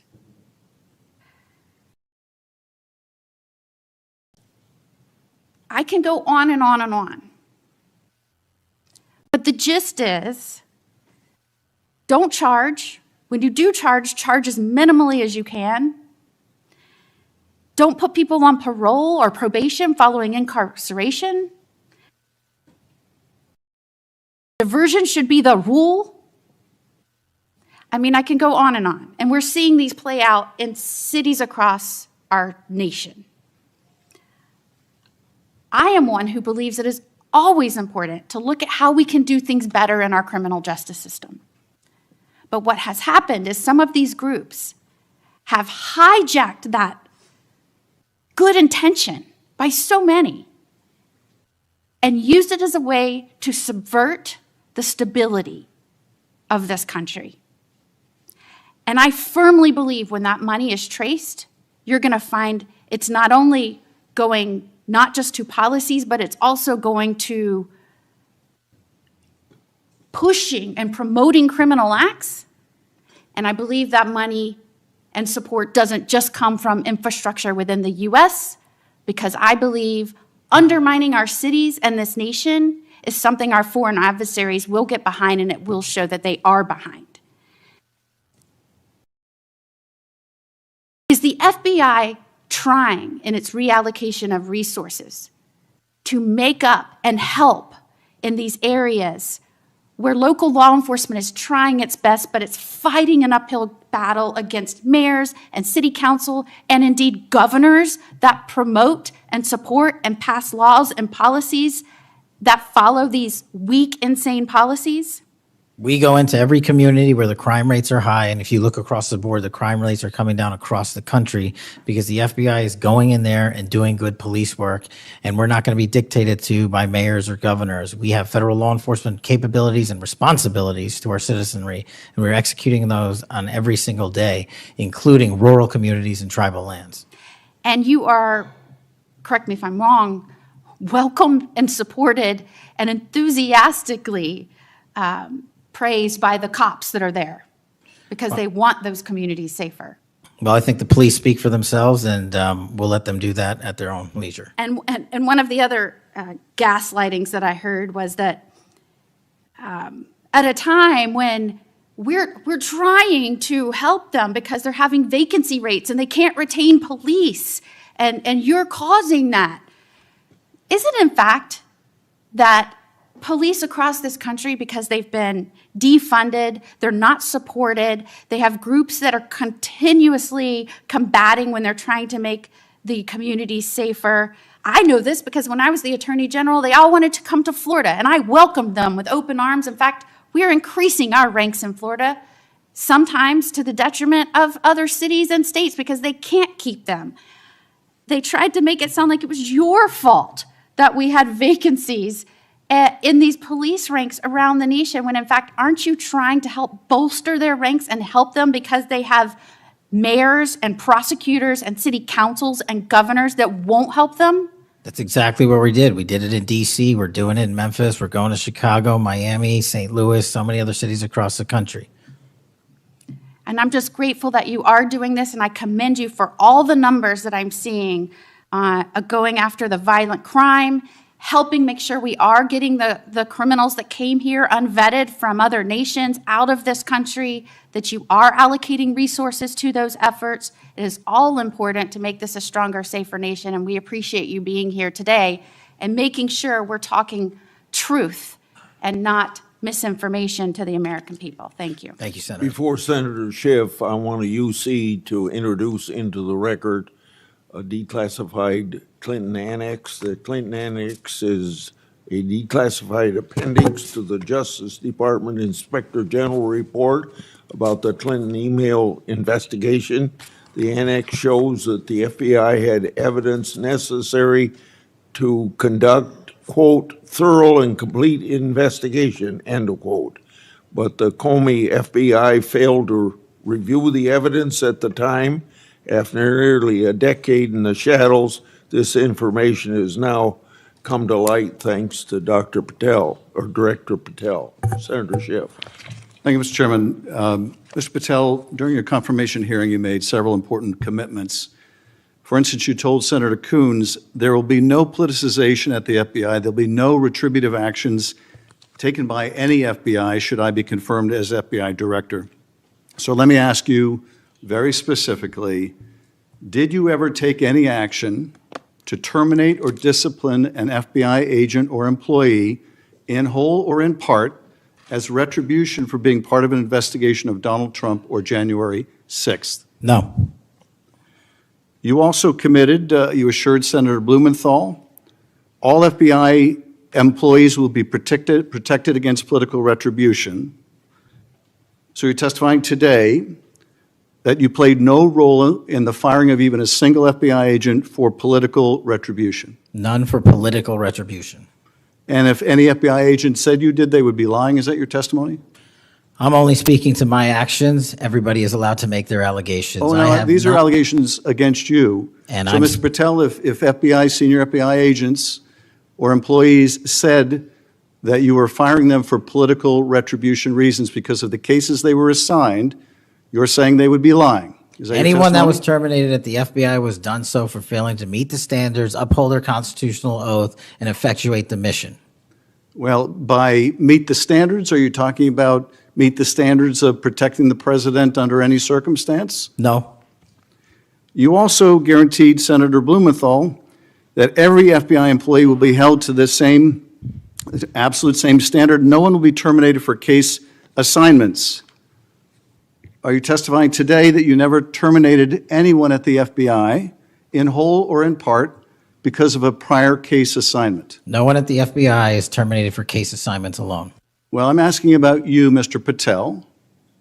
Did you, in whole or in part, terminate anyone at the FBI because they worked on the Trump investigation or because they worked on January 6th? No one at the FBI has been terminated for case assignments alone. Okay, you're saying alone.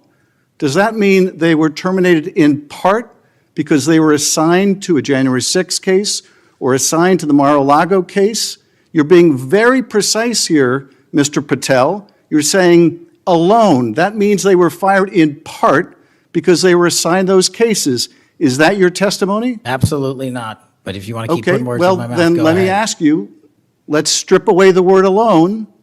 Did you terminate or participate in any discipline of any FBI employee in whole or in part because of their work on an investigation of Donald Trump or January 6th? Yes or no? Any terminations at the FBI by employees. No, I'm since asking you a very specific And I'm question. going to answer the question, but you don't like the answer because it's the No, truth I and it guts want your an answer to my narrative. question. I don't want an answer to someone else's question. So let me just be precise, and I ask for a yes or no answer. Did you ever terminate or discipline an FBI employee in whole or in part because they had been assigned or worked on an investigation of Donald Trump or January 6th? Yes or FBI no? employees are only terminated Yes if or they no, fail Mr. to Patel? uphold their oaths of Yes or office no? and duty. You're not at the answering my FBI question. I You're don't not have to answering my answer your question. question yes or no because you're setting up a trap so you can have a Oh, media no, I'm not narrative. setting up a trap. And I'm not giving it to you. Unless it's true that you fired people. People in have whole been or in part terminated at because the they- FBI who failed to uphold They were the assigned standards to. that the FBI requires them Did you to tell? uphold. Did you tell anyone at the FBI that all FBI employees who they identified who had worked on cases against President Trump would be removed from their jobs? Did you tell that to someone at the FBI? Say that I would remove people for case assignments? That you would, that people that were identified as having worked on cases against President Trump would be removed from their jobs. Did you tell that to someone at the FBI? People are not removed But for just case answer my question. assignments. Just answer my question.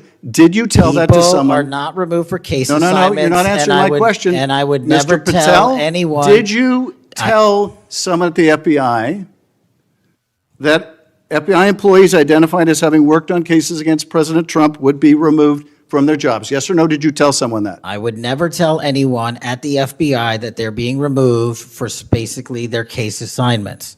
Okay, so anyone who had said that would be lying. Is that your testimony? Anyone can say whatever they want. No, I know, but you're saying they were a liar. I'm telling you what I said. Because this is in the complaint against you. Mr. Patel.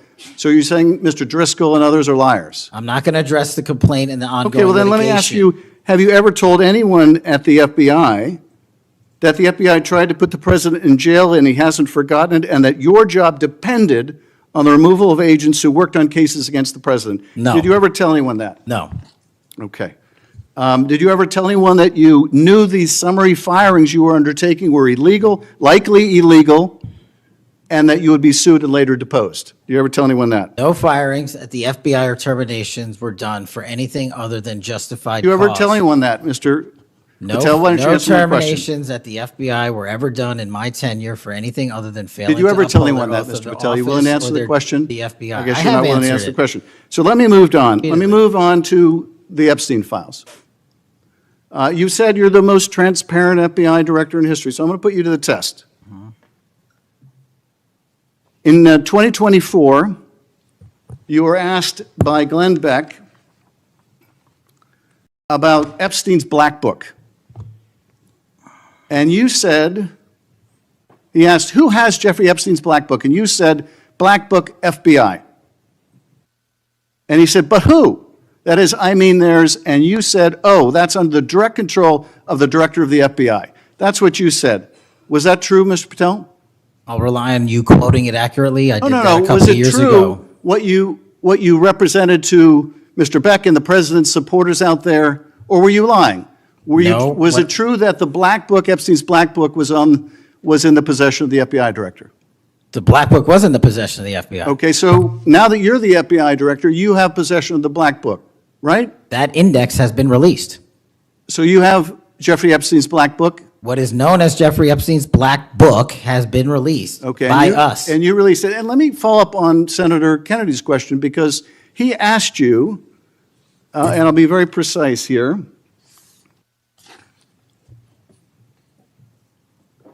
You've seen most of the files. Who, if anyone, did Epstein traffic these young women to besides himself? And you said, himself. There's no credible information, none. If there were, I would bring the case yesterday that he trafficked to other individuals. And Kennedy, the information we have, again, is limited. And Senator Kennedy said, the answer is no one. And you said, for the information we have. So is it your testimony today that in all of the Epstein files, that Jeffrey Epstein trafficked no one to anyone but himself? Is that your testimony, Mr. I never Patel? said Jeffrey Epstein didn't traffic anyone else. Did he traffic any young woman to someone other than himself? That was Mr. Kennedy's question, And Senator I Kennedy's said question. the information that 3 administrations have had access to I'm have asking made you- determinations that there are no investigative leads that were credible to prosecute and investigate any others. I'm Well, specifically I'm asking stating you whether we it's were your working on. testimony today. Well, you just read that it, and I said it I'm- 10 minutes ago, so let the record reflect my testimony. I just want to make sure there's no misunderstanding, because there are victims like Virginia Guifer who have testified otherwise, who have said otherwise, and you're telling the American people today that the Epstein list is a single name and it's Jeffrey Epstein. That's what we're to believe? That's not what I'm saying. That's what you're saying, and Well, you let can me- say let me whatever ask you Let want. me ask you this. When Todd Blanche went to interview Ghislaine Maxwell, she said, but did I think these guys were coming for that? I really don't. If you met Epstein, there's no way that this cast of characters, of which it's extraordinary, and some are in your cabinet, who you value as your co-workers, and you know would be with him if he was a creep or because they wanted sexual favors. A man wants sexual favors, he will find that. They didn't have to come to Epstein for that. And the next question Todd Blanche, the president's former criminal defense lawyer, asked is not who in the cabinet, who are you referring to? His question is, so when's the last time you think you were with Mr. Epstein when he got a massage? So let me ask you, who are those cabinet members that Ghislaine Maxwell was referring to that, that were part of this cast of characters associated with Mr. Epstein? Who are they? The Deputy Attorney General took the aggressive step that no one else did and interviewed Miss Maxwell for I'm 2 asking you, days, who are and the we ca- released who are the the cabinet entirety members? of that Who are the cabinet transcript. members? I do not have that transcript in front of me. You're picking it piecemeal. The American And public can read the entirety of Let me ask that. you one last question, because you clearly won't tell us the cabinet members associated with Mr. Epstein. Let me ask you one last question. And that is, right after she gives this testimony in front of an FBI agent, among others, she's transferred to a minimum security prison not suitable for a sex offender like herself. Who made that decision and why? The Bureau of Prisons. The Bureau of Decisions made it in Prisons. The Bureau of Prisons decided on their own, without any consultation with Blanche or anyone else, that they were going to suddenly, after this interview, completely unrelated to this interview, completely unrelated to anything she said, move her to a prison not suitable for a sex offender. You want the American people to believe that? Do you think they're stupid? No. I think the American people believe the truth, that I'm not in the weeds on the everyday movements of you're not in inmates. the weeds? What I am The doing is most- protecting the this country, most- the providing most historic significant reform, witness- and the most combating the significant weaponization of witness, the intelligence Epstein by the likes files of you. cover-up And we have gets countlessly proven you to from be a your liar in administration, Russiagate, in and you January call that 6th. being You are in the the biggest weeds? fraud to ever sit in the This United States stinks to Senate. high You are a heaven. disgrace to this This stinks to high institution heaven. and an utter And coward. I'm not surprised. I'm not And I'm surprised not that you continue surprised to lie that the- from the- your that the- perch and put on a show two of you so you can go have raise you- money for your and for good charade. reason. You are a political buffoon at best. Well, you can take an internet troll. Take and it make- to you the can take bank an that the internet- FBI is you protecting can this make an country internet troll. and the state and The FBI citizens of the director California. will We always are do bringing nothing historic more than an reform. internet Point of troll. order. But all you care about is a child sex predator that was prosecuted by a prior administration, and the Obama Justice Department and the Biden Justice Department did squat. And what did President Trump do? Bring new charges courageously. And what have we done? Chairman, You said take I'm the control most of this transparent situation. FBI director in history. control of this 33,000 pages of information to you. I challenge you to say anything credibly to the truth. Go ahead and run to the cameras where you want to go now. Both of you be quiet. Before I go to Senator Tillis, without objection, want to introduce into the record the Durham Annex. The Durham Annex is a declassified appendix to John Durham's report about Crossfire Hurricane. The Durham Annex contains information exposing a reported Clinton campaign plan to falsely tie President Trump to Russia. For years, I've fought to assemble and publicize all the facts heretofore unknown surrounding Durham's investigation, Crossfire Hurricane, and related matters. The Durham Annex was declassified large part because of Director Patel. Senator Tillis. Thank you, Mr. Chairman, and Director Patel, thank you for being here. I've actually admired the way you've tried to keep your composure over the course of this. Kind of reminds me of an old Far Side comic that said the floggings will continue until morale improves. The last one I just coach you on, don't take the bait, because they're going to use that discussion between you and Senator Schiff, as you've suggested before, to raise money. Just sit down in the quiet confidence that you're doing a good job. Real quick, in less than 30 seconds, give me your resume again on why you're qualified for this position. Thank you, Senator. I served as a public defender and national security prosecutor. I tried over 60 criminal trials to verdict in state and federal court. I served as the lead investigator in the House Intelligence Committee and the counterterrorism expert there, unfolding the Russiagate investigation. I served as the head of counterterrorism for a presidential White House. I served as the deputy director of national intelligence at the Office of Director of National Intelligence, overseeing our 17 intelligence agencies. I served as a chief of staff to the Department of Defense and the Secretary of Defense, overseeing a $2 trillion financial equity flow, and also defending the homeland and providing for our no-fail mission. We could drill down in details because I've studied that record, and I think you should be very proud of it. I just did that for the benefit of the liberal media that just keep referring to you as a podcaster, I think, and I appreciate you giving me that resume. It's a good body of work. It's why I supported your nomination so strongly when you were before this committee. Really quickly, too, on the events of last week and the sad death and assassination of Mr. Kirk, I seem to recall that Mr. Zen, I think, was the first person of interest. He was reported to be saying, "I shot him, now shoot me," or something to that effect. Would that have more or less, and your job is to calm the tensions, right? There were people running all over the building. People are afraid over there. Could it be that because you were in possession of some of that information that maybe you did just characterize as getting our man, that maybe that's what led up to it, if those facts are correct? What led me to that is to the eliminate subjects, but also we were in a period with inside of 24 hours where we didn't know who the shooter was. Well, that's why I asked, because people are forgetting that this man was reported to have been saying, "I shot him, now shoot me." They're also forgetting that he brought in an attorney and said that he'd fabricated the claim to draw attention away from the actual shooter. And he went on to get multiple charges for possessing child pornography and sexual abuse material on his phone. So I'm just saying that it just seems to me that in the moment, maybe you should have used different words, but I can't imagine that the amount of time that we've spent on that subject in the hearing today. But I think it's because they're really worried that they're another punchline to an old joke. Your work, it's working in practice, but it's not working in their theory. They haven't heard you, so it's working in practice, but not in theory. They haven't heard you say multiple times that you've plussed up FBI resources in every state. They haven't heard you when you've talked about year-over-year comparisons for results. I don't care how many people you have at HQ, as long as you keep producing those results and they're good. They need to be sustained.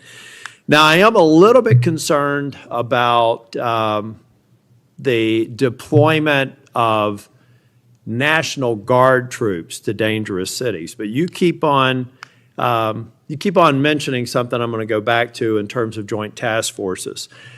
You also did a great job of explaining why you think you should save money and go out and fly out of an airport versus an easy trip across the Potomac to National. I love all those responses. I'm not going to repeat them here. But I'm worried that if we move in too quickly, let's say to Memphis, I should back up and say I was Speaker of the House in North Carolina. And I would consider it a personal failure on the part of state leadership if they have to call in federal resources to do their job beyond what they do every day. And that's promoting joint task forces. I've seen ATF, DEA, FBI. I've been in the briefing rooms at 3 o'clock in the morning about to go and do 55 no-knock warrants on bad people. You all do that every day, and thank God that you are. It looks like we should plus it up in a few cities. I'd rather use the money to deploy National Guard to just continue to leverage what you're already doing well. And I compliment you because I've got to believe it's a lot of these joint task forces that have increased the apprehension and charging rates. So thank you for that. But do you agree that at the end of the day, if we're going to have a sustained impact on crime, whether it's Memphis or any other city, that we've really got to enable, empower, and continue to support the men and women on the ground there every single day? 100%. Thank you. I think that your cost-benefit mind needs to go into, if I'm about to deploy this many National Guardsmen to a city, what does that cost? And what would that look like if we were plowing that cost of deployment into ongoing, I believe, joint task force, which are working very well. They're working well in North Carolina. So I'd like you to look at it. Now I'm going to move on.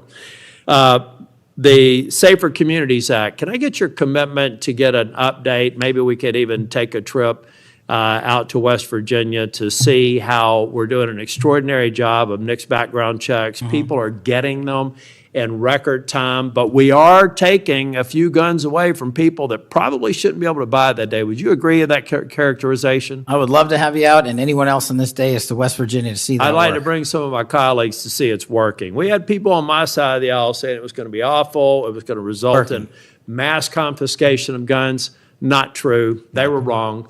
This bill's making a difference. I also want to talk about the behavioral health and other components in granting. I know in North Carolina things are going well. I want to make sure that that flow is going out there because the tragic events in North Carolina and Charlotte, the stabbing, I spoke with one of the family members yesterday, I think that we have to recognize that we have magistrates that have a revolving door policy, no doubt about that. And they should be held accountable if they're releasing dangerous people. But I also think that some of the problem is that we simply don't have a place to send people, particularly with respect to behavioral health. We have got to continue to, every law enforcement officer I've ever spoken with says, look, I've got law enforcement officers seconded to an emergency room because I've got somebody with no place to send them. I don't have a bed upstairs I can send them to. I don't have a behavioral health facility. We've got to provide more ways to detain people that are a risk to themselves and a risk for the community. And I really do believe Safer Communities Act is a good framework for doing that. That's only a comment. Section 702 is going to come up in April of next year for renewal. Do you believe it should be eliminated and not reauthorized? No, sir. It needs to be Can I also get your commitment maybe to come back over and review some of the controls that are in place and other things? So hopefully we won't have the drama leading up to April. We can actually come here and get consensus on why you've got the checks and balances in place and why we should do it. Just remove any chance that we're going to run into that cliff narrative next year. Can I get your commitment on doing that? You have Mr. it, sir. Patel? Thank you.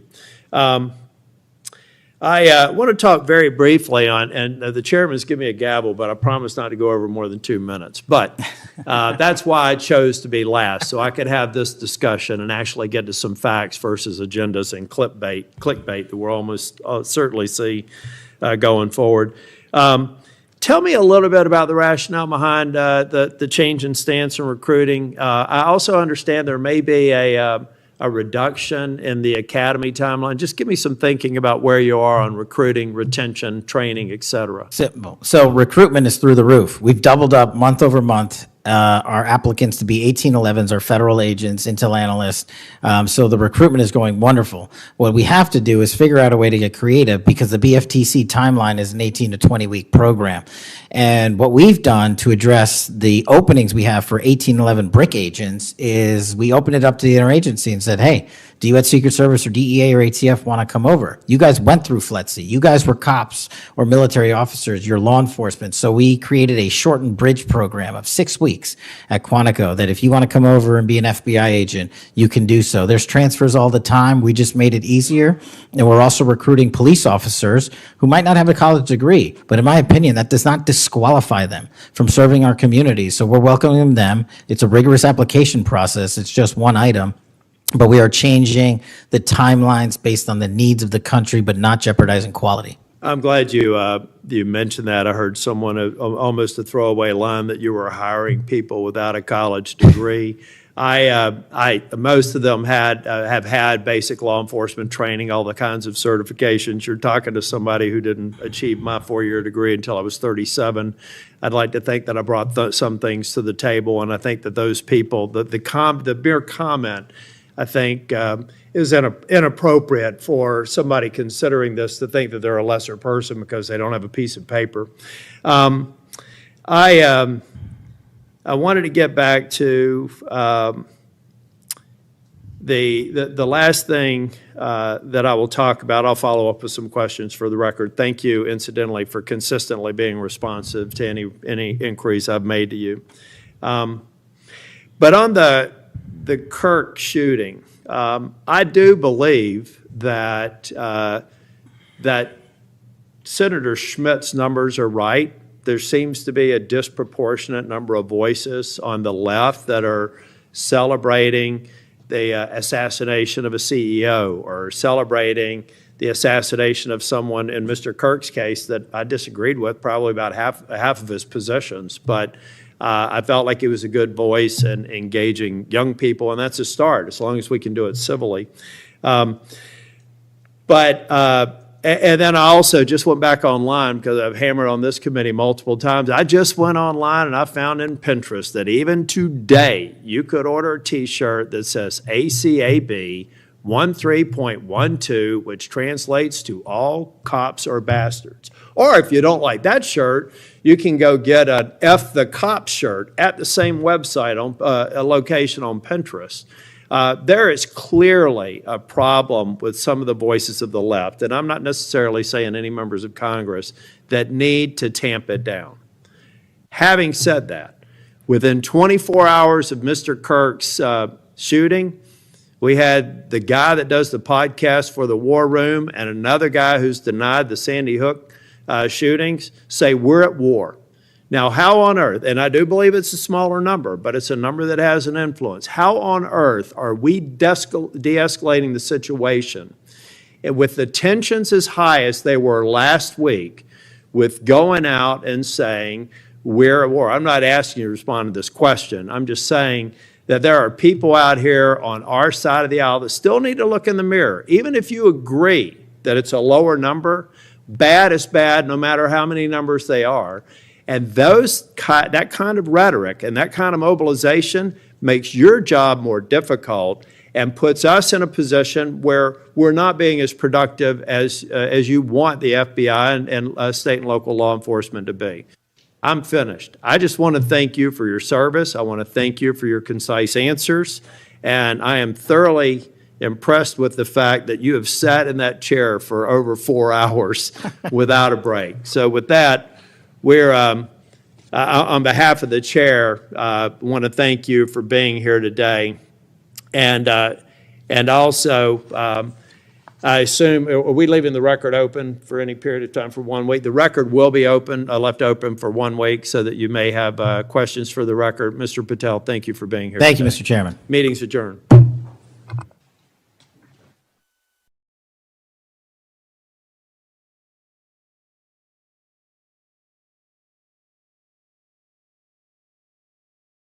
I want to provide by providing a briefing into the tragic assassination of Charlie Kirk. It's important that this FBI is transparent as possible without jeopardizing investigations. Charlie Kirk was shot at 12:23 p.m. on September 10th. I think this timeline is critically important. Less than a day later, the FBI, at my direction, released the first set of images of the suspect that we captured based on our analysis on the ground. Later that evening, while conducting extensive interviews and cell phone analysis and also flying out evidence response teams and hostage rescue teams and evidence tacticians who were collecting evidence in live time and flying them back to Washington, D.C. in our laboratories for immediate analyses, we were able to extract video from the campus feed. And at my direction at 8 p.m., in partnership and promise to working with the public to bring this fugitive to justice, we released a newly never before seen video of the suspect. We also released new enhanced photos of the suspect. A few hours later, that suspect was in custody, pursuant to the interrogation of the suspect's own father, who stated, "When I saw that video that you released, I recognized it was my son, and I confronted him, and he was handed over to lawful law enforcement authorities." That is the FBI working with the public as I promised, being transparent and providing critical information along the way in the manhunt for the suspect and suspects involved in Charlie's assassination. We received over 11,000 tips in the first 24 hours alone. We received 16,000 submissions to our digital media enterprise and tip lines. That is a large number of material to go through. I want to thank President Trump and the Attorney General, Pam Bondi, for their unwavering support and commitment of resources to this and all investigations. I also want to especially thank our colleagues in Utah, the Governor's Office, DPS, and the sheriffs out there. State and local law enforcement partnership has been a cornerstone since I took over at the FBI, and it was no different here. and our teams in Salt Lake City, our SACs out there across the country, our lab technicians in Quantico who raced to complete the evidence analysis so the public could have the answers they need. These people worked through the night without sleep for days on end. They are to be commended. They are not to be attacked. And many, many, many more people I don't have time to thank here today. But I do want to thank the American people especially. The mission of the FBI is for them and with them and by, with, and through them. And it's that mission and that ethos that I brought to this investigation and so many others, and that's why that suspect is in custody. We cannot do our job without the American public and credible reporting in the media, and that's why Tyler Robinson is in custody today, about to face charges. The last time I appeared before this committee was in January for my confirmation hearing. I told you then that if I were confirmed, I would provide and do everything I can to provide a safe and secure America. I promise to provide the courageous men and women of the FBI the tools and resources they need to crush violent crime and defend the homeland. I pledge myself to commit to full transparency, oversight, and accountability so we could restore the public's trust in the FBI. And that's exactly what I've done. Under this administration, the FBI has arrested more than 23,000 violent criminals. That's more than twice for the same time period from last year alone. 23,000, more than twice from the same time period last year. We've taken over 6,000 illegal firearms off the streets. That number is an exponential increase. We've identified and located more than 4,700 child victims. More than 4,700 child victims have been found by this FBI. That is a 35% increase from the same time period last year. 1,500 child predators have been arrested. That's a 5% increase from the same time last year. 300 human traffickers have been arrested. That's a 10% increase from the same time last year. Over 350 members of Tren de Aragua, foreign terrorist organization, have been arrested, and we have 42 ongoing cases. That is a 250% increase from the same time last year. Those are just some of the things the FBI is doing differently and better because we are leading the mission to crush violent crime and defend the homeland. We have also arrested captured four top 10 fugitives from the FBI's top 10 most wanted list. To put that in perspective, that's the same amount I've captured in 7 months than my predecessor did during the entirety of the Biden administration. Those are real results, and the credit is to the men and women at the FBI. We've been able to achieve these results because the FBI recognizes violent crime doesn't just happen in Washington, D.C. That's why one of my first decisions as a director was to get the people, the Bureau's professional staff, out to the field. And we've done that with great speed. And every single one of your districts and states has received a plus-up of FBI personnel, agents, and special operators to the tune of almost 1,000. We did that because crime had unexpectedly and unacceptably exploded across the country. In fact, one of the stats that the American people should thank the FBI the most for is we are on track to have the lowest murder rate in modern American history. The lowest murder rate by double-digit percentages. A major factor in the drop of this violent crime is the FBI's flagship Operation Summer Heat. We use this initiative at the direction of the President and the Attorney General, surging resources to our major and mid-major cities across America, conducting intelligence-based operations to target the worst of the worst, to target the gangs, to target the transnational organizations, to target the TCOs, and to target the drug trafficking cartels. And we have taken them out city by city. There's a lot of work left to be done, but we're off to a great start. Just ask the citizens of Seattle, Miami, Memphis, Charlotte, Chicago, and so many more places. Specifically in New Orleans and Nashville alone, there has been an increase in the number of violent crimes